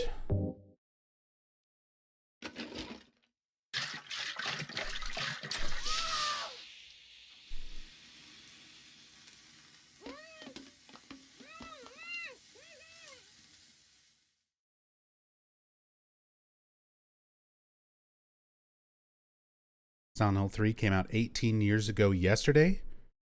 Wait a minute.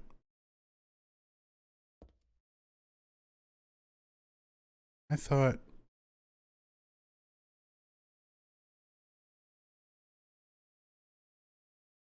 Oh, you're right. I started this playthrough yesterday. I mean, yesterday for me, it was still 10 p.m. So happy 18th birthday, Silent Hill 3. That's completely unplanned. That literally was just coincidental. We're playing this game on its 18th birthday.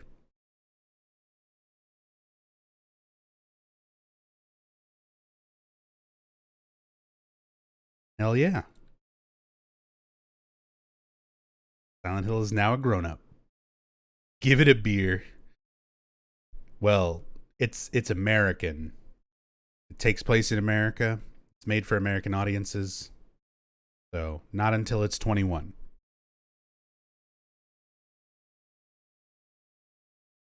Can go to war, though, and join the army.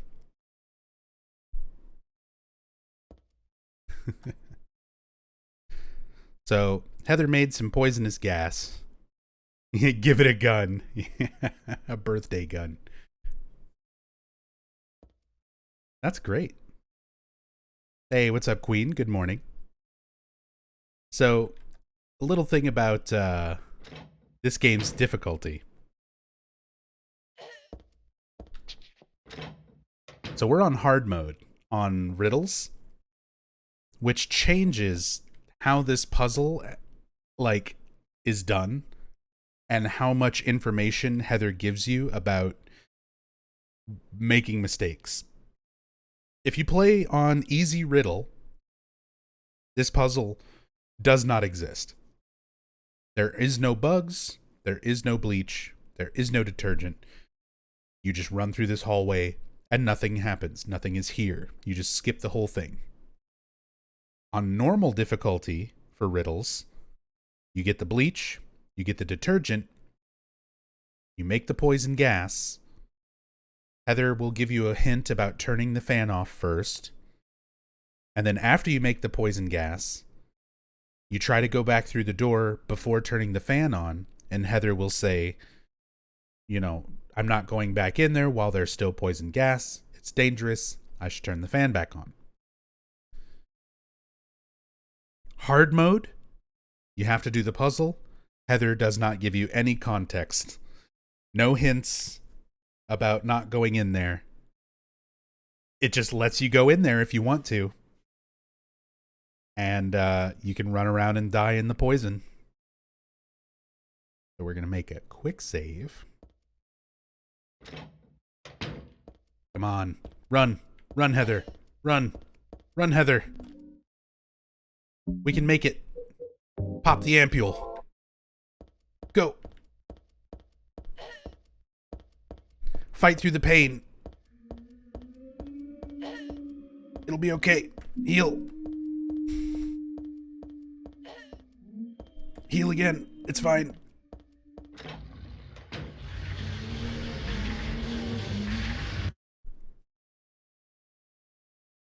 We made it.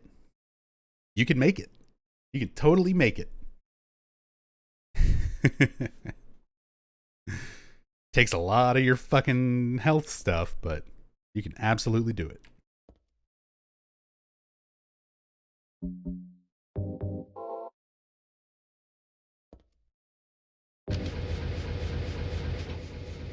Yeah. Best use of an ampule, for sure.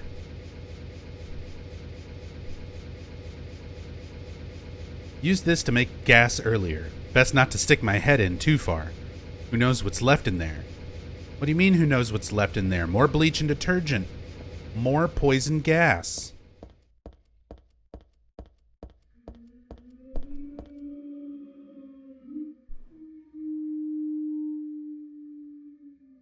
I love the sounds in this part.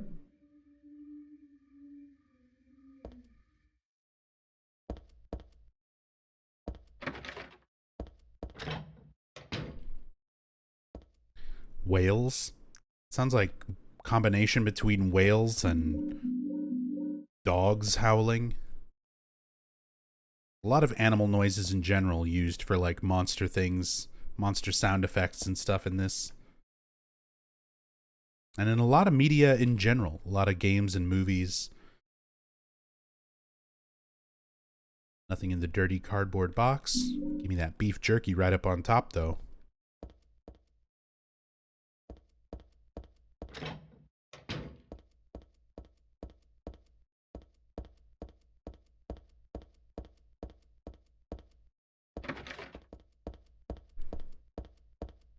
I almost never come this way because it's just a dead end and another body on a gurney where she has the same text. But I like to double check things if I can. I wonder if that's there just as like a, if you do try to brute force run through the gas, it's also got like a dead end that you can run to if you don't know where to go. Catch your breath. Take your time.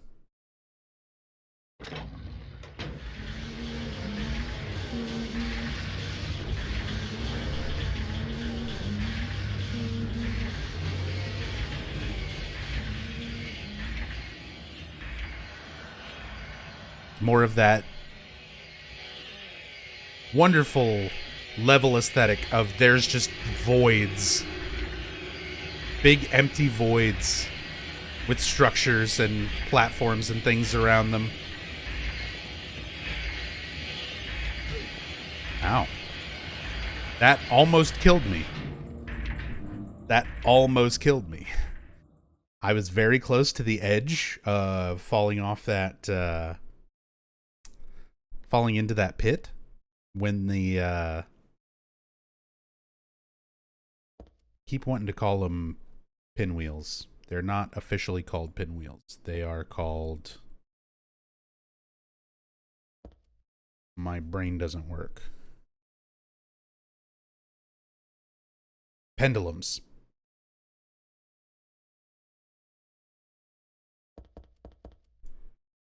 But yeah, the pendulums. That pendulum almost hit me right as I was about to start the balancing on the edge of the drop animation. And if you get hit during that, oh, you just fucking die. You're just fucking dead. You will fall. There is nothing you can do about it.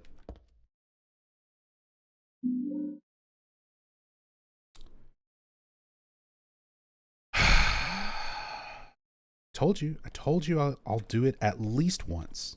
At least once. Let me fucking tab out of the game. So shit. I made a promise. I made a promise at the start of the stream that if I try to read text and I fuck up, that I'm gonna gift a sub. I'm gonna gift subs because I was still holding an input at the very same frame as I tried to examine that text. So it's like, oh, better skip all of it.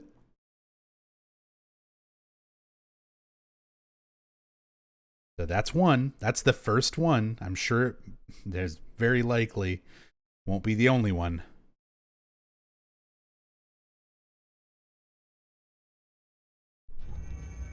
Who got it? Protoman 28.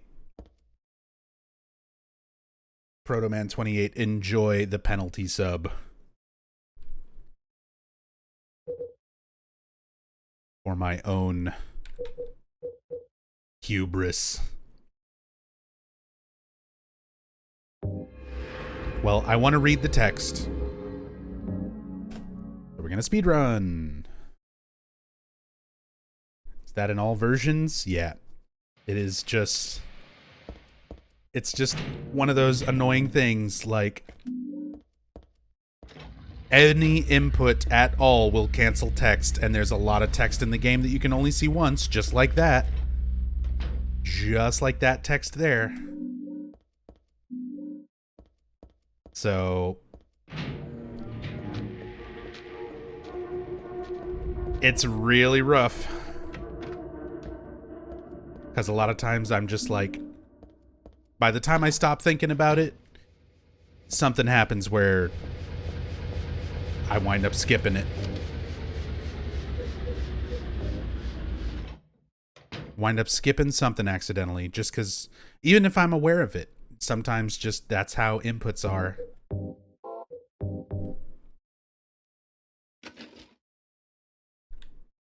It's just how sensitive all the inputs are.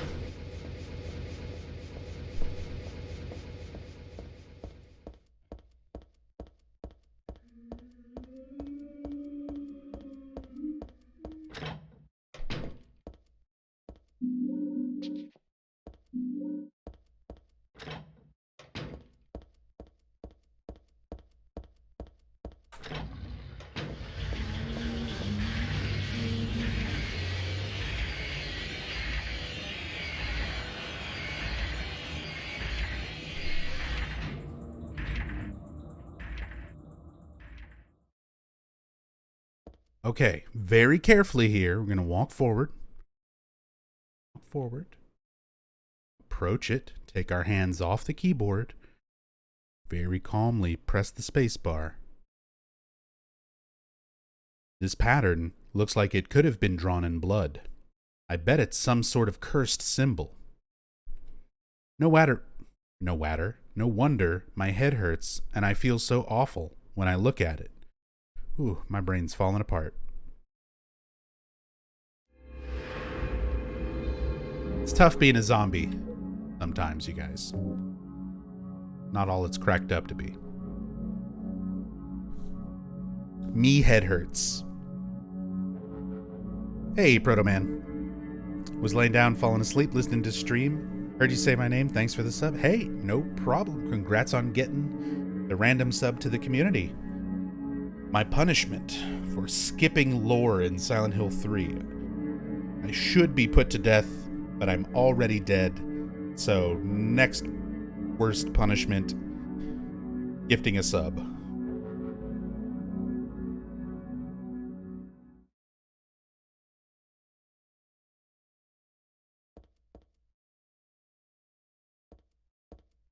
Starting to see some familiar imagery. Stuff that started with Silent Hill 1. The cage theme, the hospital beds, all of these elements that were specific to Alessa with Silent Hill 1. Cages representing how she was trapped, kept in the basement under Alchemilla Hospital, confined to her hospital bed, tortured and by her nightmares. So we see actual manifestations of torture in our environment.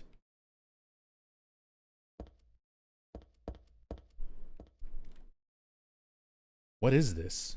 Trash? No, it smells different, Humsow. Holy shit, I can't even talk, you guys. It's only been 5.5 hours, and I'm already just like, my brain's melting. Like blood or rotting meat. So this might be... Okay. Don't worry. There's something that I can do that always clears my head, always makes it easier to think. I can read and speak and think more clearly. And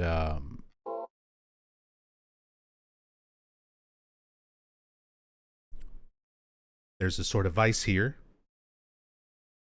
So usually helps if I bust a nut. You just gotta bust this nut.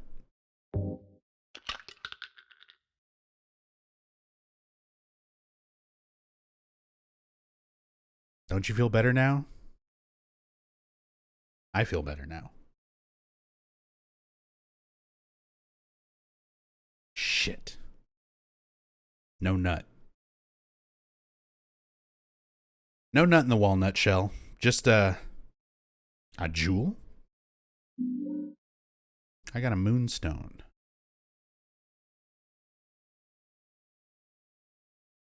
I can evolve my Clefairy into Clefable now. Moonstone, it's just a type of jewel, not really from the moon. It was inside the walnut somehow.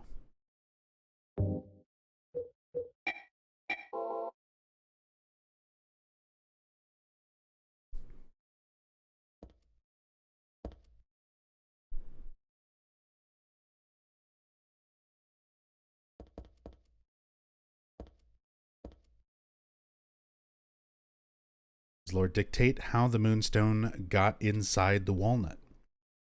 Not specifically. I think it's more of a symbolic thing. The same way that, like, a seed, sperm, growing inside of a womb.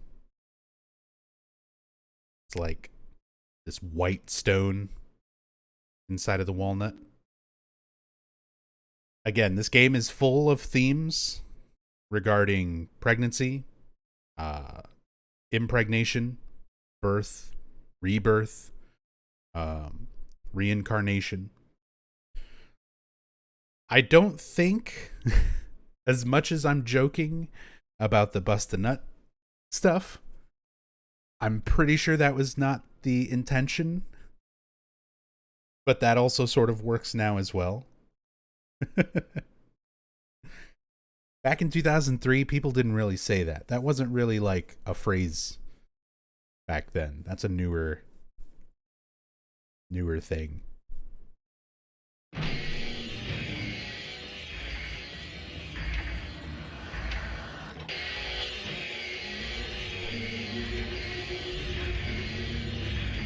I doubt Team Silent was saying bust a nut.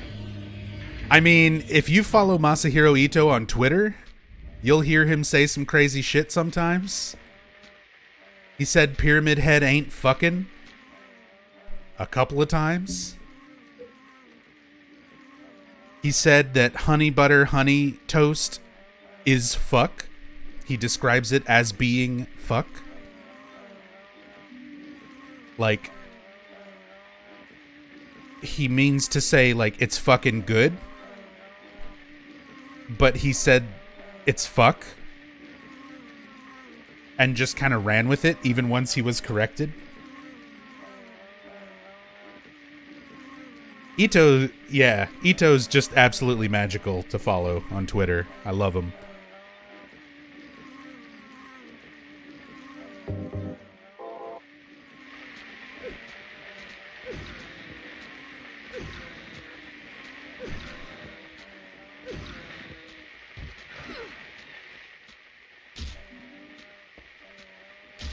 Get out of the way.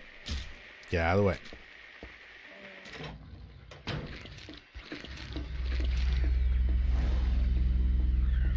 Love the walking womb dog. Yeah, the numb bodies, they're kind of cute. I've seen some really cute fan art of the numb bodies. There's one of Heather in her Princess Heart alternate costume, New Game Plus costume. And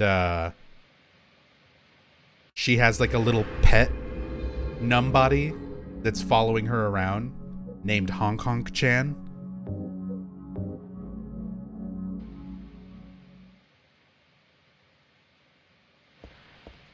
Really good art. I wish I knew the artist off the top of my head. That's from a very long time ago. I don't remember, but that always like stuck with me. Hong Kong Chan.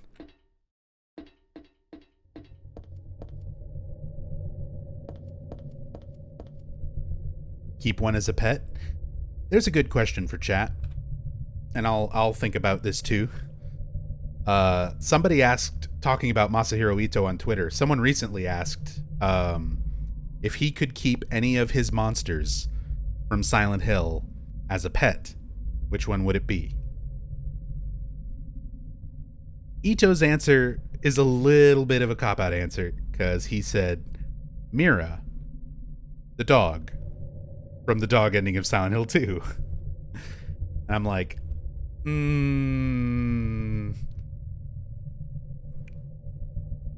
that's not really a monster.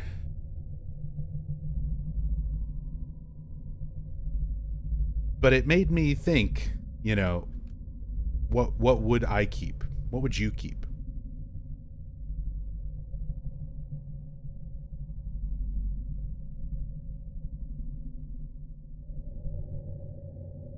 A wall tentacle? I won't ask any questions. We're not here to judge. Shadow babies? Oh, a larval stalker from Silent Hill 1 would be great. Little squeaky baby.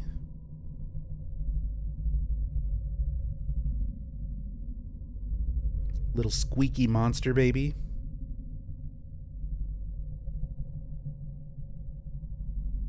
A twin victim. That wasn't Ito. Ito only did 1, 2, and 3. The artwork for 4 was a different artist. Everything after 3 was a different artist. Everyone listing stuff from 4. It's not even Ito's creatures. Come on.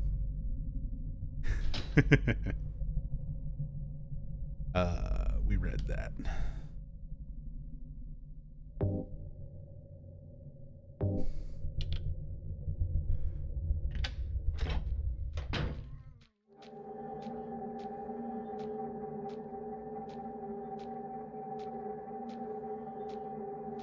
Big Moth from Silent Hill 1. Float Stinger.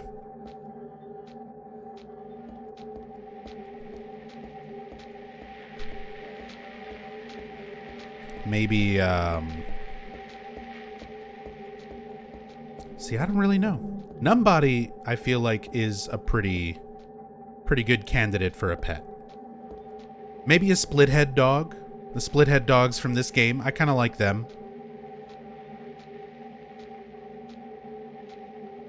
It's just a dog. His head's cut in half and he's got bandages on him, but you know, they need homes too. They need love.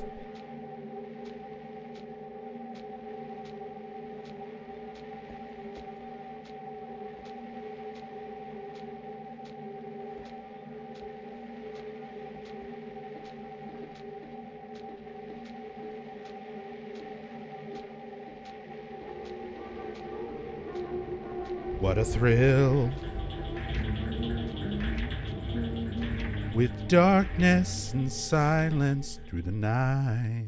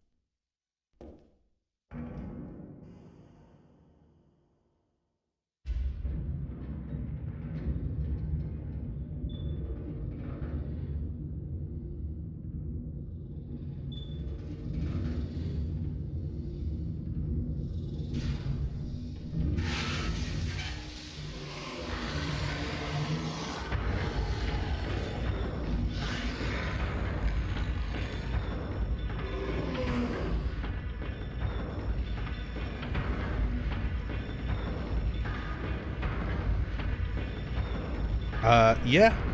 So, this is the split head worm. He represents exactly what you think he does.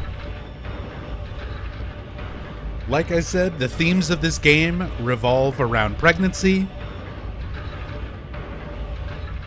rebirth, reincarnation, and impregnation. And this is 100% a big demon dick going in and out of holes.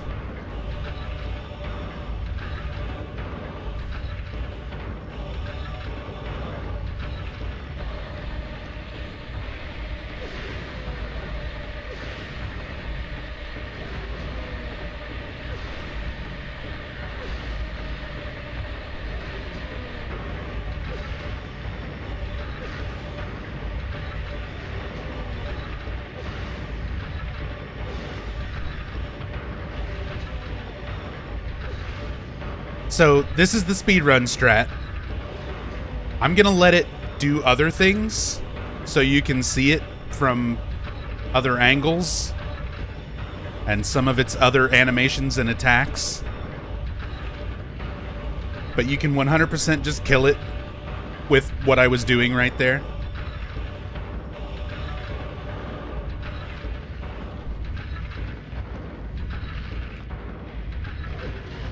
Shit, I tried to counter hit it a little too early. Get up, Heather. Heather, get up.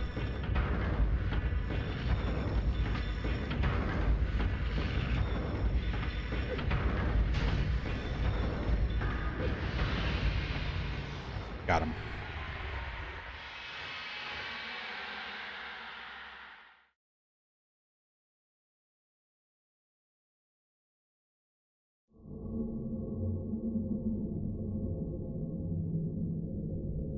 What? It's the shopping mall just like before.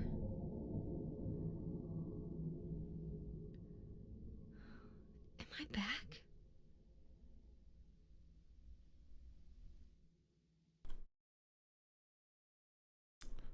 So yeah. That's the split head worm. This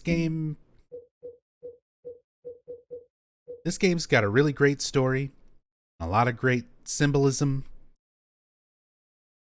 and metaphor explained through visuals that is often quite subtle. And then sometimes there's just a giant dick monster. Don't care what people say, we'll always defend this game as a masterpiece. Most people agree. This game is a masterpiece. There's very few people who shit on Silent Hill 3. If anything, 4 is the one that needs some more defense, I would say. There's a lot of people who really shit on 4, and I think 4 is still very good. Very, very good. It's very different, which is why I think a lot of people don't like it. And it has some pacing issues. It's very long, which is why I think a lot of people don't like playing through it. But for what it is, I like 4 a lot.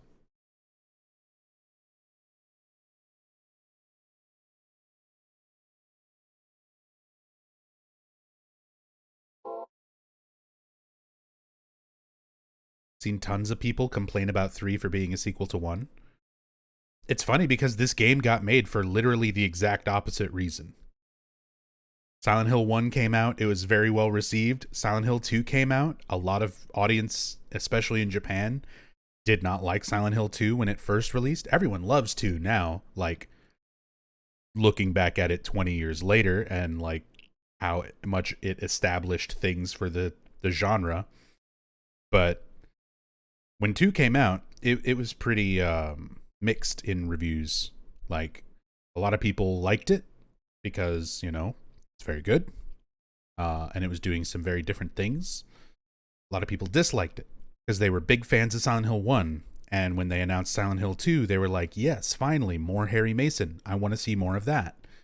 And it was something completely different. And because of that response, that's why they made 3. They wanted to go back to the story of 1 and try to give it more of a conclusion.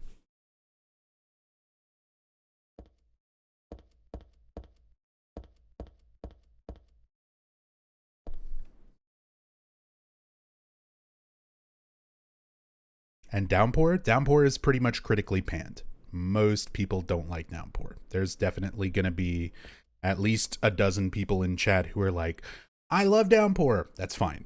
That's okay. All right. I like a lot of really shitty B movies.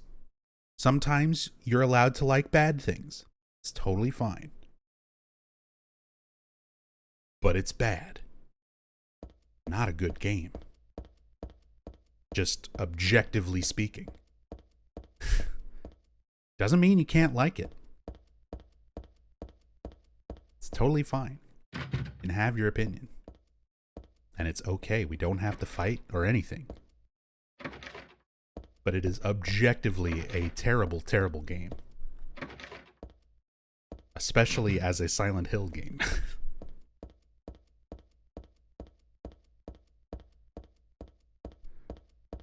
We'll get to Downpour. If you want to know exactly why I say it's objectively a bad game, like even just on its own, come and watch the playthrough. We're going through it on Friday.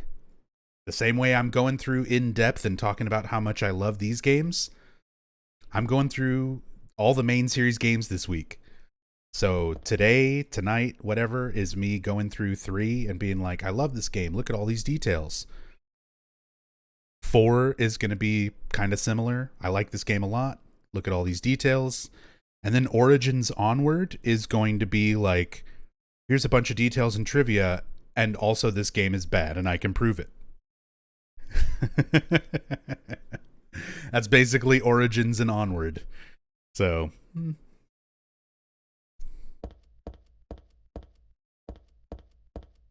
but this game is great because it has Douglas in it.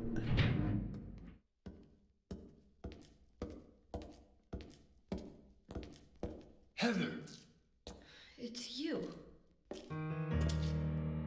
what just happened? You must be one of them.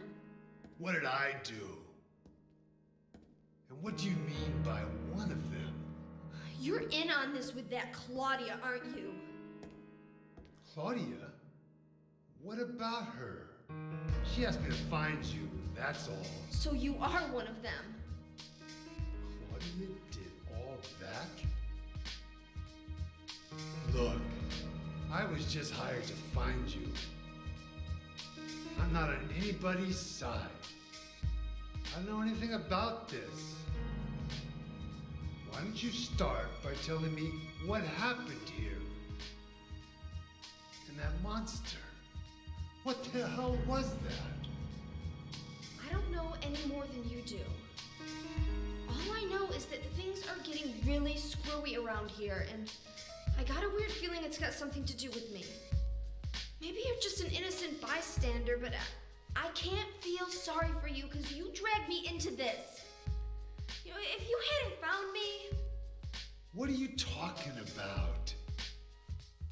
What's so special about you anyway? If I knew that, I wouldn't be so confused, would I? But I know there's something. Something I've been running from and forgot for a long time.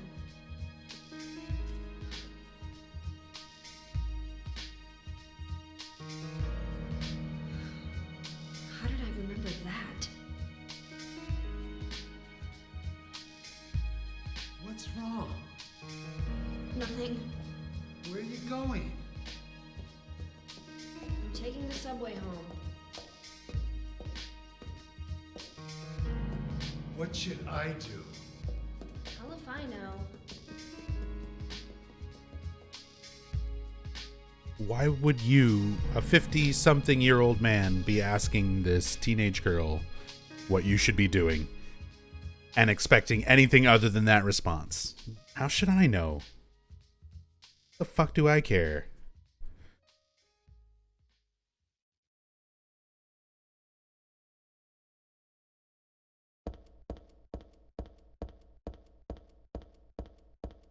Can you imagine Silent Hill Remastered? I don't want to imagine anything Konami tries to do with Silent Hill these days. After the HD collection, I'm good. I'm good. As long as Konami owns it, I don't want it. I don't want the remaster. Let Minmo make it. Growing strong and healthy. It is Minmo.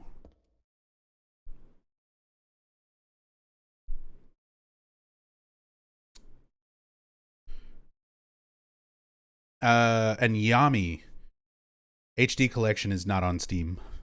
The only Silent Hill game you can get on Steam is Homecoming. And it's a really terrible PC port of Homecoming.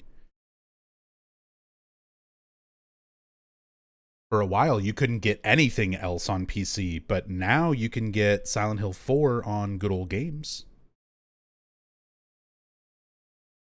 So, and it's pretty good. It's a decent variation of the original PC port. There's an old official PC port for Silent Hill 4, and then they took that and basically made it widescreen and like cleaned up some of the issues with that original PC release. Now, the PC version of 4 is missing a lot of stuff, specifically hauntings. All the different random hauntings that can happen in the room. There's like 6 of them or 7 of them missing. Like, it sucks. Because the hauntings that happen in the room are some of the coolest parts of Silent Hill 4. And some of the best ones are not on the PC version for whatever reason. So, sadly, that is still missing. But you can at least get Silent Hill 4 on Good Old Games.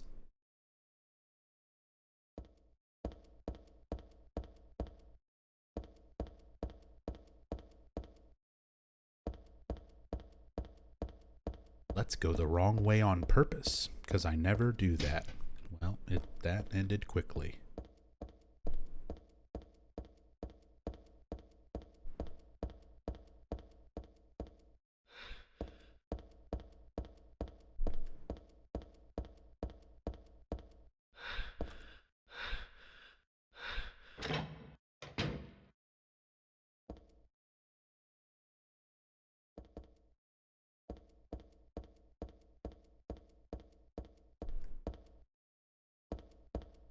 Maybe Kojima will still make a horror game, something like Silent Hill, maybe. You know, I've talked about this a lot, and I mean, you guys who've been watching the channel know me for a long time. I'm a huge fan of the Silent Hill series. This is by far like my favorite video game series of all time. I love these games. I've put a lot of time into playing them, researching them, streaming them, doing all sorts of stuff with these games. They've been a big part of my life since they've started coming out, basically, since 1999. I'm okay with this series dying. I'm okay with there being no more. I'm okay with there not being another Silent Hill game or a remake or a remaster of anything at this point. I'd like the games that exist to be like available on new hardware and stuff like that. But it's such lightning in a bottle to make a game like Silent Hill 1 through 4.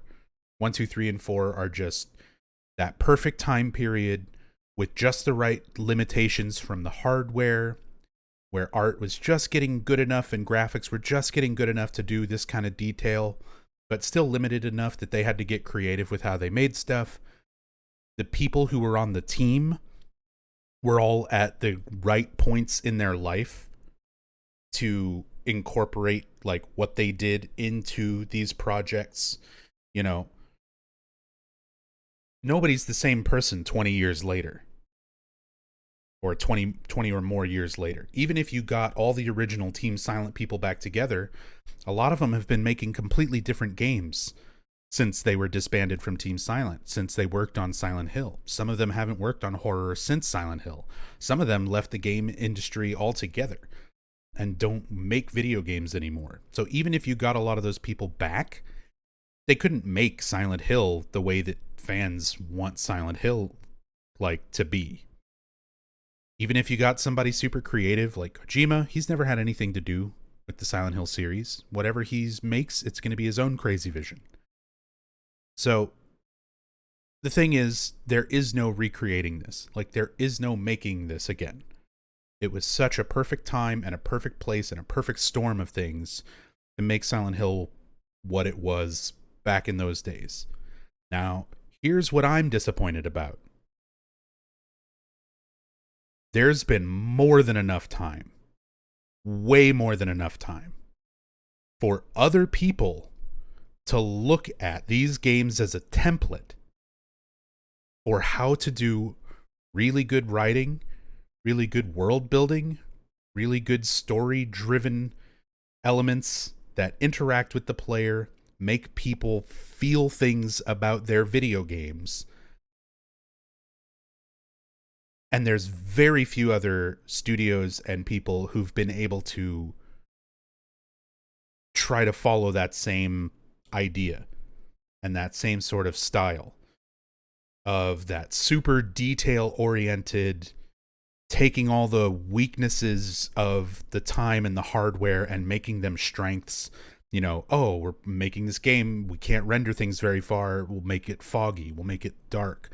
We can't have all these things on the screen, we'll just put sounds in to make the illusion that there's things there. All these elements where they were using limitations to make what wound up being the most unique attributes of this game, on top of just super creative writing, really, twisted and unique character design, enemy design, level design.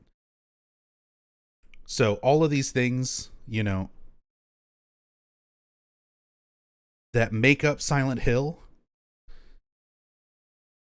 should be made aware. Like, other people should be aware of how to utilize those kinds of things and try to make a game like that, in the same vein. It's 20 years later. I don't want another Silent Hill. I don't want more of this. I want something new and better. As time goes forward, ideas are supposed to be expanded on. Techniques are supposed to improve. Things are supposed to get better based on how they were before. And it's like not been topped. There's like nothing else out there. There's some good horror games, don't get me wrong. It's not like there's no good horror games or anything anymore. But nothing that does this, nothing that even tries to do this level of detail, to do this level of character building, world building, symbolism expressed through abstract artistic metaphor. Like, now it's giant vampire women. It sells the game.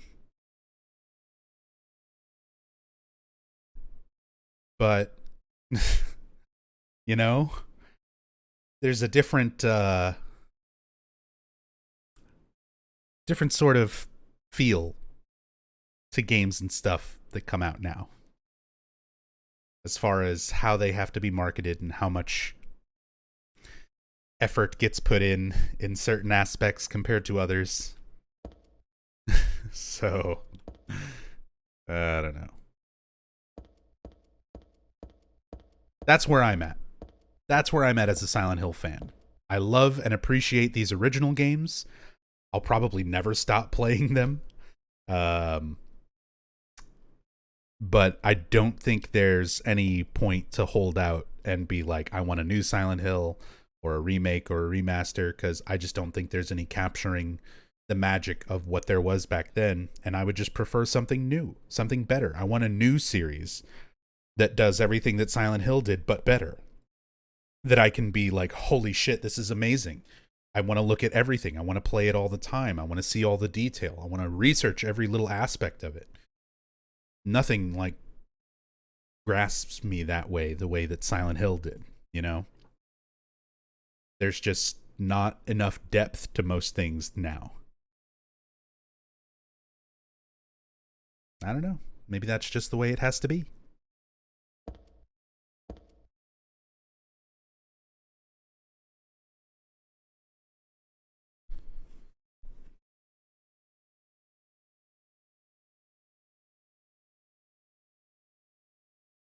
Anyway, rant aside, let's talk about some Silent Hill 3 ghosts. This is a cool thing that is optional. It's an extra little scene that you can get by reading this newspaper and then going to a particular part of the subway. There's also a lot of interesting reference stuff in the subway itself. But we'll start with the ghost. We'll talk about the other stuff as we go through. There's a newspaper left on top of the ticket machine. Fatal accident at Hazel Street. At about 11 p.m. on the 4th, a man waiting on the platform at the Hazel Street station fell onto the tracks and was decapitated by the arriving St. Renata college-bound train. The victim died instantly. While police have not yet determined whether the death was an accident or suicide, witnesses report that the victim did not look inebriated and seemed to jump off the platform deliberately. The victim's identity is still unknown. He was approximately 40 years old, 5 feet 10 inches tall, and was wearing a black jacket.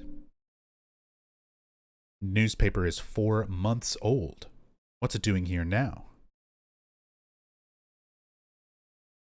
So you have to read that newspaper, and there is another small article that we have to go find and read, and then we will have an extra scene that does not trigger otherwise.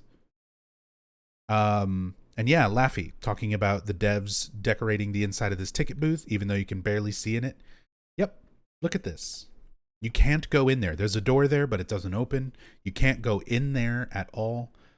And just look at all the detail, all the little books with individual unique textures and spines. The stereo, the poster on the back. You know, the little things taped up on the glass. And there's like a little TV in the corner that you can't really see. Yeah, from this side you can see that wall. Little calendar and with notes and stuff written on it. Just all this extra detail for a room that you'll never go into. See, Pico, you see it as a wasted room. I see it as an insane attention to detail. That they're willing to put all this extra effort to make a room look like a real room that somebody has been working in and putting things in, even though you're only going to run by it for 2 seconds. The team was like, we want this to look like a ticket booth room if you were going through a subway. So I don't really view it as a waste. I think it's a lot of effort for something that most people probably won't even stop and think about, but it's adding that sort of layer of realism to the environment.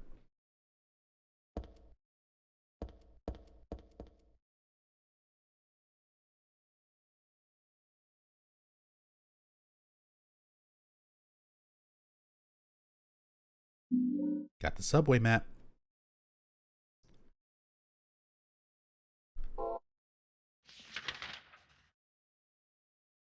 So there's Hazel Street. And all the other platforms. Powell Garden, North End.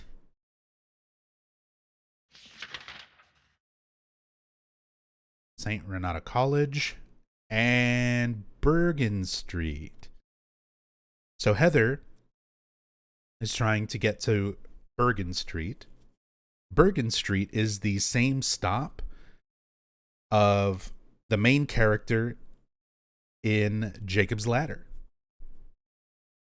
So we went through and pointed out a lot of the Jacob's Ladder references. There's a bunch of them in Silent Hill 2. James's jacket is taken from that main character. But the subway here is modeled after the film Jacob's Ladder. Like, there's a whole subway sequence where Jacob's going to Bergen Street where he lives. Like, lots of nice little details, references to Jacob's Ladder. What is Jacob's Ladder? So it is a great horror film, psychological horror film.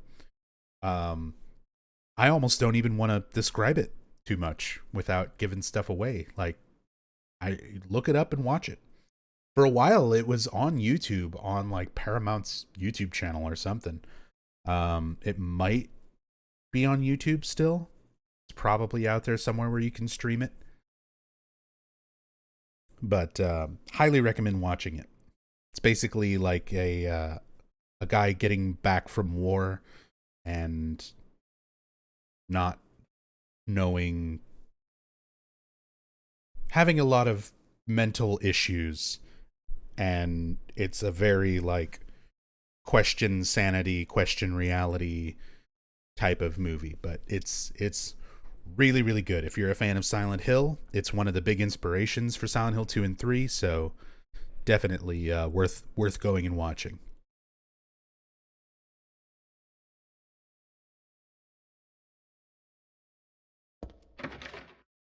Can't go into that nice little detailed room.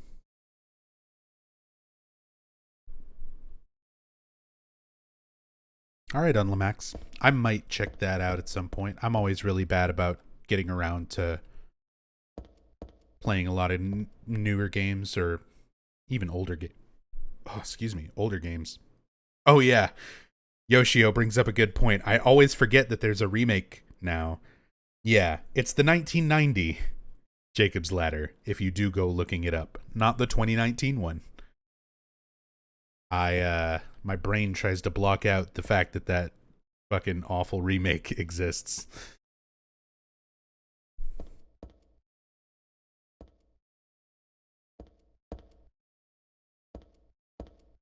There's a subway map here. But even without looking at this, I still know my way home. I just need to get on the Bergen Street train at platform 3. Well, you sound so smart and sure, Heather. But this fucking subway?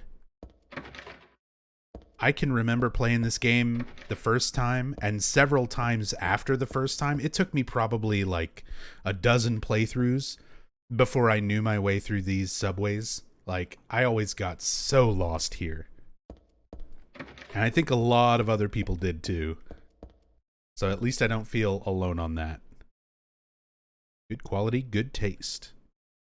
Sandwich. Cheers, coffee.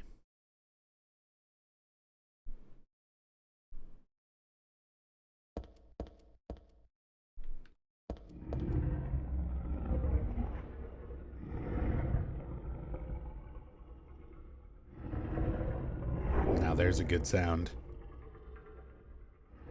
That's always the sound you want to hear before you go downstairs into the subway.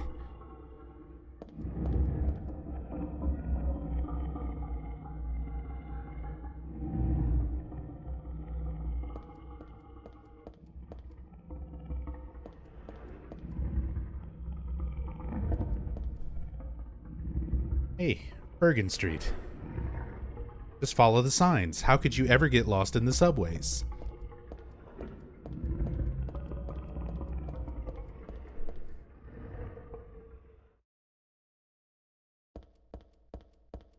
You still get scared when playing, like at all? No.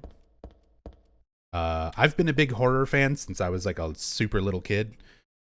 Silent Hill 1 still scared me, like freaked me out to the point where I didn't want to play it beyond a certain point.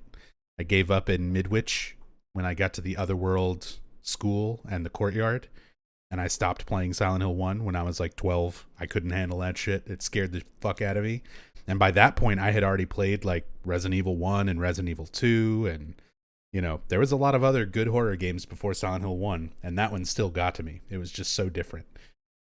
But I haven't really felt scared of these games or horror or things like that in a very long time. 20-something years. And being like a big horror fan on top of that, like horror media doesn't really get to me. I'm usually more interested in the story itself, the quality of the writing, the details, those types of things. And horror itself doesn't really get to me and scare me that way. I think a lot of it also has to do with just like not to get too serious or onto like too much of a downer topic or things like that, but when you're younger, usually unless you're fairly unfortunate or just have like a difficult life, your perception and your knowledge of like things that are scary is very different. And as you get older, you come across situations and things that like really fucking scare you. Real life situations that you have to deal with that are far scarier that you have to confront compared to like being a kid or just being young or sort of inexperienced in life. Because, you know, if you've ever had to deal with like a loved one suffering or dying in front of you, suddenly things like, you know, monsters making animal noises doesn't really seem so scary. You know, there's much scarier things in life, and I think the more experienced you get and the older you get, the more things like that really changes your perspective on fear. But that is something that I also really do like about Silent Hill, is it touches on a lot of very real topics and subject matter that, you know, still is very relevant to a lot of real life things. And that's something that I've always talked about, where like I've had things in my life that make it much easier for me to relate to situations in Silent Hill 3 and Silent Hill 2, where I understood a lot of the themes and subjects. I lost my father at a very young age, so the themes of this game are pretty much what made me get into Silent Hill on like a deeper level, where I started appreciating things a lot more about them, and what kind of kicked off me researching them and looking at them, because it was just before this game came out that I lost my dad. And, you know, I was like a teenager, not too much younger than Heather is in this game. So I was dealing with a lot of those same feelings of like losing your dad and coming to terms with that sort of thing. And that's scary. That's real scary shit, you know, like beyond monster stuff and, you know, dogs and loud noises. So coming to terms with that kind of stuff, and then seeing something handled in such a relatable way through a game, like nothing made me, no games and stuff had really done that. It changed my perspective on like what a video game could be and what sort of things a video game could convey. So yeah, it's one of those things where like I relate a lot to the events, and it's something that, you know, resonated with me in my life. But the other thing, you know, I'm 33. I don't have a child, you know. I've never had a kid. Maybe one day I will. And maybe one that day, you know, if that day were to happen, suddenly Silent Hill 1 is going to seem a lot scarier to me. Because I don't know what it feels like to be driving my car and have my child, my flesh and blood, even in the case of Silent Hill 1, like adoptive, but, you know, little child that you're responsible for and have been raising for years, and then you crash your car and you wake up and they're just fucking gone. They're not there. And you're trying to find them. Like, to me right now, it's like, I definitely get it.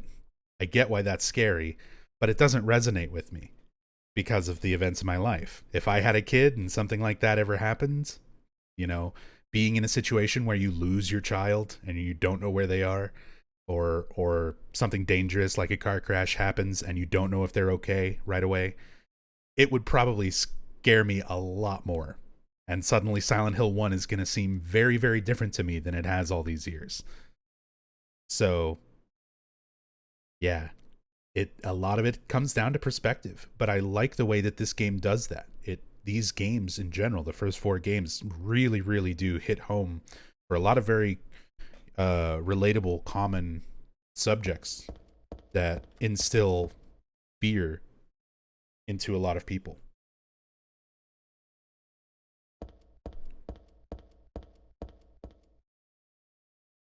Silent Hill 4: The Room seems more scary when you realize that we are all, in fact, in a room. Not all of us. Somebody might be watching on a cell phone, like sitting outside. Like, fuck your society. I'm not in a room. Where you at, laptop and phone posters?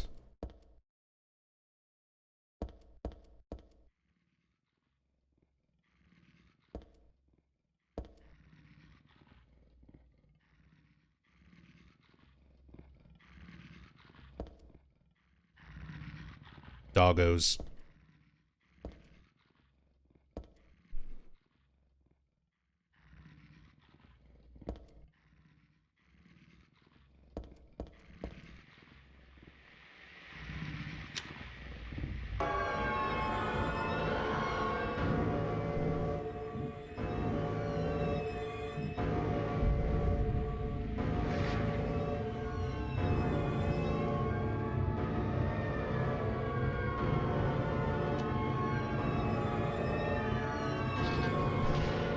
It's locked.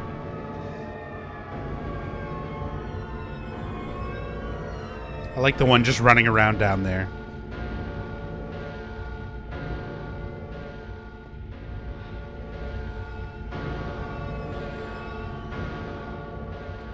Wait, where's the cutscene? We're not there yet. We still have another thing that we have to get to and go read.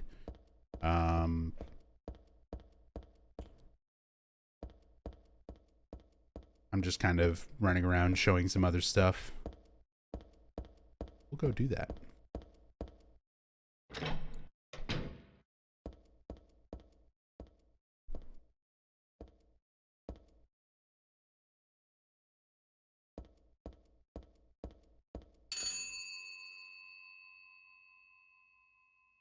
Scariest thing of all.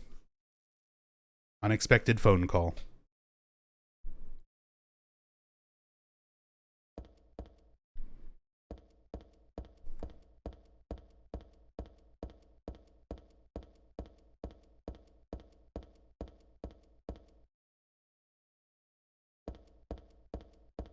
Let's talk about relatable horror.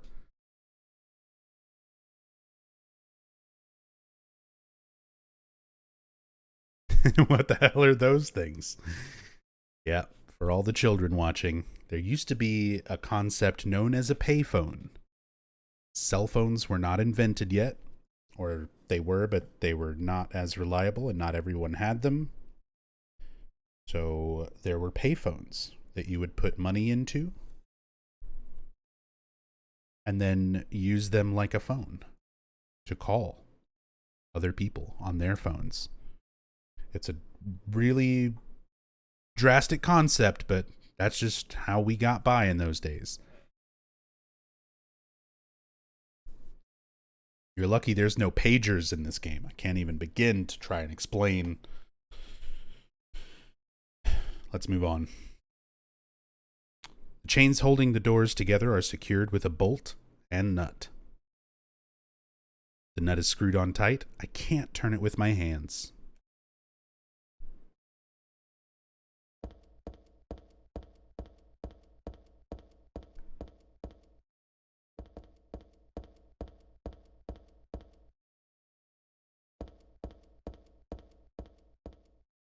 Next, you're going to say you had huge books with all phone numbers in them. Can you imagine such a concept? Such a large book. So many numbers.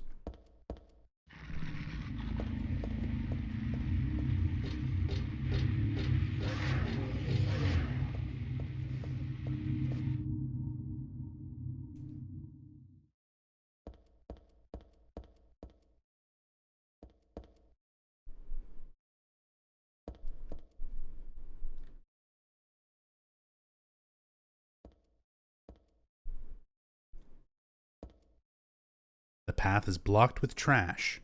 Can't go through here. There's our nutcracker, so we can get through that fence. But we're going to keep exploring the subways because there are some interesting things here. And we do still have to go... Quit biting me. Bad dog. Get out of my way. We have to go find a ghost. Path is blocked with trash. Can't go through here.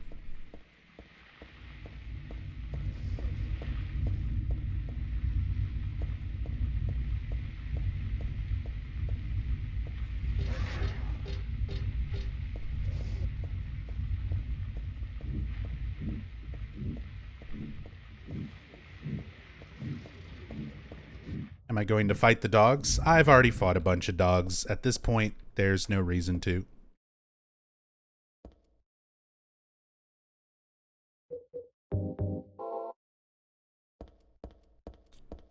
More focused on getting to more lore stuff that we can show and talk about, more little Easter eggs than fighting just for the sake of it.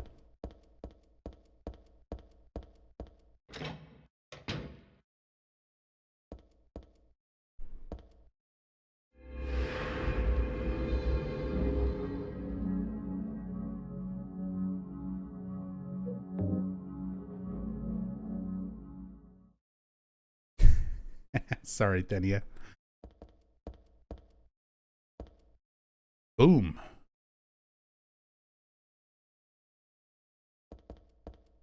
That graffiti always really stood out to me.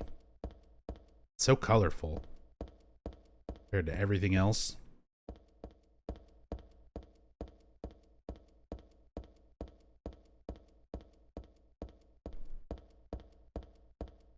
Yeah, Trouser Guy. Subway, it fucked with me too. Like, you wouldn't think it would if you, especially if you take the time and pick up the map when you first get here, but it's an easy to miss map. So I've seen a lot of people first playthroughs on Twitch. A lot of people miss that map because it's just not right in front of you. But then there's like signs pointing, you know, St. Renata College, Concourse, Hazel Street, kind of telling you where to go. And if you read the subway map, Heather says what you're looking for. You're looking for Bergen Street. They give you all these clues to try to help you, and I still, as said, it took me at least a dozen times playing this game before I probably got used to getting through the subways. All right. We read the newspaper about a person who committed suicide, jumped onto the tracks. Now we've got this. I read this a long time ago. It's a nothing little occult magazine. Seemed like a bunch of crap to me. It's not so bad if you just read it for fun, though. The souls of those who died suddenly by suicide or accident don't realize they're dead. Sometimes they stay put and haunt that particular place. These spirits have lost their human senses and memories and can only keep replaying the pain and sadness of the moment they died. The pain can get so bad that they turn to humans for salvation, or they begrudge humans their lives. At such times, they can possess humans. Places known as famous suicide spots or high accident areas are often to blame. You should be careful when approaching such locations, especially on the day or at the time the death occurred. That is, if you don't want it to happen to you too.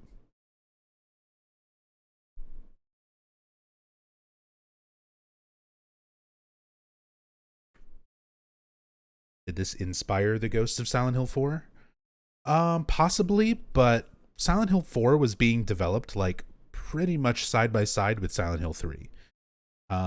There's probably things that influenced some of the stuff for 4, but while they were making this game, like 4 was already being worked on by members of Team Silent, like not core members, but kind of the B team.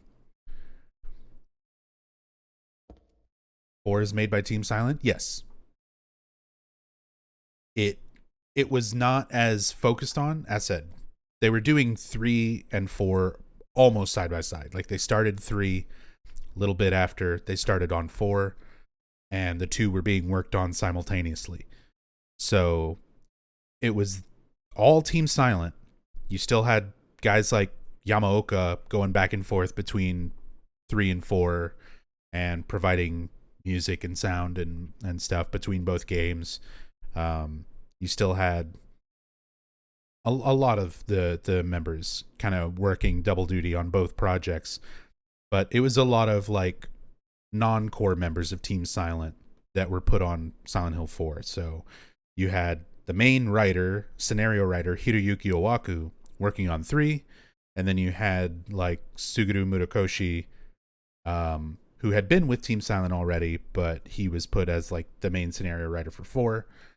So you had like things diverging. The team was kind of split into the 2 projects, and they had the lesser team members. I hate saying lesser, like the less well-known, less experienced, non-core Team Silent members working on 4 for the most part, and all the main guys working on 3. But 4 is the last Team Silent game. After that, it's all Western. All different Western studios and developers with not a whole lot of common staff members, except for a few like handfuls of people like Tom Hewlett and yeah, not many. This is also an enhanced version. So this is the official PC release using a bunch of mods. Widescreen, 60 FPS, Silent Hill 2 Easter egg stuff enabled. So yeah, there's like a bunch of different mods and things on the official PC release. It's not like all put together the way the Silent Hill 2 Enhanced Edition is. I wish it would be. But yeah, maybe someday.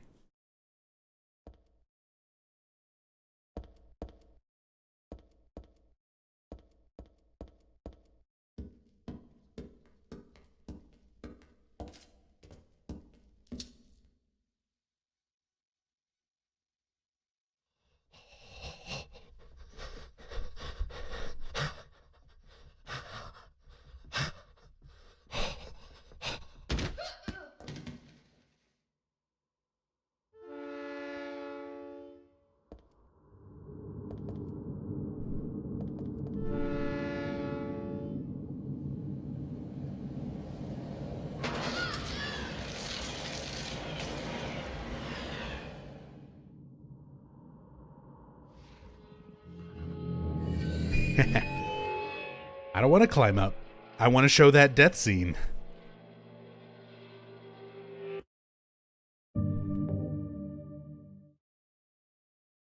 We took the time to do the whole extra ghost scenario, so gotta show that extra death scene.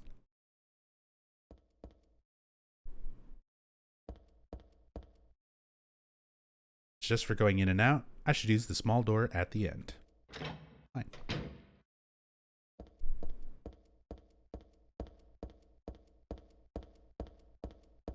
Wake up to death scene. What happened? Showing off the ghost pushing you onto the tracks. Cutscene. So that whole interaction with walking out onto the platform and the ghost pushing you and all that stuff does not happen if you don't read both the newspaper and the occult magazine. If you skip either of those things, that will not happen. Oh, I've already got the thing.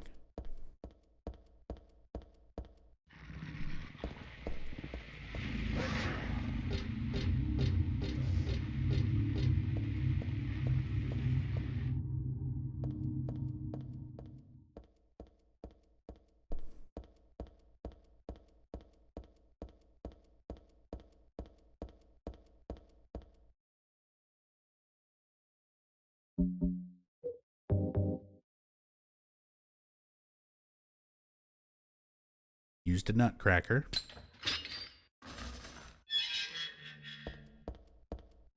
we can proceed. Because you have to go such a roundabout way to finally get to Bergen Street. And I do like this introduction of this new creature. It's just like, go in here, do a thing, and then they're out there. Shotgun shells.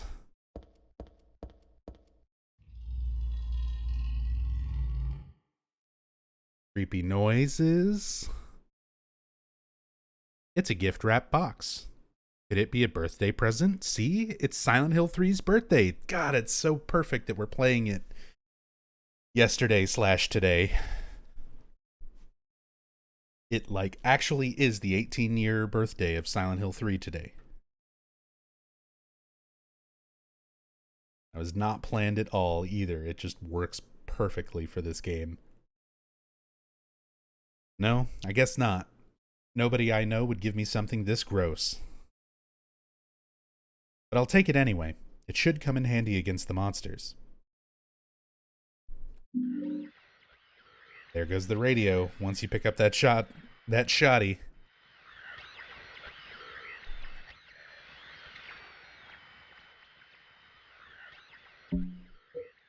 Holds 6 rounds of ammunition. Hard to handle, but has great range.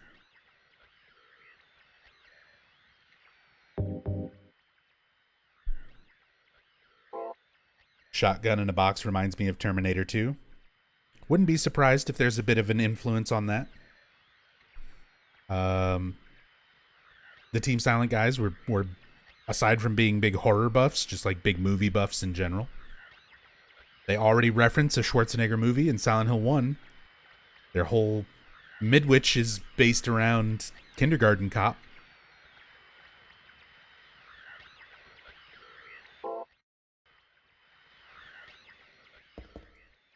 And I'm not joking.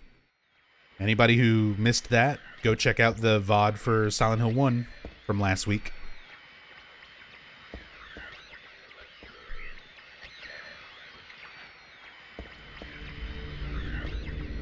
Now we have the insane cancers.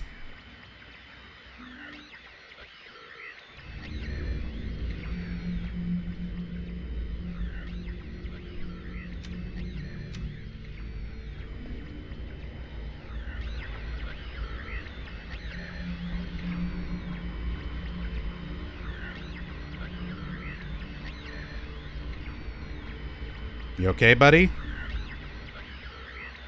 You need some help?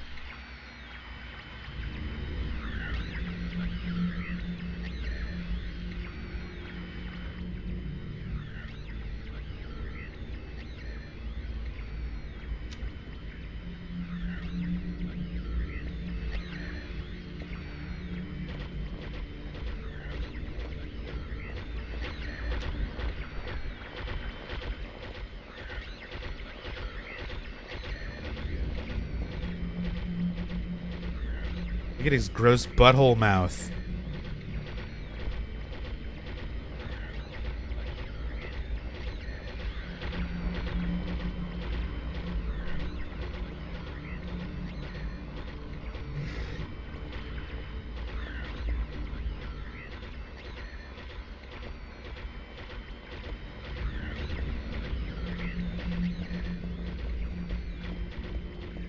And they will run.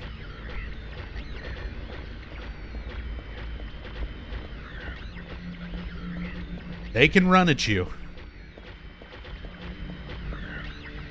Yeah, you better sit back down.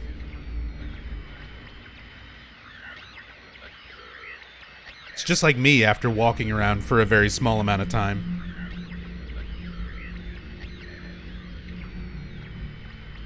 Gotta sit down.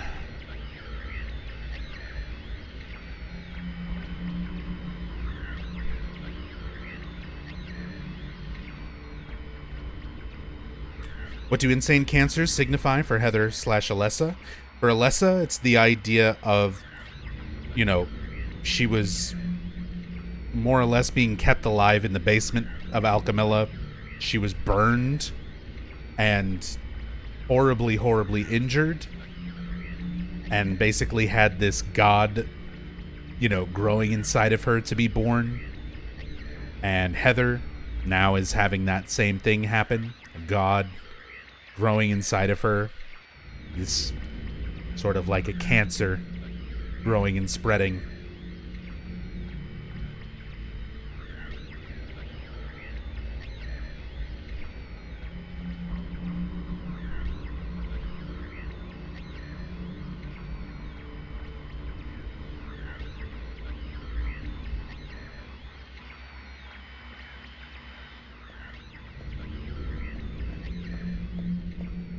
Question, because I don't remember. The siren that was changing the worlds, is that only on the first Silent Hill? No, the siren is like a pretty consistent thing throughout the series. And it's not the siren that's like changing the worlds. It's more of a signifying factor, but it's not always there.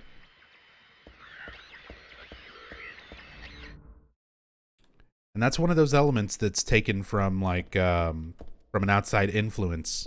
The sirens and the general sort of look of the otherworld, the influence behind a lot of the way the creatures look, how the darkness is handled with the flashlight kind of cutting through it, and that siren being your transition from like scene to scene.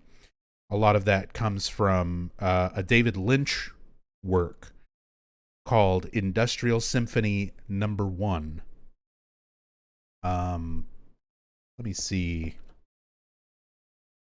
I think that is up on like YouTube or something. I just want to check it out really quickly.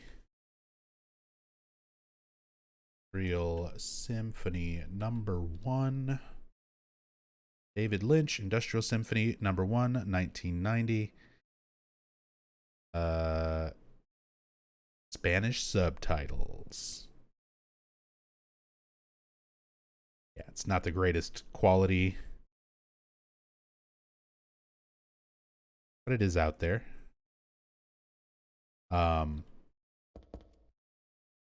We'll show a little bit of it. Just because I mentioned this one a lot. I talked about it a lot during Silent Hill 1. Usually bring it up for Silent Hill 3 because it's where so many of the iconic things that kind of people recognize about Silent Hill come from. Especially with like the siren and stuff. So let's take a moment. And I'm just going to try to like find a good segment here.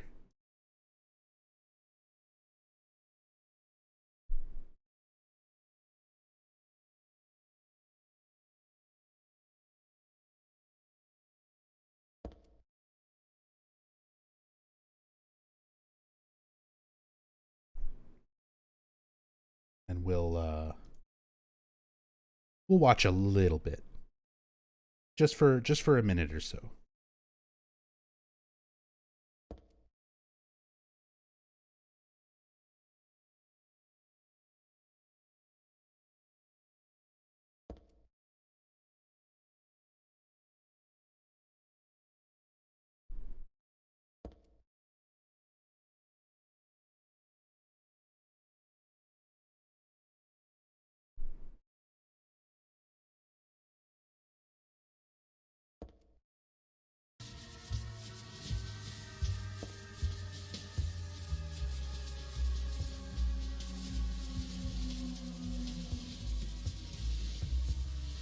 And TOS band.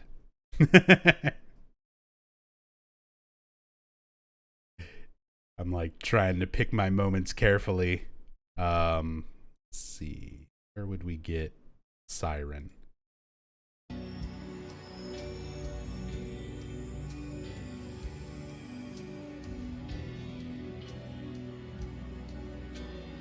think it actually does it right at the beginning.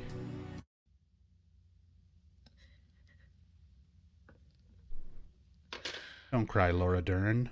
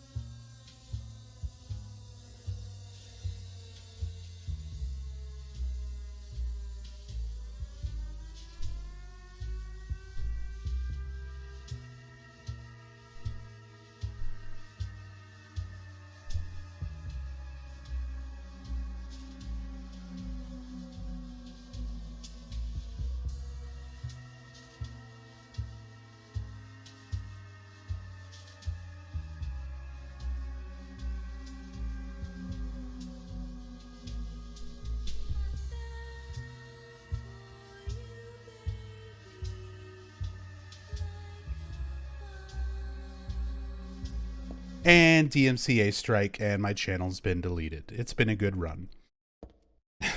I really wish I could show more. I'd sit here and watch the whole fucking thing with you guys if I could. But there you go. There's a little taste of David Lynch Industrial Symphony No. 1. Watch it. If you like Silent Hill, it was very influential on a lot of aspects of it. That siren for your transitionary periods from like normal things to very strange abnormal things. And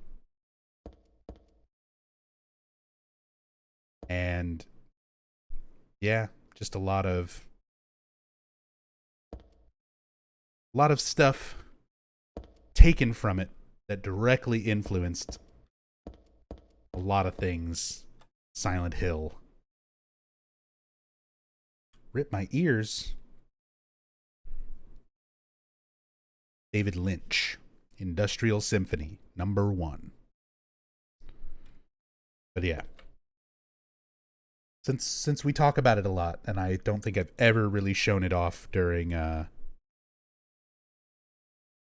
story playthroughs before, worth taking a moment, showing a little bit. There's stepladder and wheelbarrows blocking the way. I can't get through.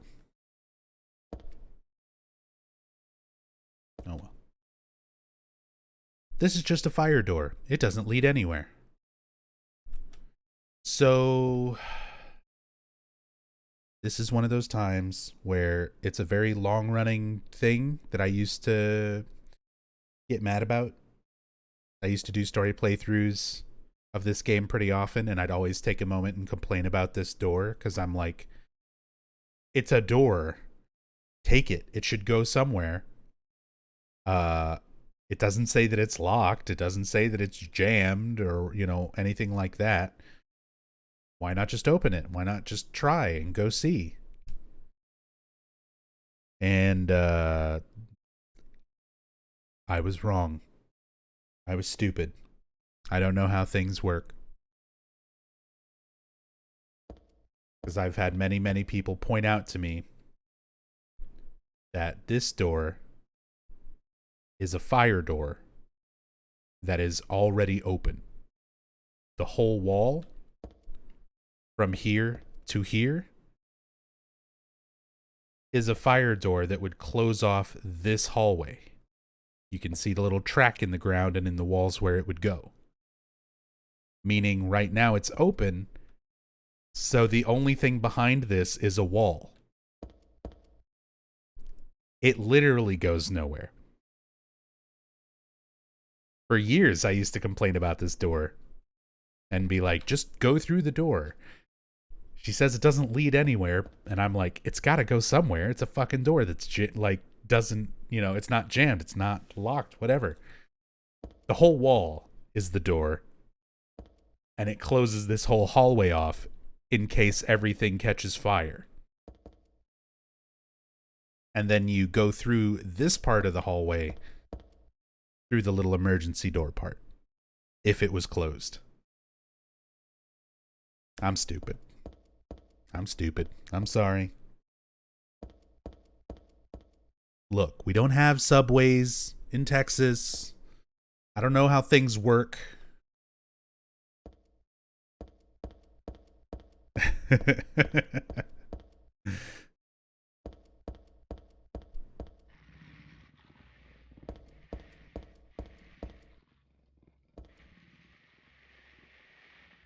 Life is hard.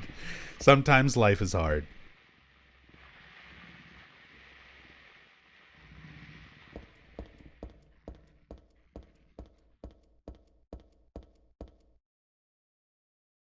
Good old cinematography. Nice camera angles showing you what you should go and look at. Let's go and look at that door. That real fake door.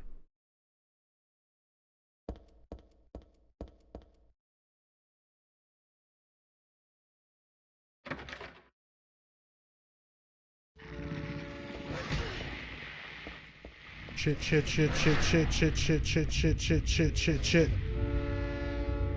Aw, I got killed by the train.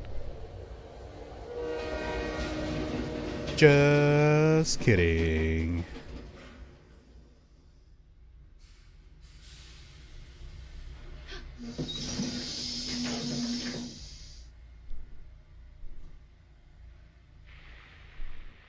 So that's part of the reason why I like showing the death scene with the ghost that pushes you onto the tracks, so that you can compare it to this scene where you actually climb back up and avoid the train. So if you were like me and you played this game, casually, blind for the first time or whatever, you get lost in the fucking subway and you just look everywhere. You're going all the way through it. And because I'm going everywhere and looking at everything, trying to find my way out of the subway, I examine that newspaper. I examine the little book on the ground. I get pushed onto the tracks by the ghost, and I legitimately died to it, before figuring out which side I climb up. So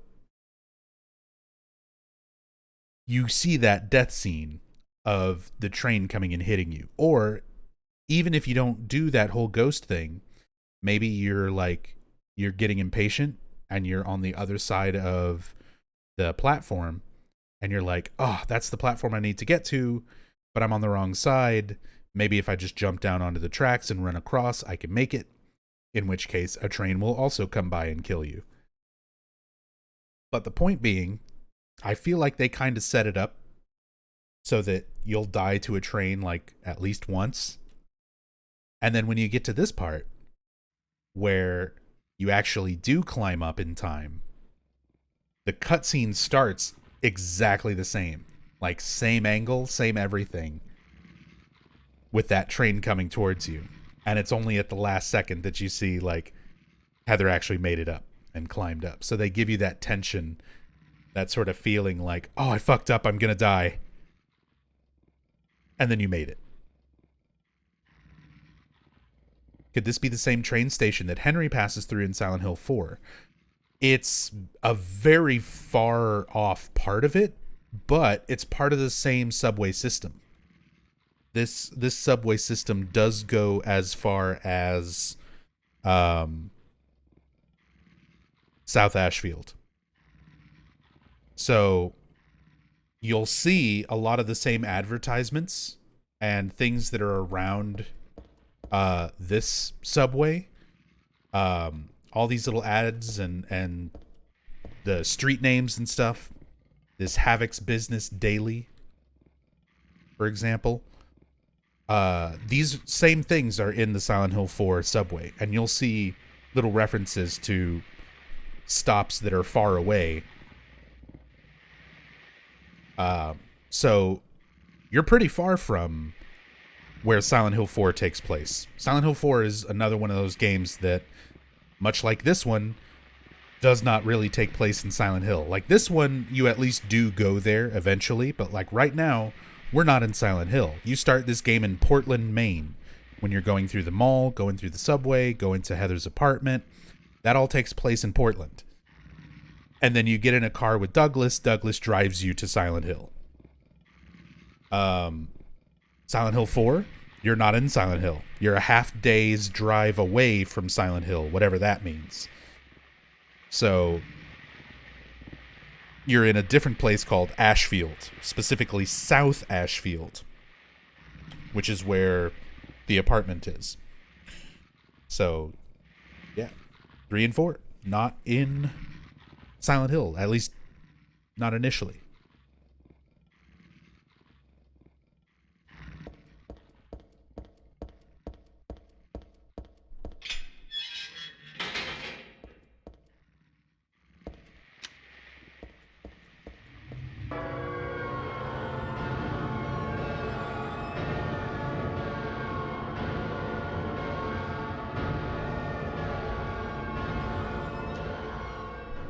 Walter just makes the nightmare happen there. Yep. Walter brings the nightmare to you. He delivers. No contact delivery.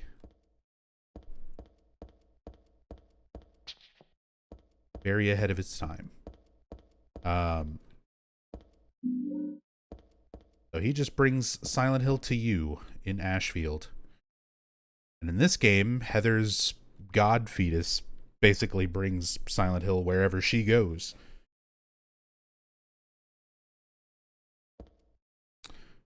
Bergen Street. We made it.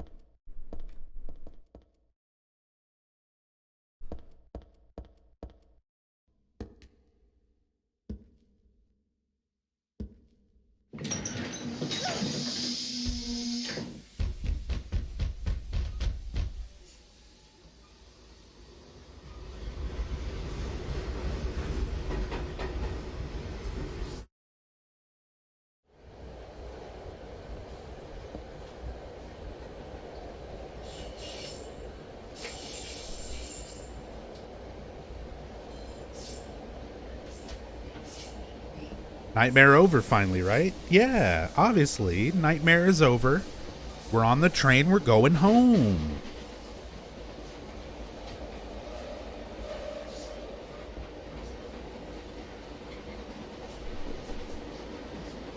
Except for, you know, bloody cult symbols painted on the ground, but that's just the subway. That's any subway. Including the sandwich shops. That symbol's drawn on the floor. Hope I don't get cursed just by stepping on it.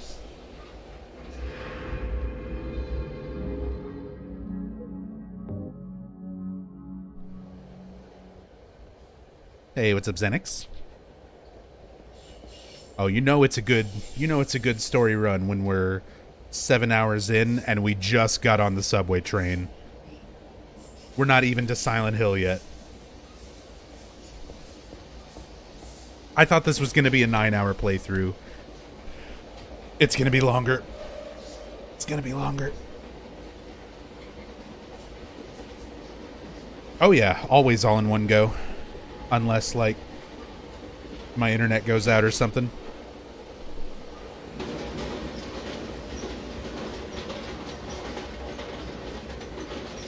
Did you know you could go out the back end of the train?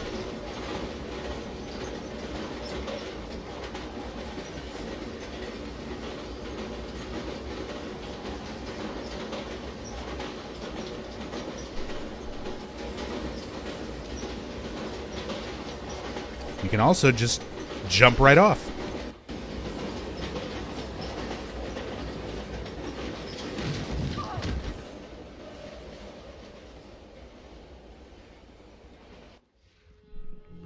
It is almost 5 a.m. It's 4:51 a.m. for me.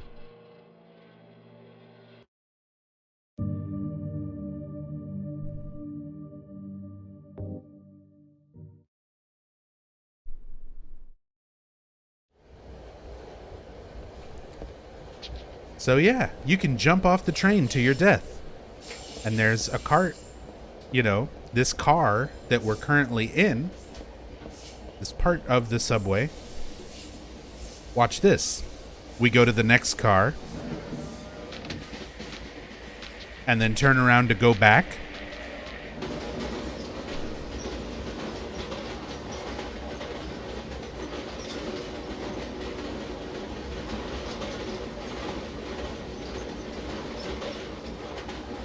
The cars are disappearing from right behind you as you go through.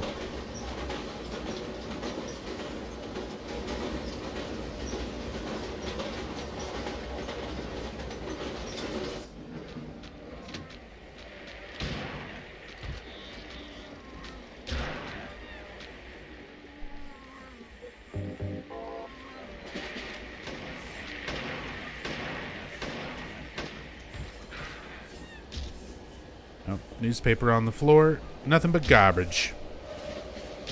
Just garbage.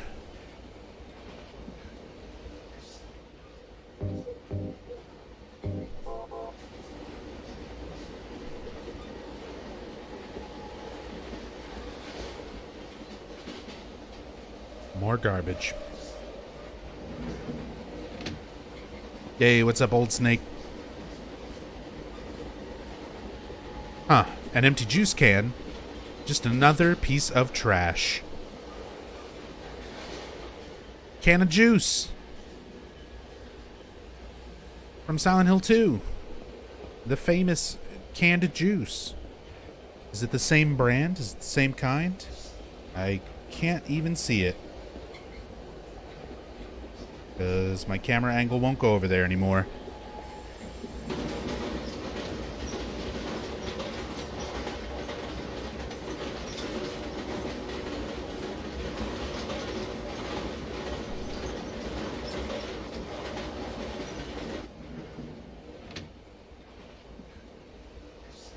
It's not the same. It's like a jug. It's like a plastic jug. It's not those bright orange juice cans from Silent Hill 2. Gonna check the DBD anniversary stream tomorrow. Also gonna reveal the Resident Evil chapter. Oh yeah. Although I will probably be asleep while it's actually happening live. But I'll watch the video when I wake up.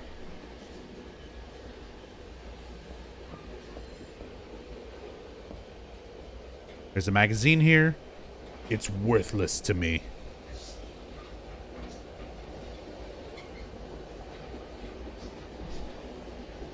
Some graffiti by The Bad Artist. I wonder who actually did that. I wonder who's the bad artist. Is it Masahiro Ito? He's a pretty good artist.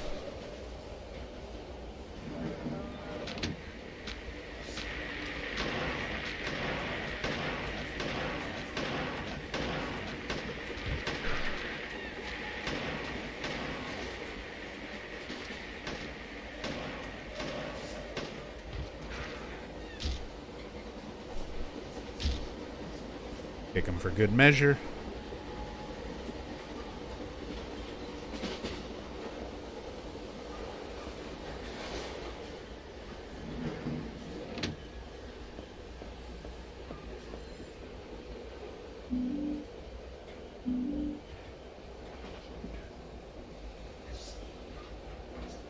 See, there's lots of little things in this game that I think back to, like, when I didn't, like, I don't know.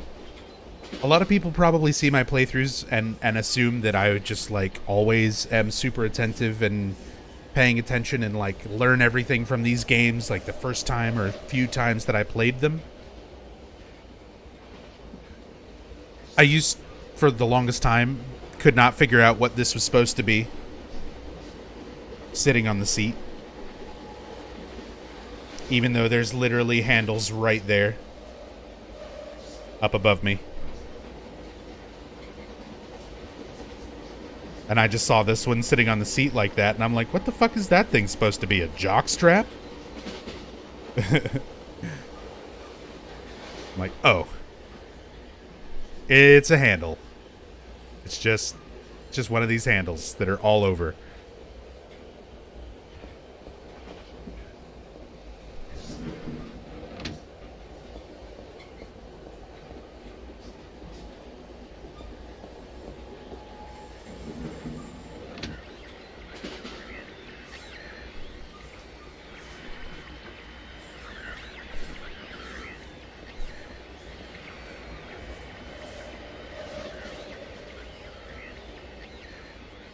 Well, if my channel wasn't banned from showing David Lynch for 45 seconds, we're definitely banned now.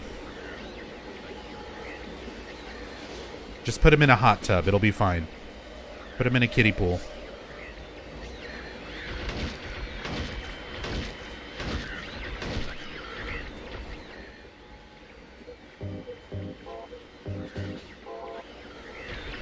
Bop.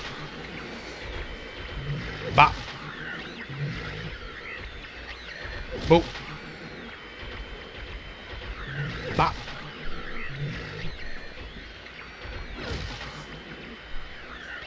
Come on. Blocked it. Too good.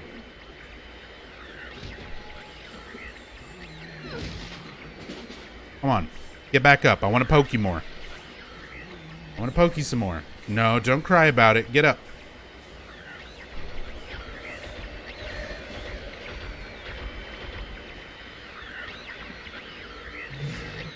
Blocked it.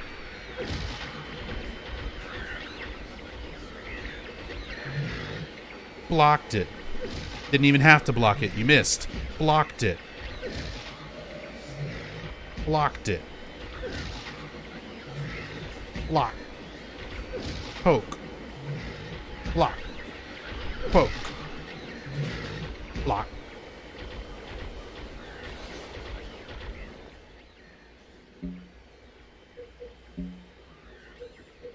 Blocking took me forever to figure out, A, that you could even do it in this game. It's a mechanic that I would say most people who play Silent Hill, like, never use. And then it's like, there's a whole timing thing to it. It's kind of like learning how to parry in Dark Souls. Because you can't just hold block. Like, you have to time it. It's just a very small animation window where I'm holding it, and you can see Heather just like does it for a second and then stops, even though I'm still holding it the whole time. So you've got to learn enemy attacks and time when you block.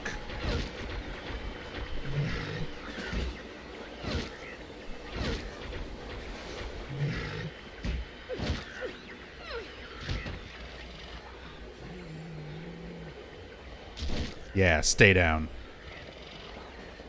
Hold on. Right here. Yeah.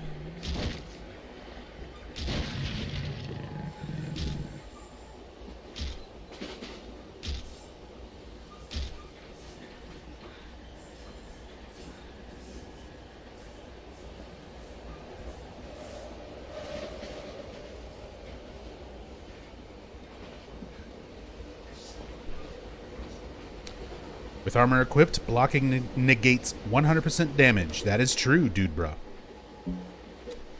With the bulletproof vest. I like how you call it armor. Really is Dark Souls.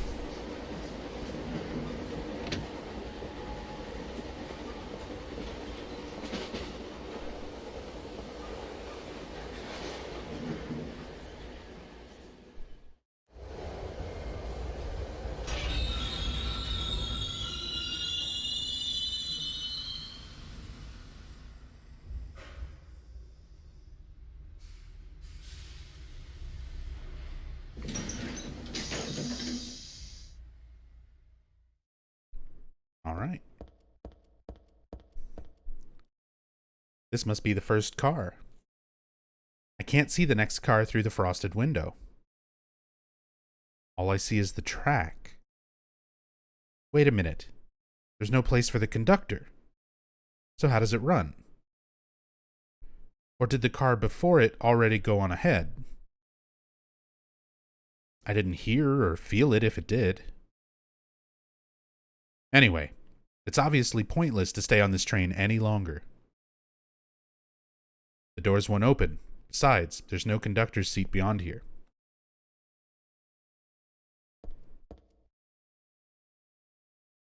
So not only was every car disappearing behind us, but there was no car ahead of us either. We were the only car that existed at any given time is the one we were in. The doors are shut tightly. I can't pull them apart either.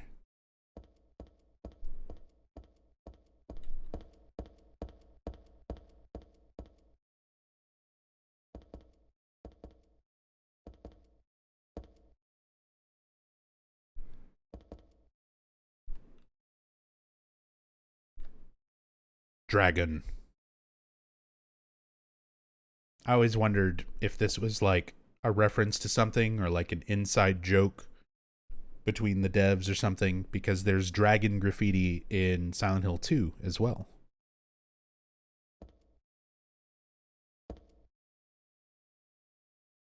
Maybe just something their texture artist wanted to make. That old pattern's painted in here among the graffiti. Looks like it was just put here too. But by whom? Why does my head...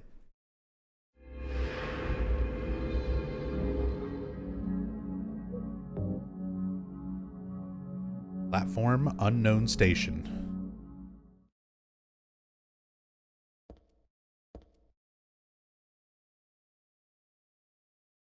Monster. That one I understand. Think I might understand the subtle hint there. What's that one say? Manhunt? Man-hat?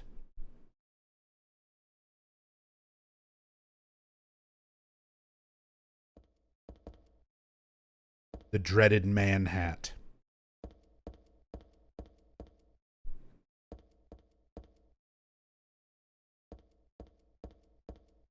Manhattan Station?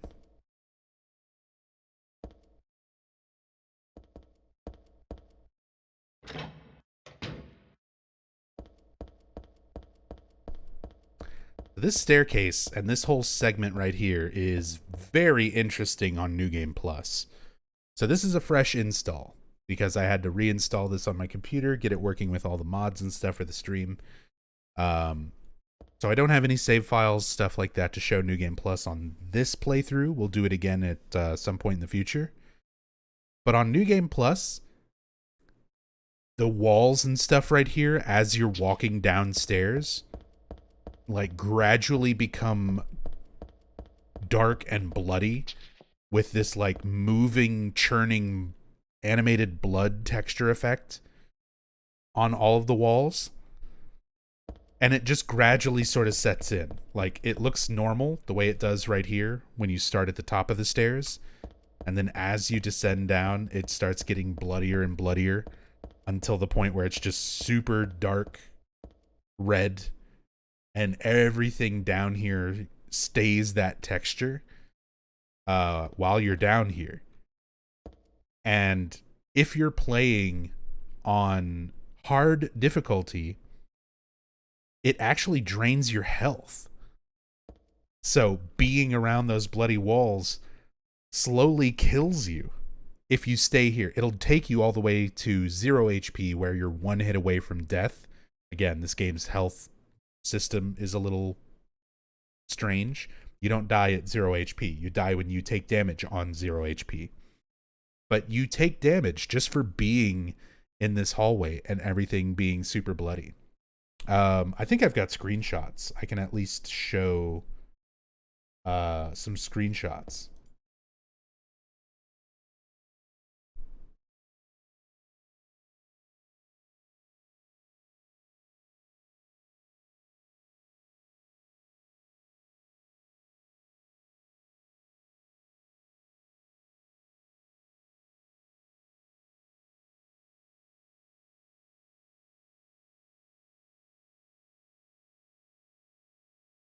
So there's Heather at the bottom of the stairs looking back up.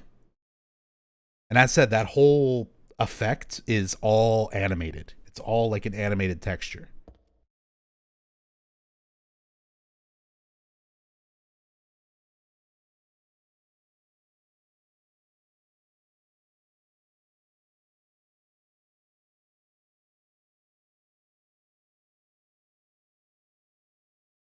So at some point, we'll come back to this and do a New Game Plus playthrough, talk about a lot of the differences between New Game Plus, and show a lot of those kind of things off.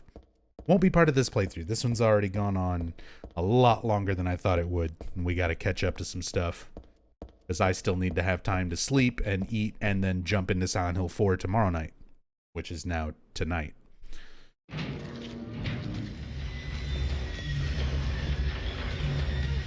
Oh, shit. Texture looks similar to what Heather's skin looks like when she peeks up God. Yeah, they use that moving blood effect multiple times throughout the game, and a few other similar animated effects. But it's just really cool seeing it on, like, everything down here.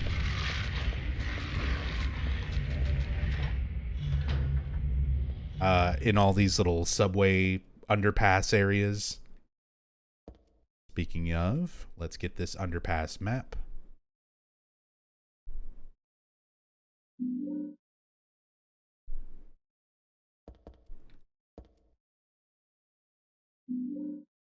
Got a mall.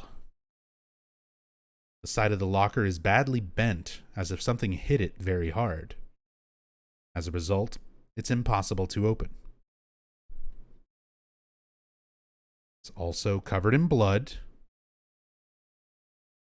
as is the wall behind it. But you just left the mall. Now I own the mall. Like a big, round, pointy hammer. It's super heavy, but at least it's got some oomph.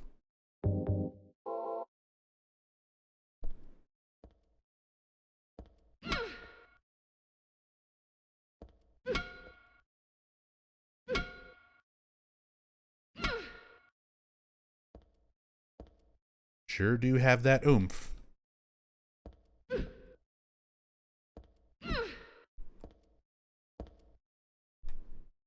I almost never use this weapon.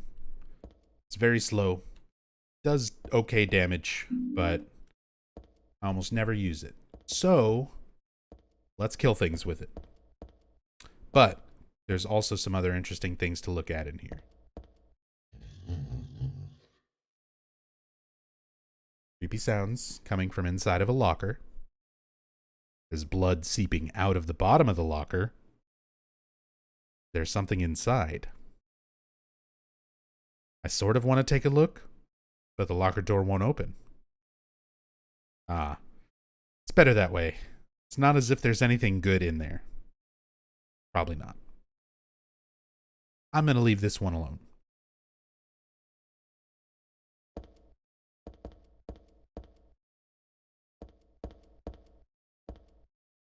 There's a toolbox here, but there's nothing really useful inside. Nothing particularly useful looking on the shelf. We already took the first aid kit. Anything else there? Anything else there? Most important thing to look at last, safety helmets. Helmets. Should I take them with me? Nah, never mind. It's pretty geeky looking.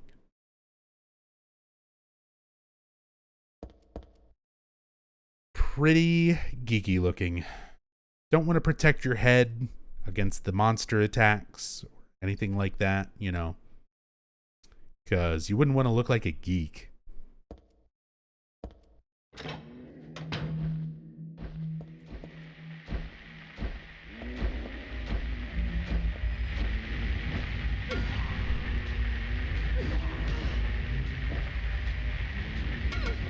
Oh my god, he's a fucking expert. Oh no.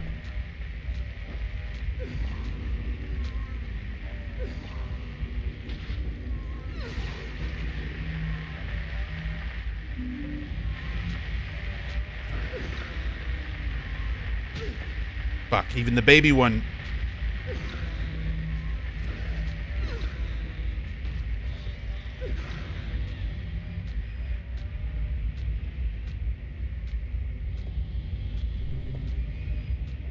Love how the enemies just sort of flatten out.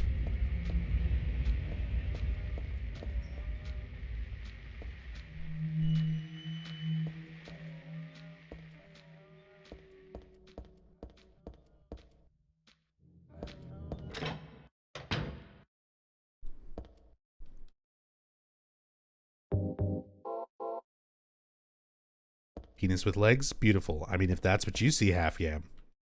We did fight a giant penis worm earlier, and phallic,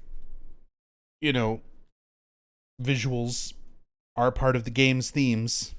Impregnation themes, pregnancy themes, birth themes. So a lot of things look like, anatomy.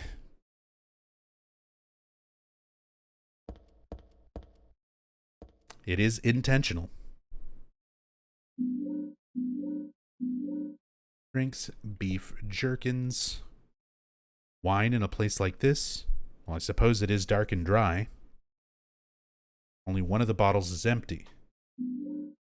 So take one of the full ones and drink it. Got the wine bottle. And this is one of those lines that always and still continues to confuse the shit out of me. The body must have been crushed by something heavy. With that, then? God, how awful. She's underage, Nub? This game turned 18 today. All right?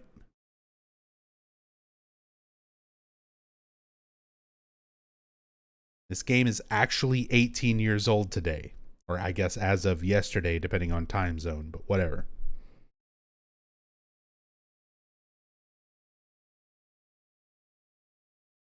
It's literally the 18th anniversary of the release of this game.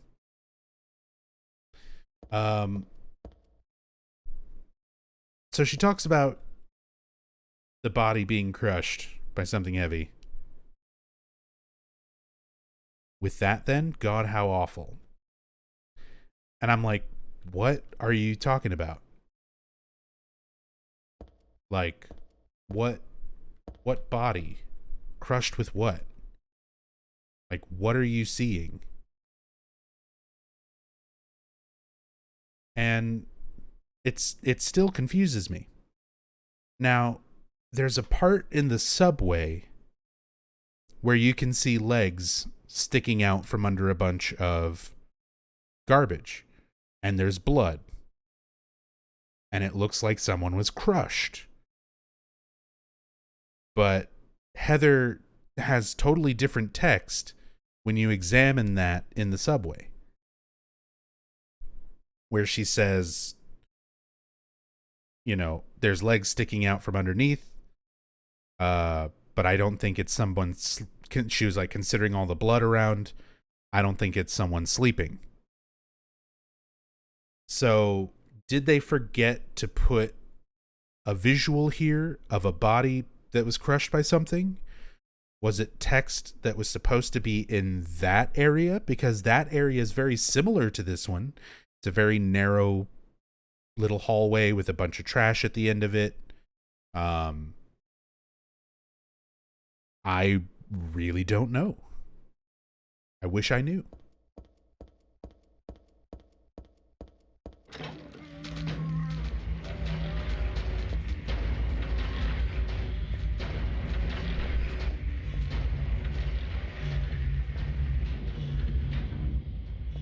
Makes the most sense that they mixed up text lines, and there was supposed to be text, like more text for the body that you find in the subway. Because that makes more sense to misplace like a little line of text in a similar looking area than to completely leave out like a visual of like a body or something. There is a free cam mod for this as well, and I've played around with it off stream in the past, and there is no body there, like from what I can see, like clipping into that whole little junk pile. I don't see anything that looks like a body.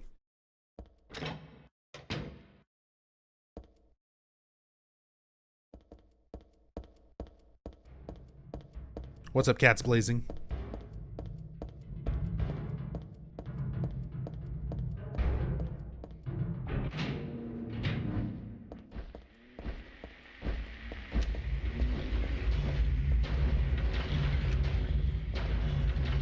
Machine control room. There's that symbol again.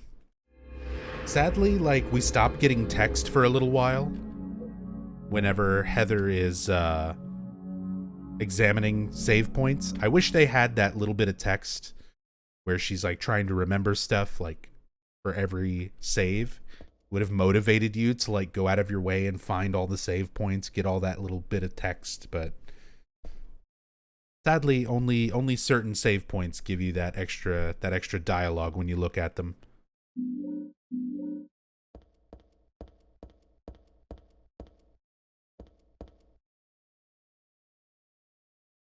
The locker's filled with junk.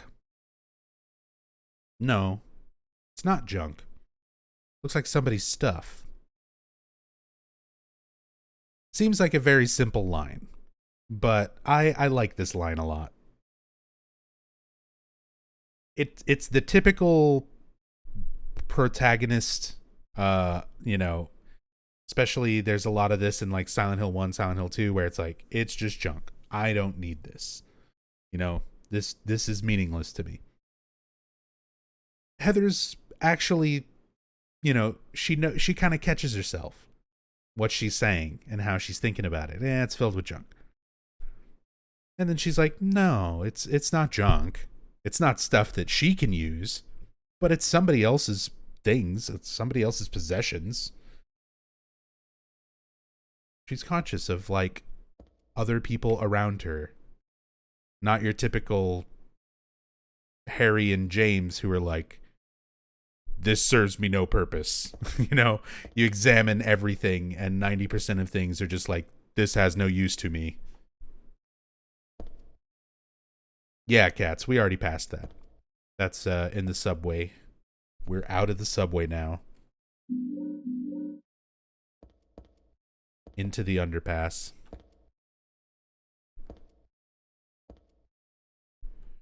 There's some kerosene left in the heater, looks like.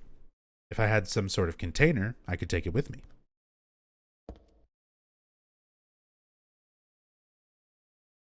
And for whatever reason, I believe they reused this heater and some other stuff in Silent Hill 4. 4 is filled with a lot of like reused props in various parts of that game. A lot of things that, because they were working on 3 and 4 at the same time, they were probably like, why would we go through the trouble of modeling this thing when we've got a model right here?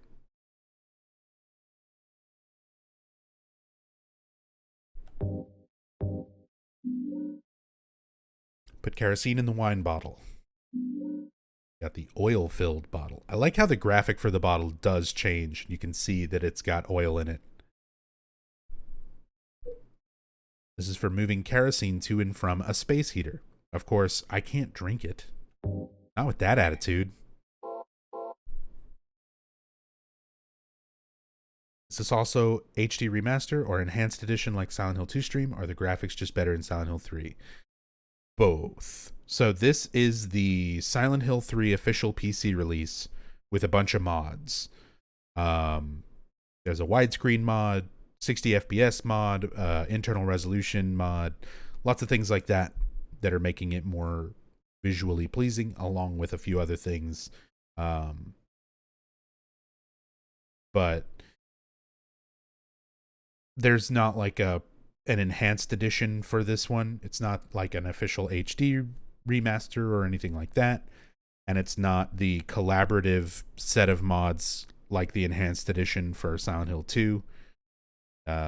It's just official Silent Hill 3 PC release, which already by default looks really good. And then the mod to make it widescreen, a little bit higher internal resolution, all that sort of stuff. To just make it look even better. But by default, just base Silent Hill 2 version, base Silent Hill 3 version, the graphics of 3 look really, really nice. Any Windows 10 compatibility patch? Not specifically. I don't have any Windows 10 compatibility patches running, but I'm playing this on Windows 10, so it is compatible.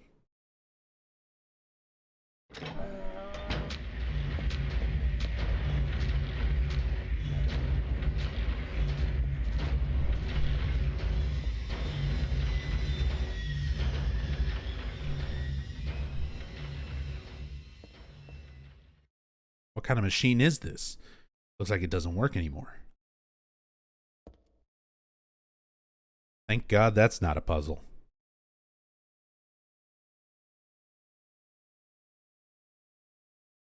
That looks like a Resident Evil, like that would be the Resident Evil puzzle. This would be how you get this machine to work if this was a Resident Evil game. There's a fucking valve up there. There's 3 little things that are wired up to some other thing there. And a box with all sorts of fucking buttons and switches. I feel like you'd have to do stuff with this if this thing existed in Resident Evil.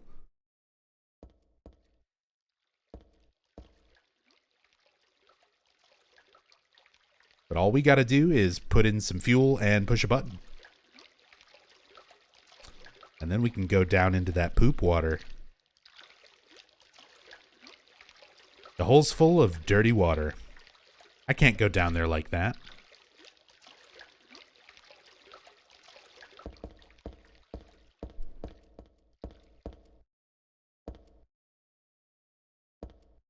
Looks like a hoist on-off switch. Throw the switch. Nothing happened. Wonder if it's broken. This might be the fuel tank. There's nothing in it, though. We got our kerosene bottle. Kerosene in the fuel tank. Now we can flip the switch and witness the greatest cutscene this game has to offer us. Flip the switch. Close up on the machine. Close up on this part of the machine. Close up on a pulley. Oh yeah. Exciting stuff. I really know what just happened. If I had no knowledge of what's going on, that definitely explains exactly what just happened with those 3 little zoom-ins. I don't know why. I don't know why this is like that. They could have made that a lot better to kind of show like what you're doing, what's happening. Thanks to that thing, all the water's finally drained out of the hole. It looks like I'll be able to get down there now. If I can stand the smell, that is. See, if I was directing this cutscene, I would have shown, you know, the machine turn on, those first little cutscene like zoom in parts where it shows the pulley go, but after showing the pulley like moving that cable, you really want to have a shot of what the cable's connected to, which is right there. And it's this sluice gate that pulls up and lets the water run through there and drains all this water up. And a lot of people, like, for a little while, I've talked about this cutscene on previous playthroughs where I was like, you know, well, animating water is hard. And they would have had to show the water, like, the water level going down and going out of this thing. And that would, you know, be tricky to animate, especially for 2003. Except they did this already in Silent Hill 2. When you get to the end of the apartments, Pyramid Head goes down the stairs and opens up a door that lets water out, and it's animated in real time with you right there in the room watching the water level drain out so that you can use the stairs. Why didn't they just do that again? Just show it. Just show what's happening.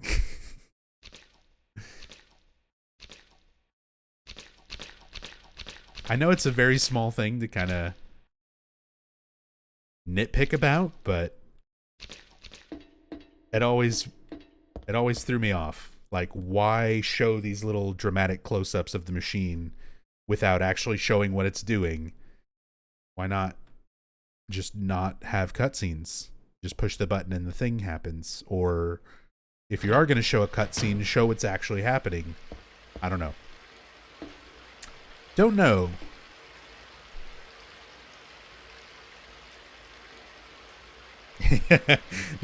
they already didn't have that source code from 2. Yeah, maybe. It would be way too hard to reanimate it the same way.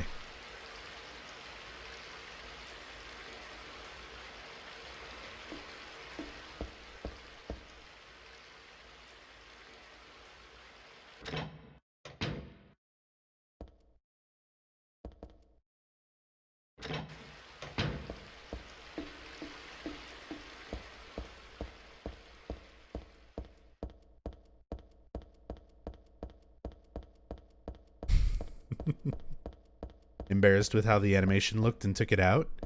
Maybe. Maybe there was originally more to that. What's Heather's backstory in this game? You mean literally the entire plot of Silent Hill 1 and Silent Hill 3? You want me to sum that up for you real quick? When the entire purpose of these streams is to talk about that at great length while we play through them?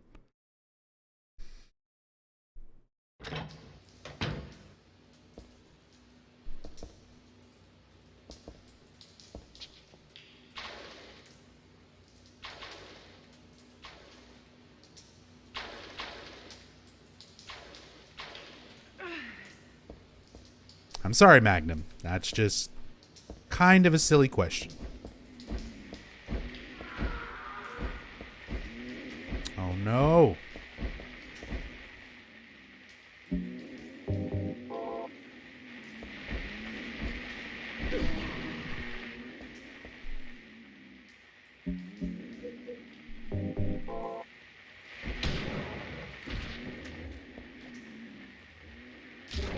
Quit it.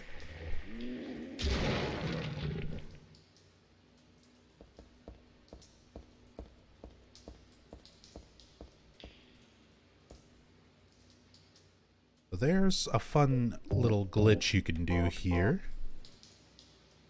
If you don't want to use your feet and walk all the way to the other side of this little walkway,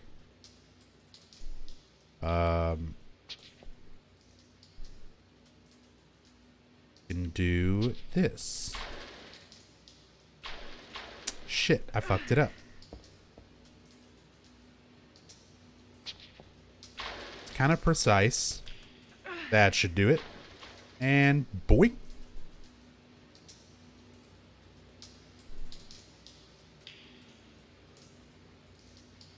So that teleports us all the way down, and we get this nice little camera pan trying to catch up to where Heather went.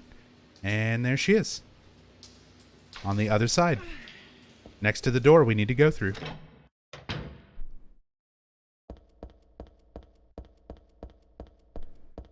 No, just like Silent Hill 2, James goes to Silent Hill to look for his dead wife. But if you were to say, what is James's backstory in that game? It involves revealing all of the plot of Silent Hill 2. Like, he killed his wife already. He's going to Silent Hill to commit suicide. There's so much more to it. Like, Small summary is sad girl has weird things happening to her. But to give backstory for this character literally would take explaining all of what happened in Silent Hill 1, everything we've covered for the last 7.5 hours of this playthrough so far, and everything we're going to talk about for the next 7 hours before I finish it. Like, that is the whole game. That is the whole point of it, is that backstory.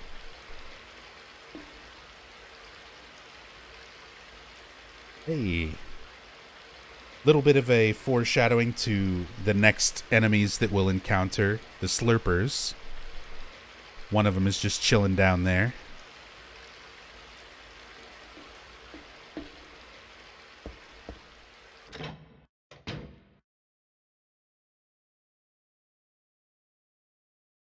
But yeah, I'm sorry. These playthroughs are already super long and super in-depth.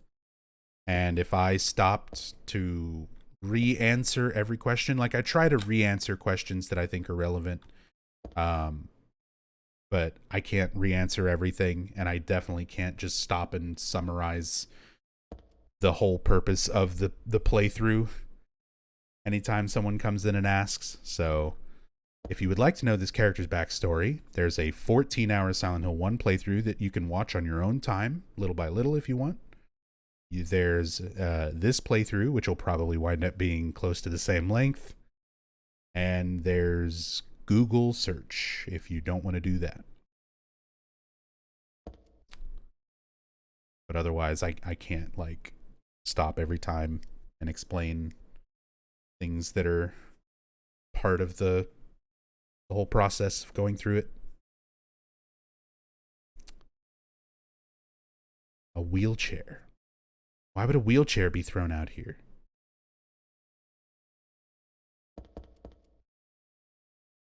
So, wheelchairs, recurring themes, things that came from Silent Hill 1. Alessa, at the end of Silent Hill 1, you'll remember, was in a wheelchair. So now Heather, being a reincarnation of Alessa, is having these same things manifest. A lot of similar things are manifesting from her mind since she has those memories. It's a broken clock. This is from the sewer too.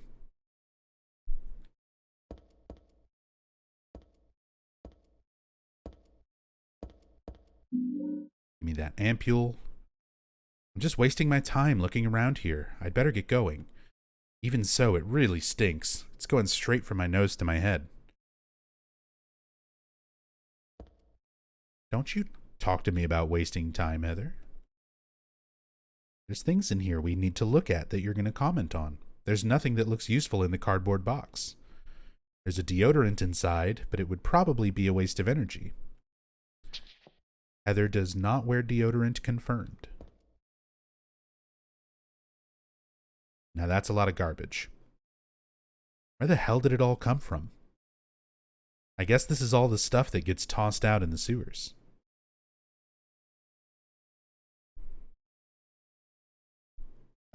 Tin can that looks like the tin can from Silent Hill 2 that had light bulbs in it. A radio that absolutely was from Silent Hill 2. That's the tape cassette player that James listens to in the hotel. Just some little Silent Hill 2 references thrown in a big dumpster. I wonder if that's maybe a little... just little references to Silent Hill 2 sitting around in the trash. Remember, when Silent Hill 2 came out, they responded to a lot of the negative feedback. As much as people love Silent Hill 2 now, at the time, a lot of people didn't like Silent Hill 2 because it was not a continuation of Silent Hill 1 that they liked so much. So they made 3 in response to that, a direct continuation of 1. And maybe they have this little kind of tongue-in-cheek, you know, put a bunch of Silent Hill 2 stuff in the trash, like, here. We got rid of it. We went back to the Silent Hill 1 idea, just like you wanted.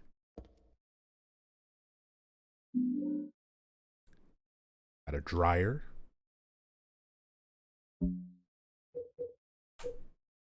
Found in a sort of garbage dump. Still looks usable, though.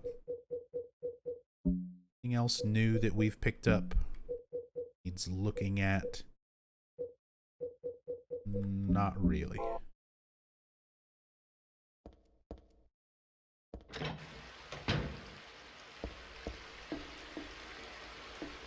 That slurper that was down there underneath the little walkway here is now gone.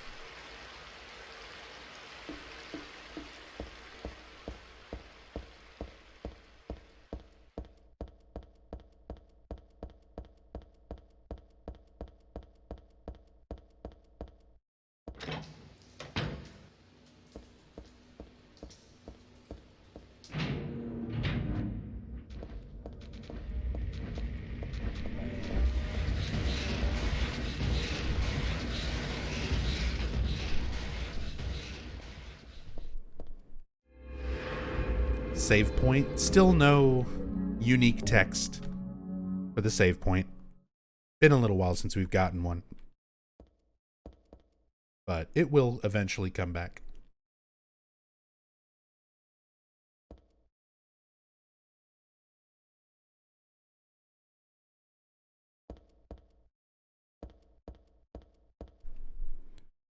Is this a security monitor? Can't see anything. Must be broken.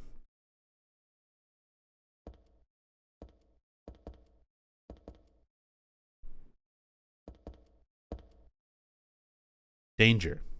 Keep out. This was probably pasted on that door there. I can see where it fell off.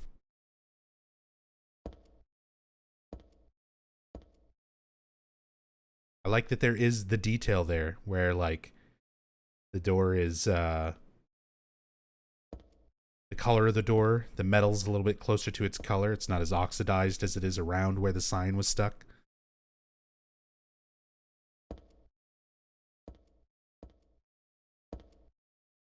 There are documents on the floor. They don't look like they have anything to do with me, but they got today's date on them. That's weird.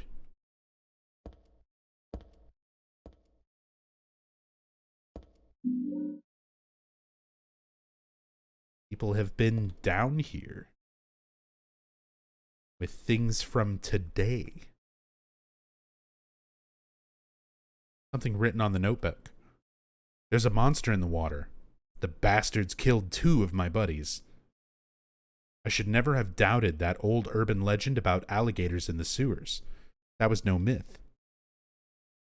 But no one believes me. They were drunk and slipped. We're not that damn stupid. Even calling it a monster isn't quite right. This is something else. All I know is something's in there. I'm going in now to beat that thing's head in. If you find this note, consider it my will.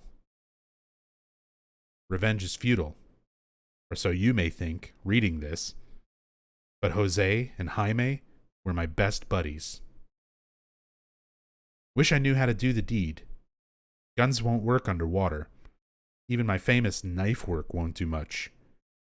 If only I had a hand grenade. Where's this guy's video game?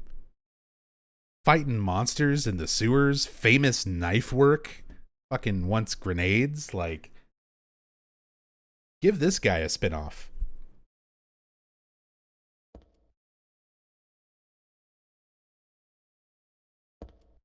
Riddick. Maybe.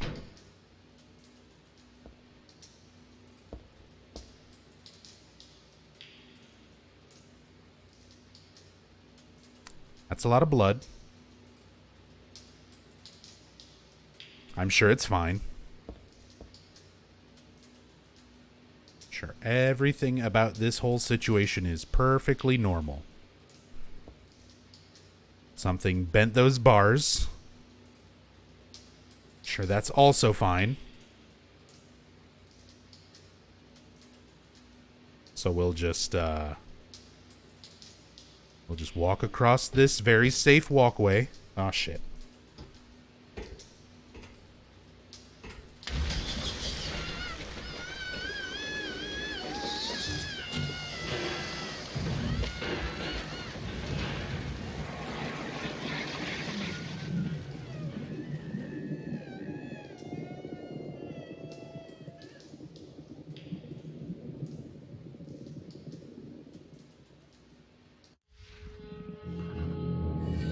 That fucking, like, muffled screaming as she gets dragged into the water is so disturbing.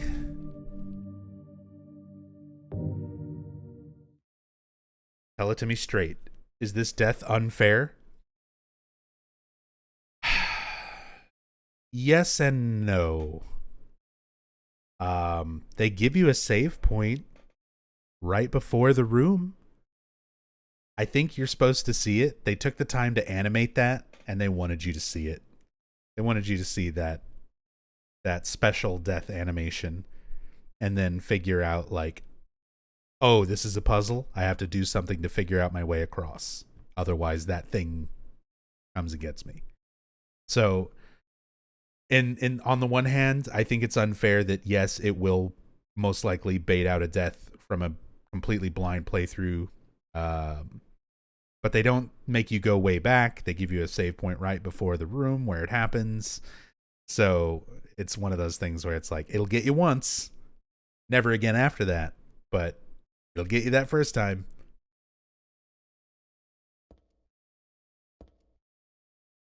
Yeah, rest in peace, no memory card runs. If you didn't have a memory card, then you might be very upset. I'm sure somebody out there was very upset. I'm sure plenty of people tried sitting down and playing this in one go and didn't have memory cards.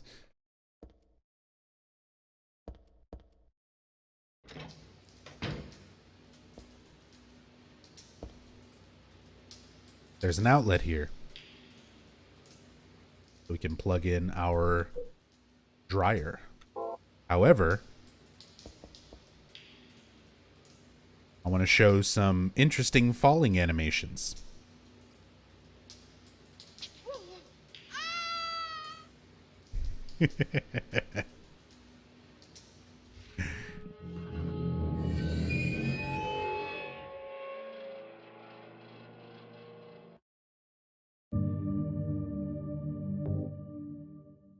Just plank. Just plank and float in the water, and it's fine. And in reverse.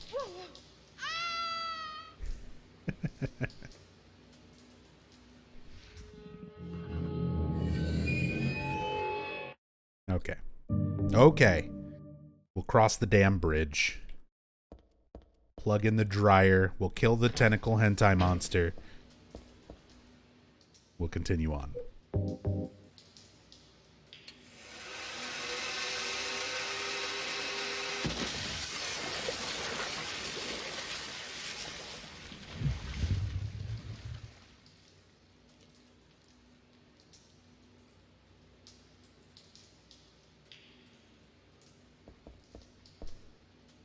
The dryer's plugged into the outlet. Actually, it seems like this dryer has a longer cord than usual. Okay, we're not going to comment on the, that.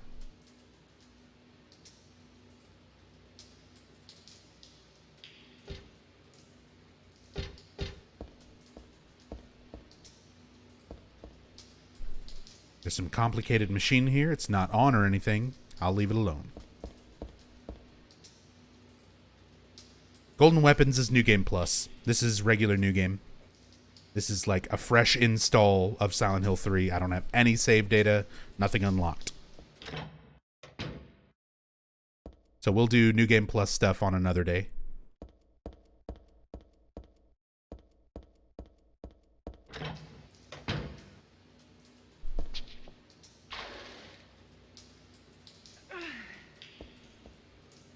Dude didn't even need famous knife work. He just needed a fucking hairdryer. Exactly.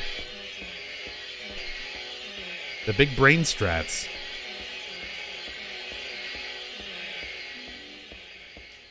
But I still want a spin-off game with fucking famous knife work grenade guy. The legend of Jose and Jaime. His two best buds.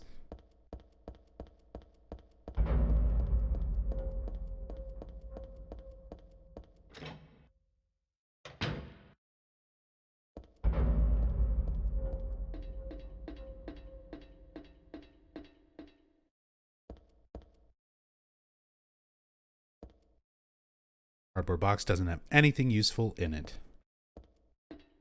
Fair enough. We're out of the stinky underpass. Just imagine what Heather smells like right now. Isn't Jaime like phonetically Jamie? Nope. Well, it can be, but considering Jose is like, you know, Hispanic pronunciation, Hispanic name. Jaime, when it's a Hispanic given name, is usually pronounced Jaime, not Jamie.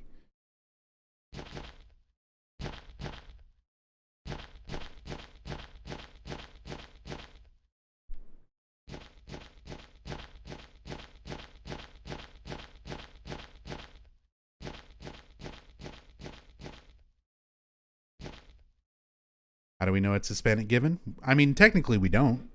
Just that Jose is. And I've never seen somebody with that spelling of Jaime pronounce it Jamie. I've always seen Jamie as like Jamie or EY. I've seen different variations of it, but Jaime, maybe it's because I've always lived in Texas, but I've seen that name a lot throughout my life, and I've always heard it as Jaime.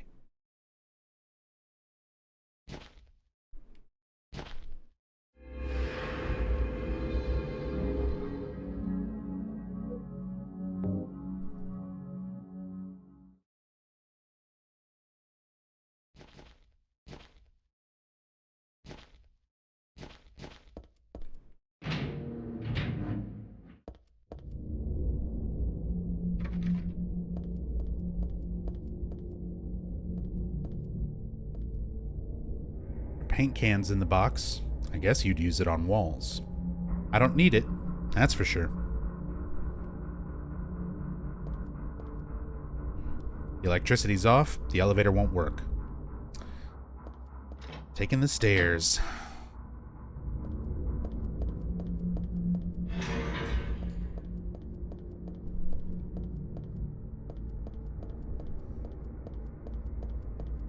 These doors, none of them work. Gotta go all the way up. Step ladder. It's too big and bulky to take with me. Come on. 4th level floor has crumbled. For safety's sake, entry is forbidden. Door shut tight, won't open at all. Floors are falling apart.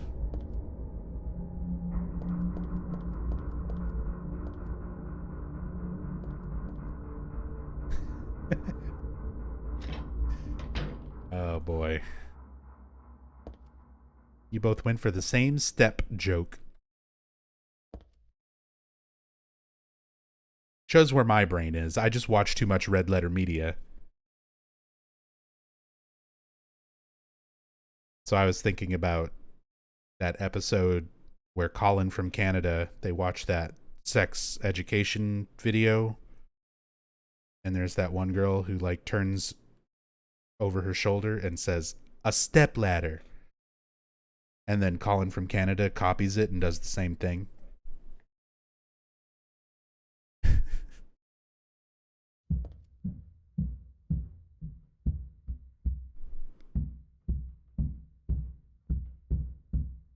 Tell your neighbor to quit stomping around.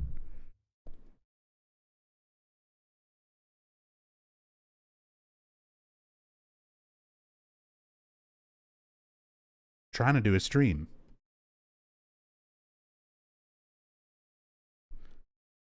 Some more really good sounds. Jokes aside, I love the fucking audio where even when I know it's gonna happen and I'm familiar with how it sounds, it's so fucking well done and mixed.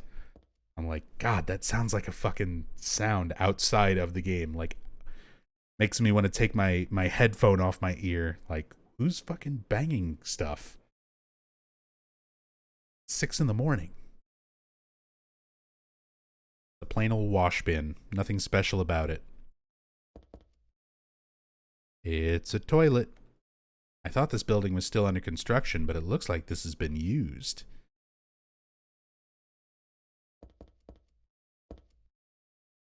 Obviously, Claudia had to stop and take a shit on her way to the Mason family home.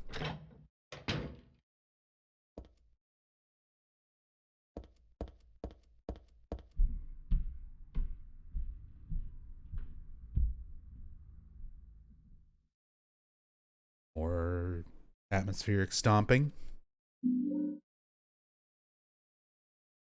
Handgun bullets. Lots of empty bottles and cans. Looks like somebody was living here.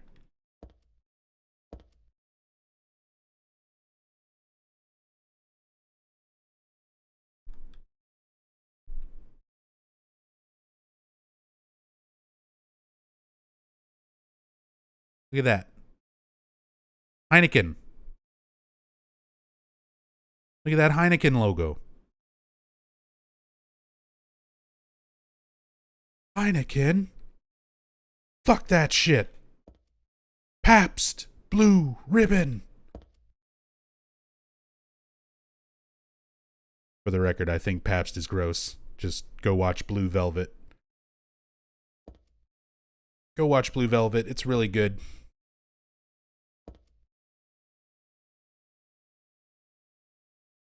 The wall color looks a little different here, and the material is different too.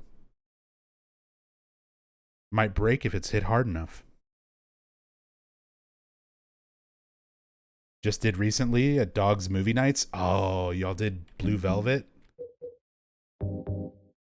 Dog has seen it before that though, right? It wasn't his like first time watching it.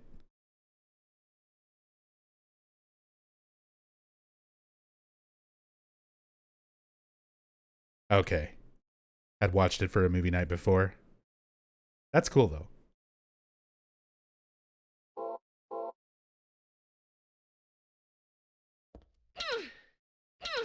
Gonna take me a whole bunch of stabs, but I'm gonna get it. I'm gonna break that wall. I believe in you, Heather. Good swing. Look, everyone, it's Solid Snake. And his trademark yellow pants.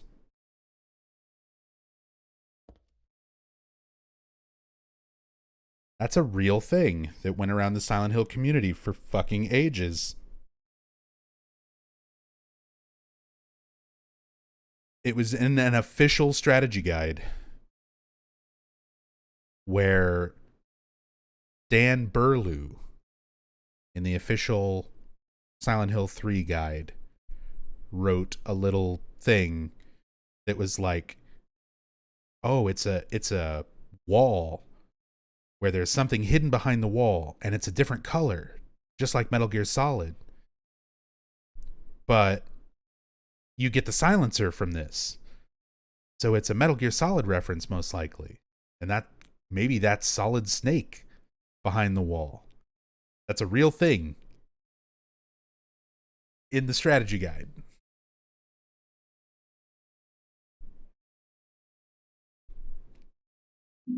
As if Metal Gear Solid invented silencers. Got the silencer. So it's funny that that guy wrote in the strategy guide, like, maybe this is a reference to Metal Gear Solid. And if you examine this again as Heather, she tells you exactly what the reference is. I can see legs through the broken part of the wall. I hope those are just mannequin legs, but I guess I'm not that lucky. Just like the black cat. I wish I hadn't seen that. As in, I wish I hadn't seen that movie. That movie, The Black Cat. That this is directly referencing.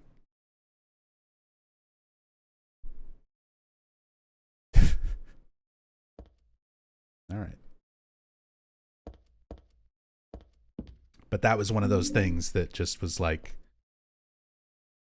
common Silent Hill trivia misinformation.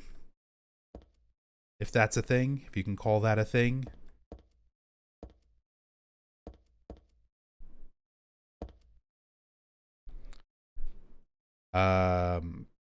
Gagasomnia said, I heard the silencer weakens bullets. That's true. It does.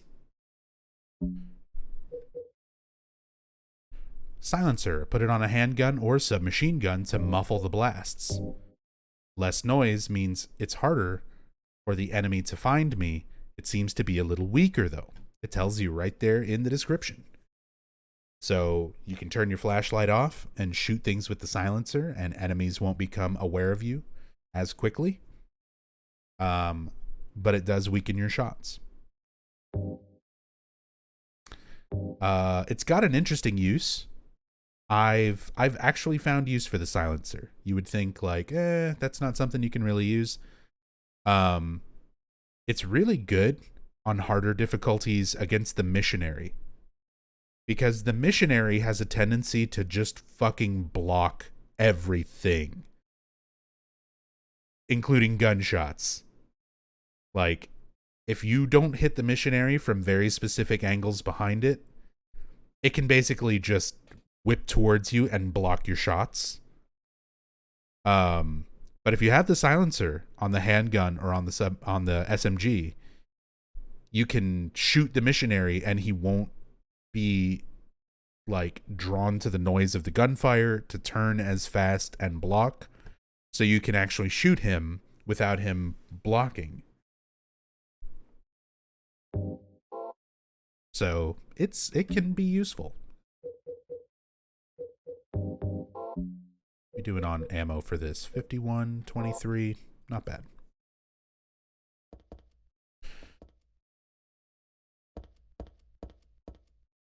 Random Silent Hill hypothetical for whoever wants to answer. If the other games got a sub-scenario like Born from a Wish, who would you want it to feature? If it's Silent Hill 1, Sybil Bennett. I want to see what happened with Sybil, what call she got, why she went to Silent Hill, when her motorcycle went down, all the things that she was seeing while she went around Silent Hill. We kind of get that in the play novel. There's a playable Sybil scenario that kind of fills in those gaps for the Silent Hill play novel, but it's also the play novel. I would have much rather it been like an actual game, like part of Silent Hill 1. For Silent Hill 2, it already has the sub-scenario for Maria, but I would have much rather had that sub-scenario be for Angela or Eddie or Laura. I think it's kind of wasted on Maria. We know a lot about Maria and kind of what she is and what she represents just from playing the main scenario. We didn't really need a sub-scenario to like hammer that point home. Silent Hill 3, Douglas, I think, would be the obvious choice, but Vincent or Claudia would be really, really interesting as well. I wouldn't mind seeing Vincent kind of going around and how he's interfering with Claudia and then making his appearances to Heather and sort of what he's doing back behind the scenes. I think kind of a sub-scenario perspective from Vincent would be really cool. Silent Hill 4, I mean, again, obvious choice would be Eileen, but a sub-scenario of young Frank Sunderland back when Walter was living in that room and doing weird shit. Imagine like young Frank trying to just take care of the building, be a good superintendent, and he's dealing with fucking Walter showing up and all the other stuff that is kind of hinted at with like what the other tenants in the building do. It would be cool to see the earlier apartment, the apartment before Walter became a ghost and fucked it all up.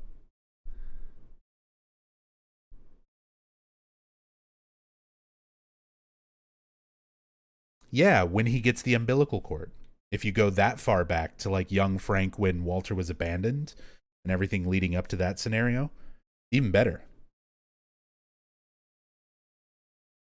get a little bit more insight into Walter's parents from Frank's perspective. And then everything after 4, who cares? Those games suck.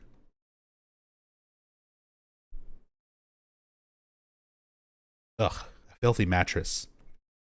Will you drop it into the hole? Yeah.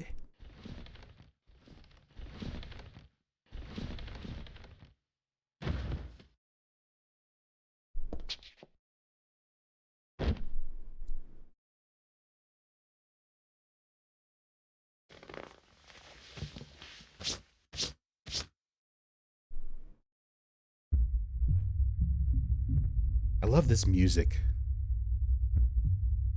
That ambient drone.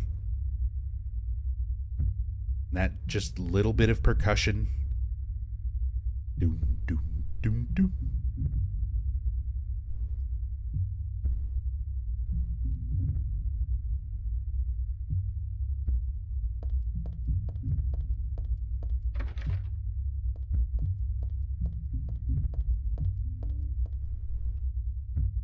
Some rubble from the broken ceiling.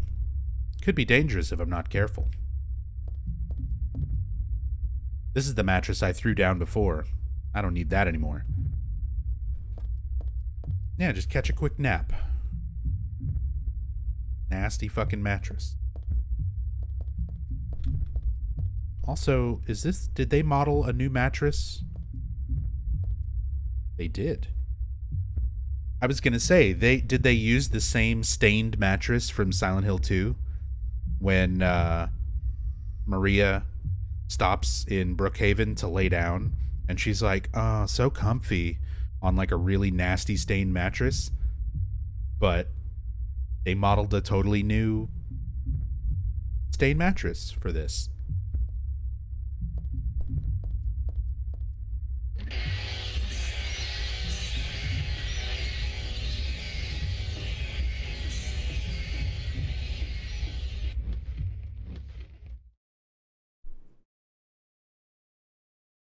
Hey, Valentine. Thank you for the host. We'll watch this on catch-up as I am at work in a bit. No worries.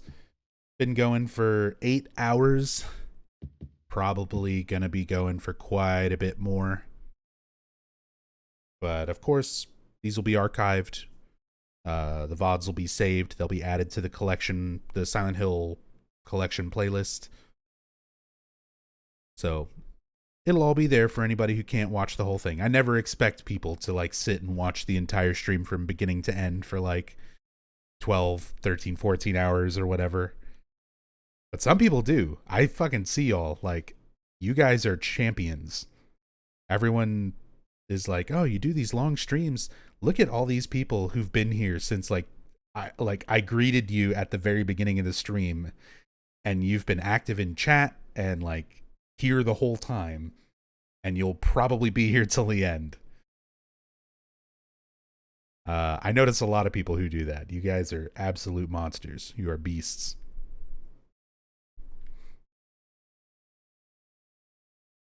The mannequin catalog. I guess this is the reception area for a mannequin company.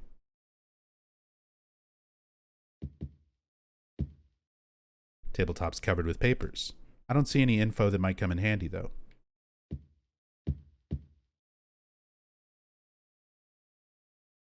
It's a thermal carafe. There's nothing inside. Oh, that's all right. I'm not trying to call out lurkers. You are totally fine. I know there's a very large portion of viewers that this is their chill stream, where they can put it on and lay down, and it's like, usually my voice is pretty chill and calm tone, except for when I get upset about very dumb things. And Silent Hill is like weirdly calming for a lot of it. There's a lot of parts of Silent Hill where it's like quiet or very ambient, sort of subtle tones. Obviously it gets very loud and, other parts, but when you kind of get used to it and you're familiar with the games, it's relaxing almost. there's a weird sort of comfort to it. So I know a lot of people will put on these kind of streams to sleep or background while they're working or just sitting and chilling. Don't want to chat. Don't have to. All good. I appreciate you guys just being here and enjoying what I do enough to have it on your TV or your phone or whatever.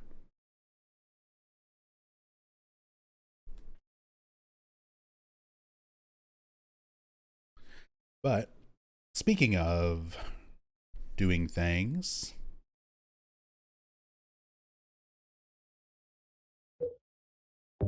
I need to take a break. I've only taken one break at like the 3.5 hour, almost 4 hour mark. Now we're at the 8 hour mark. So, gonna take a short break. Go make myself another cup of tea, stretch my legs, pet my cats, use the restroom, and yeah, give me a few minutes. I'll be right back, and then we will do some more Silent Hill 3. We're nearing the halfway point. We're almost halfway through this game at the 8 hour mark, so 16-hour stream. Here we come. It picks up a little bit. It won't be quite that long, but this is already a lot longer than I thought it would be. But anyway, gonna catch a break and be back in a couple minutes, and we will continue on. Thanks you guys for chilling and watching and enjoying the stream so far. Seriously, appreciate you all being here. But yeah, more Silent Hill 3 in a couple minutes.